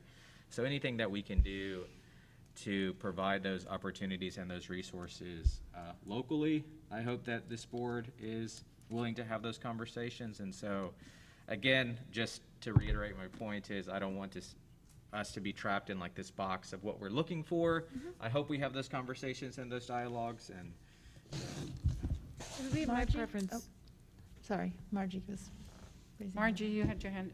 Well, yes, but just to say that I like the idea of postponing it and having more conversation, and especially I appreciate Dr. Sami's medical experience and lending your Expertise. your opinions to us, because I don't have any of that. I don't have any medical experience, but it seems like we need give this a lot more thought, and especially, we have a lot of needs in the school district, obviously, but I see that our staff rises to the occasion when they need to,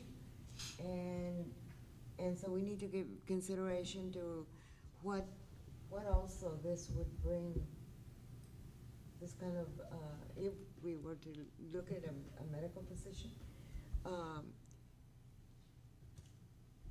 I know cost is gonna be a problem, but what it would bring to the school district. I have I would like to make a motion. I would like to move that we. Could we let people sorry. finish? Yeah. Ms. Halsey? Yeah, I think that the administration has done a terrific job of adding resources under this larger umbrella already. You know, the social emotional counselors that we do have, and the school nurses that we have that are RNs, and as well as our LPNs. You know, we've made the community in schools, I think, would fall under this umbrella, even the creation of Mr. Wozniak's new position. You know, I just think we've really expanded our services in this, and I think that's terrific. And we've got telehealth opportunities. And I would like to ask the administration, having heard this conversation, and we heard earlier tonight how various, you know, administrators are, and I think this is probably Dr. Cardona's direction to them, is to reflect on the events of the last 18 months and reflect on what they've learned, and then how do we move forward incorporating that learning and do better. I'm guessing, I'm hoping I'm putting the words in your mouth. I think I've heard you say something to that effect. So I would ask that we ask the administration to do the same here, is to reflect on all of that. I know you all are already undertaking various things with the Holsworth Institute and looking at all of those pieces and coming back to the board with a recommendation of, this is how we think that, this is where our needs are, this is where the gaps are, this is how we can fill them, and this is that, and then the board start the conversation from that place. Just as, Well, I mean, I'll be honest, I mean, I'm trying to wrap my head around like what it is you're asking, because I think we have done. So, I mean, what the board's saying is that you want to explore what else we can do, because I think we've done an amazing job in the past 5 years. And so, you know, we have conversations about roles and responsibilities, and I reflect on what y'all say, but now I hear y'all say you want to add another position, potentially, that I don't know what it's going to address, because I think we have people in the organization that are already addressing the things you're asking. So, I mean, I ultimately, the board will make a decision, but I don't really know what it is we're going to hire.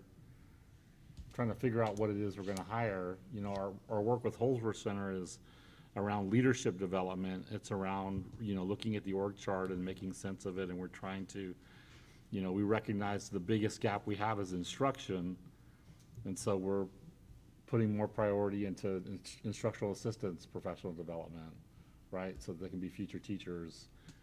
We're talking about, you know, teacher leadership development. We're talking more systemic ways to get our teachers to be, to grow and develop. So we know what our, like, we don't have a bench right now.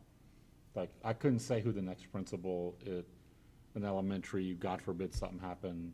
We've utilized our entire bench. So we're trying to rebuild all that, but now you're asking me to look at a position that we've have people doing, you know, and I'm trying to, at the same time, reduce the number of people in the organization. So, I mean, that's where I need the guidance from y'all, because I hear something completely different. So I'm not asking for a new position. I'm asking you, and I'm not speaking for my colleagues, but what I would like to hear back from you and your team is there a need for additional medical resource staffing, is there a need for reorganizing that? Is there a need for hiring another person at a different level to bring something that we don't have? And if not, you know, because this is the rationale for what we're doing, why we're doing, and how it's meeting the needs that we have. I don't know, because I think we do twice as much as any district around us. And so that's what makes it difficult. I for know, me. but I think we're offering help. And I feel like I want to I would- offer you No, help. I if agree, we- but I'm If we like. can, Yeah. so, but I don't know what you No, I'll need. take it, but I'm not. I would like to see our Student Health Advisory Committee weigh in on this, and it seems like an extremely appropriate thing for them to have some recommendations on. I would like to see us ask our Student Health Advisory Committee that already exists, if they have any, if they could evaluate our needs for, if we need a chief medical officer and bring a report back to us. That's their role, is to advise the board. Yes.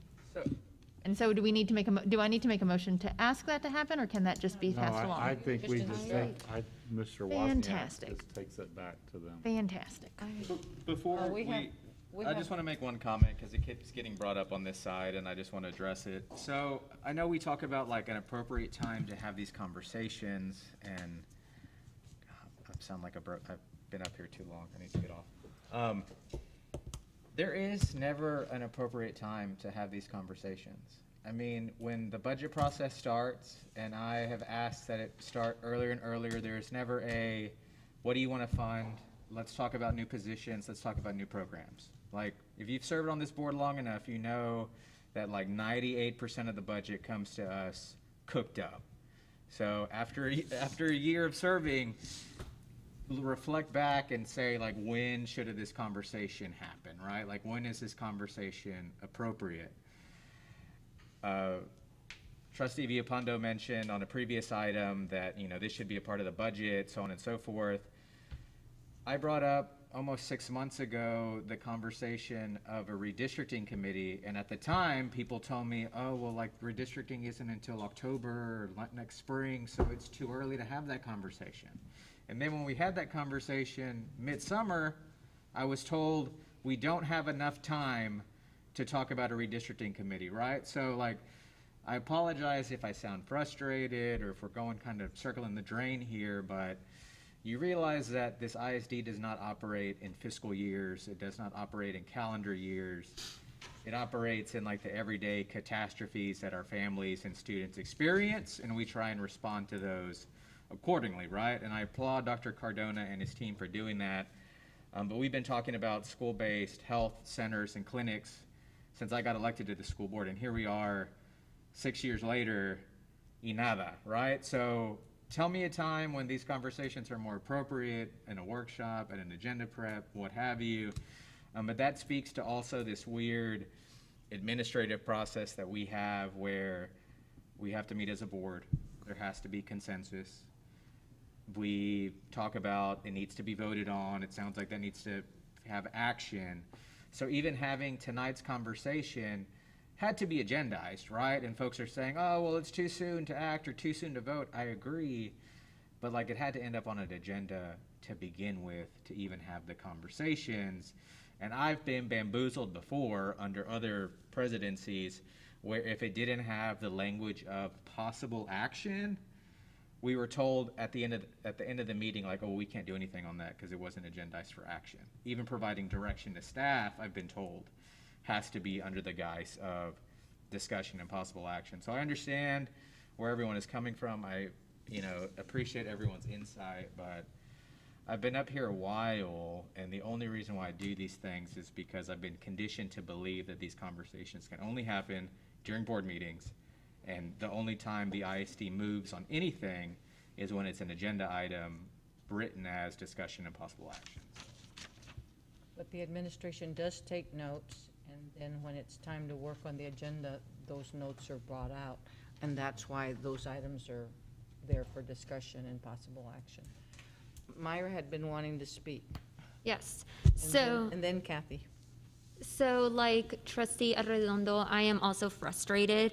One, because I have heard several of my colleagues on this board say, basically, where are we going to get the funding?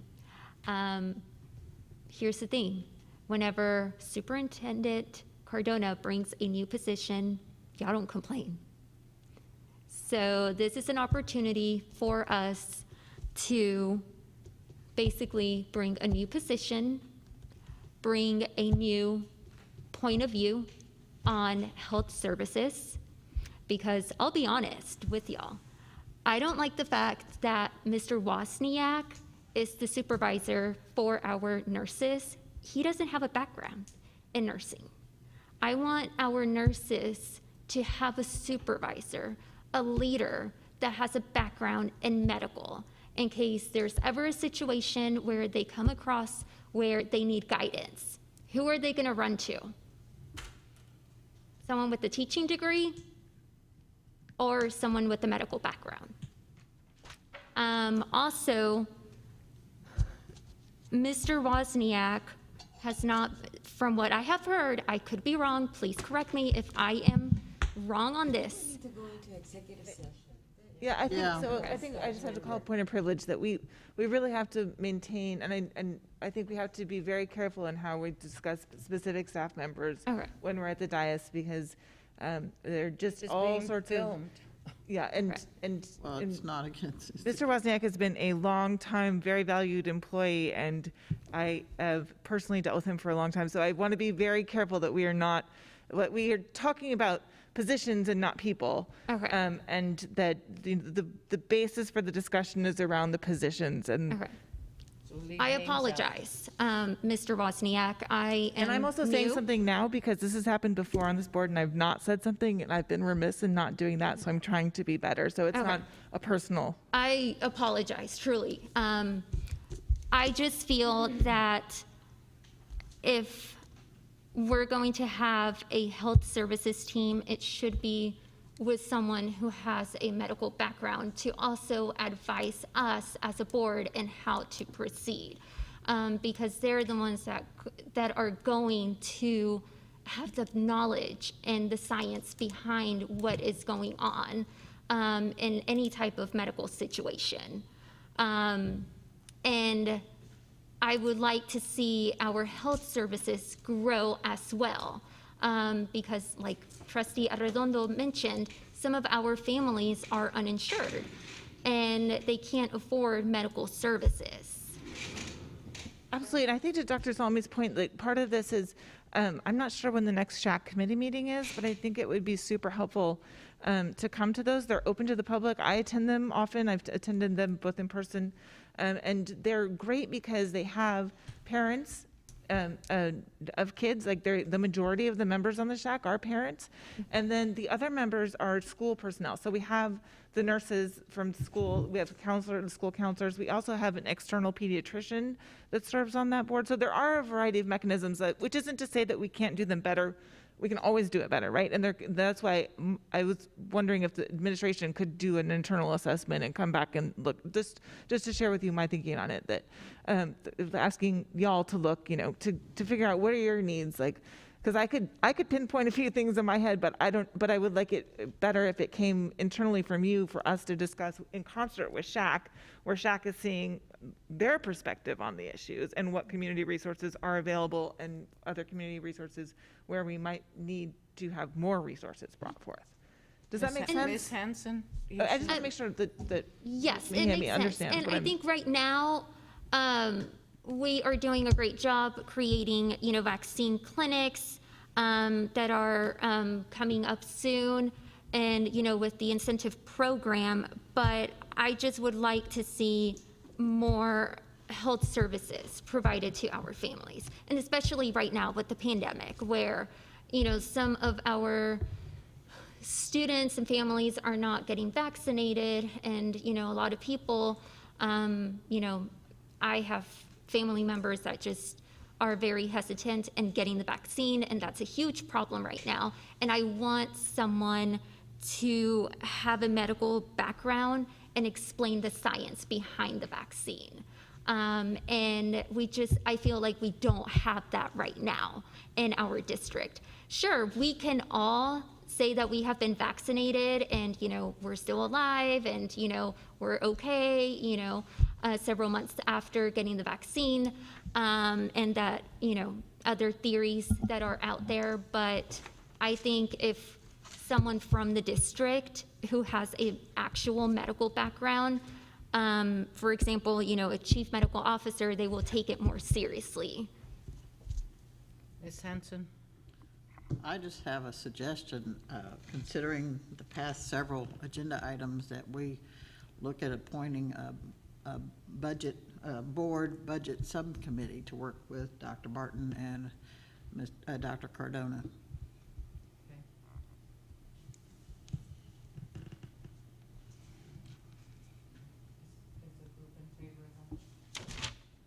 I don't think we're, I hate to say this, I don't think we're agendized to do that. Like, No, I I'm think just we have making to. a suggestion. I'm not asking to vote on anything. Right. I'm just No, making a I think, I support I that. think it sounds like a great idea. I'm just saying I don't think we can do it tonight. No, we can. It's not on our agenda. Dr. Sami, did you have a question? I support that, and I support moving on to the next committee we are agendized to discuss. Okay. Discussion and possible action regarding Board Communications Committee. This was, I think, an item that I You brought brought that forward based on conversations, various conversations. And so I, as I said in the agenda prep, I really appreciate the superintendent's commitment to communicating out to the community at least once a month. And the communication that's gone out at the beginning of the school year at all levels, I just think has been phenomenal. I think it's been very clear. I said earlier in my comments about the social emotional learning component that has been incorporated throughout messages that I've received from principals, from teachers, at the executive level. So I think that's terrific. I think we have been really great, as Trustee Mejia just said, about communicating out all of the vaccine clinics and how professionally those have been conducted. And I think that having a subcommittee on the board that is specifically around communications would be, in my mind, to help the administration and bring their message out to the community more closely, and so that we are more closely aligned in the messages that we are bringing forward to the community, because we all each have our own social media channels. And, you know, sometimes I pick up Mr. Fernandez's tweets and sometimes I don't see them, but if there was sort of a more formalized way for the messaging to go to the board to say, this is what is being communicated out, so that all the board members, I mean, I'm sure that I see a lot of things that some of y'all don't, because you don't have kids in the district, right? So you don't see necessarily the same messages that I see. So if we had a way that the board could help to support the administration in delivering the messages of the community out to the community in a consistent, proactive, helpful, not hindering way, I would be in favor of that. So, does that make sense? Ms. That was a Yolanda? lot. I have a problem with a board, what do you call it? Board Communications. Communication Committee. We almost would have to have a written statement where we all would have the same statement to bring out to the community. If we have a committee, what's to assure us that that committee will have the same statement that the board wants? That's what I think the focus of the committee, as I understand it, would be to communicate what has been decided by the board, not to make predictions of what the board is going to decide. So when the board Well, decides to make a mask mandate, we would be able to communicate that ourselves as a school board because we made that decision. And I think that's where this conversation came from, if I remember correctly. I don't think that this would be a proposal that we would be independently, individuals on this committee would be presenting their own opinions. They would be presenting the decisions that had been previously made by the board and the administration, and supporting in communication of those. So we are. I don't know, I just see it as a real problem out in the community. Because we already have someone who's supposed to be the board's voice, and that is our president. We already have someone who speaks for the school. Okay. And the same message gets out. So I just don't see what we're gonna do as a board to be. I think some members of our board have pretty broad social networks that could be leveraged to communicate information. And if it worked with Mr. Fernandez, and if that subcommittee worked with Mr. Fernandez and met with him to understand what those things that were being communicated, it could be an extension of what's already being done. And the people who elected us would be hearing from us about what the school is doing And I think there's value in that. I mean, I think to trustee. Hanson had her Yeah, hand up sorry. next. I agree with Ms. Villapando that we have Ms. Cantu, we have Mr. Fernandez, we have Dr. Cardona, and all of our principals, and I think to have separate from the board is just more, than what we need and what the parents want and the community. So I think one point, I have 2 points on that, and one is to Trustee Mejia's comments earlier. I think we do have a board-appointed pediatrician who serves on a committee that exists to advise the board. The SHAC does not advise Dr. Wozniak or Dr. Cardona. The SHAC advises the board, and we have that person that we have approved the appointment of.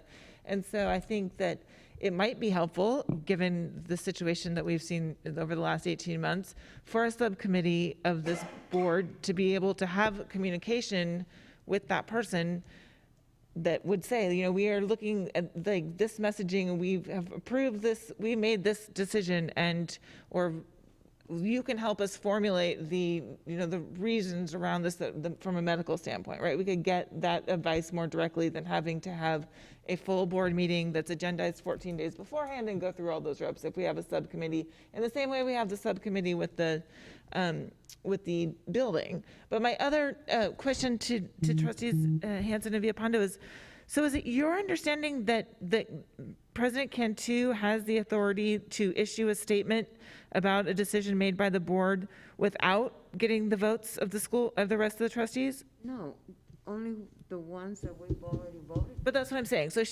you do think she has authority, like she could go forward tonight and say, of her own, without consulting with anybody, the school board decided XYZ about topic Q, and this is the discussion and the reason, and she can make that public statement without. She's a spokesman for the board, according to our policies. Okay, I just want to make sure, because that has not always been I thought the common understanding of what her authority was. And Does that make sense? When I get called by Mr. Fernandez that KXAN wants an interview on a particular topic, then I'm the spokesperson for the board. And so if that's what you're talking about, representing the board by responding to media. Right, so then you can make a statement that is consistent with whatever was decided, and. But I thought what y'all were wanting was a committee of 3 people that would work on statements to the community with things that are happening with the school district. That's what I understood that this item was. Yes. Proactively. Approved, voted on, agreed to things. That was my intent. To help I know that communication from the elected officials about those things that we voted on for our constituents, yes. But if that's not the will of the majority, then That's we fine. can continue on in the ad hoc manner, and Because I know right now, as it stands, there's some board members write information on the social media outlets. That's how it happens now. So what you would like to see is a committee that issues the information through social media, I imagine. and through whatever other media channels. It just seemed to me to be a more concerted, cohesive way of working cooperatively with the board as a board, and the board with the administration. But And I think it came to my mind when I heard one of our administration officials, administration personnel say, "One band, one voice," that I think that our committee, our school board, needs to participate in that. And so this seemed to me to be a way to have one band, one voice apply to us as well. And so that we could have a more cohesive messaging of what has been decided. so I'll call the question. One person, the president. The president is that voice, you're saying one man, one voice? I'm saying one band, one voice. I'm going to call the question. Okay, Ms. Halsey has called the question, so we're ready for a vote. I'm going to move that that the board create a subcommittee on communications of the board that will work with President Cantu and the administration on board messages going forward. I second. Any other questions?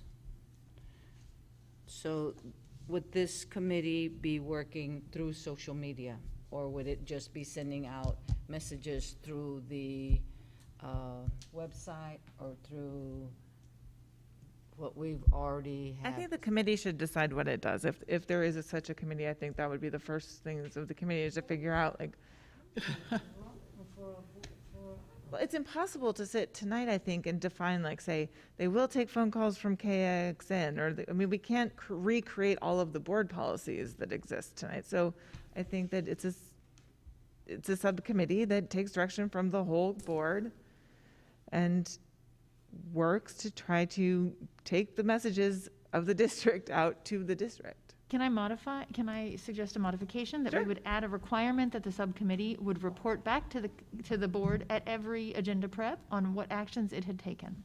Absolutely, I'm happy to make that Repeat amendment. that, please. That this subcommittee would report back to the board any actions it had taken in the previous month at each agenda prep meeting. I just wanted to call your attention to Mr. Castillo. He has his Mr. hand. Cust- I did think that in the middle of a discussion that we could have participation of the audience. Well, we're gonna have the board just say whatever. You've allowed it before. I would entertain Go this ahead. question, please come forward. Wow. Okay. Yeah, as a former board member, I mean, what's been talked about, you know, you want to have a single voice that communicates to the media, to the public, and that is your president. Now, whenever you have individual board members go out there, you may have people that say one thing. I mean, everybody interprets what happens at a meeting in a certain way. But you elected her, your president, to be your voice. And so whenever you have, you know, different people speaking, that confuses everything. So to keep yourself out of trouble, because I mean, y'all are working really well together, but at some point, it'll divide the board. If you don't allow one person, I mean, y'all can communicate with her about your concerns, but once you vote on something, that's it. And so you leave your president to express that, explain it to the public, either at a press conference or to the media or anything like that. So you need to narrow it down to, you know, once you make that decision on the dais, your voice is your president. Because, I mean, remember, in your school board training, that's the other thing you need to look at too, is there's that clock where you have a dividing line of the responsibility of the board and staff, and you don't want to mix that up either. So strictly allow your board president to be your voice. I mean, if you want to create a committee that comes on different policies that you have concerns about before a meeting, that'd probably be okay. But remember, once you come to the dais, all the other stuff that you've already, I mean, once you come to the dais, you've already pretty much decided what's going to happen. I mean, you're either going to approve something or you're not. But I would strictly encourage you to allow one voice. This committee, it's just going to get yourself in trouble. I mean, when I was on the board for 6.5 years, at the very beginning, we had a very divisive board. I mean, even then, our acting superintendent, she would pit board members against other board members. It wasn't until we had a permanent superintendent come in that we actually passed the bond election to build this building. So I would be very careful about trying to have different people communicating out there. And this is just my opinion from past experience on the board. you know, boards go through pendulums where they work together very well, and other times the chemistry, you know, dissolves, and so you have people fighting against each other. But really, our focus really is our students. I mean, that's our priority. So y'all talked about some wonderful things like health and things like that, but let your superintendent also come back with suggestions on that too. But I mean, that's what my opinion is on that. But just be very careful of injecting this committee that you're talking about, because you're going to get yourselves in trouble. I mean, I think I really appreciate that. I think like my intent though is that I think, for instance, when Ms. Cantu posts something on social media, like say on Facebook, and says the school board decided da da da da da da da, people don't. I think we know, right? We know what that means. Right. But I think that my next door neighbor assumes that that's Ms. Cantu expressing Ms. Cantu's opinion, right? Whereas I was saying if we had a committee working, then we could potentially establish that communication to look and feel like it came from the school board in the way that it does. And maybe just have like a press release. I mean, for that, I mean, social media has obviously brought a whole other mixture to this. Right. But that really needs to have like a press release. You see a lot of places where you have a press release, and she's basically your voice. So you can post it on y'all's own social media. Right, I was just trying to formalize that channel so Yeah. that people understood, like, here's the way it works, like, here's the phone tree network, right? Ms. Cantu issues this statement, and then that is what the committee has said, yes, that's what the board said, go forward. And that may be something else you may want to talk about during y'all's team building too, is that. That's a great idea. I mean, there you can kind of set up an agreement where your board president that either do a press release or something that she releases it, but it's coming from all of you. I mean, it's her voice, but it's all of y'all's voices in that press release. But team building might be a good area. And even when y'all go to the convention in Dallas, I mean, go to those workshops, you know, of responsibilities as a board member. You'll get some great ideas of what you may want to bring back to San Marcos. But that would be my 2 cents on that. But I appreciate all y'all's service and just, I mean, it's not an easy job. I mean, we do it for the kids and for the community. I mean, we don't get paid for it at all. So but I appreciate everything that y'all are doing. Thank you. I'm going to withdraw my motion and readdress it at a later date. Okay. Last item, consider approval of budget amendments. I move that we approve. Second. Questions for Dr. Barton? All in favor, please raise your hand. All opposed, 070. I move that we adjourn. Second. Before we adjourn, I just want to make one announcement. On the redistricting committee meeting that will take place October 7th at the public library at 6 o'clock. That'll be our first meeting, and the public will be welcome to attend. It will be on Zoom, and I just want to let you all know. I thought it was in person. I'm sorry? On Zoom and in person? It'll be in person, but people can watch it Okay. if they I want. think Mr. Rios is going to set it up somehow. Is that notification going to go out district-wide? We can. I can send it to him. that. I mean, can It's we going to send be it? posted like I know, but board can we meeting send it is. to all the parents on the email, like the big group, gigantic district email that goes to, please? Sure. We didn't approve the appointees. I thought that was going to be. We did approve the appointees. We each got one. We each got. Oh, I see, we didn't, I see, okay. Remember? Yes, I Okay, just. I that's thought that when you committee, I and misunderstood. I'm just bringing it up Yeah, to you. I misunderstood. Is there a listing of the appointees by trustee available? I have that. If you need it, I can send it. I'd like to see it, please, thank you. Absolutely. Be happy to send it. Can we possibly add that to the ISD website? Like a new tab, redistricting process 2021 or whatever, I don't know. I'll work with him on it. I would have deferred that to the board communications committee, but obviously that didn't happen. Well, I could work with Mr. Fernandez. Okay, now I'll take a motion to adjourn. I move that we adjourn. Do I hear a second? Second by Ms. Halsey. All in favor? 1, 2, 3, 4. Mr. Redondo, you voting? I raised my hand, I'm sorry, I didn't. Okay, 7-0, meeting stay here adjourned with y'all. at 10:52.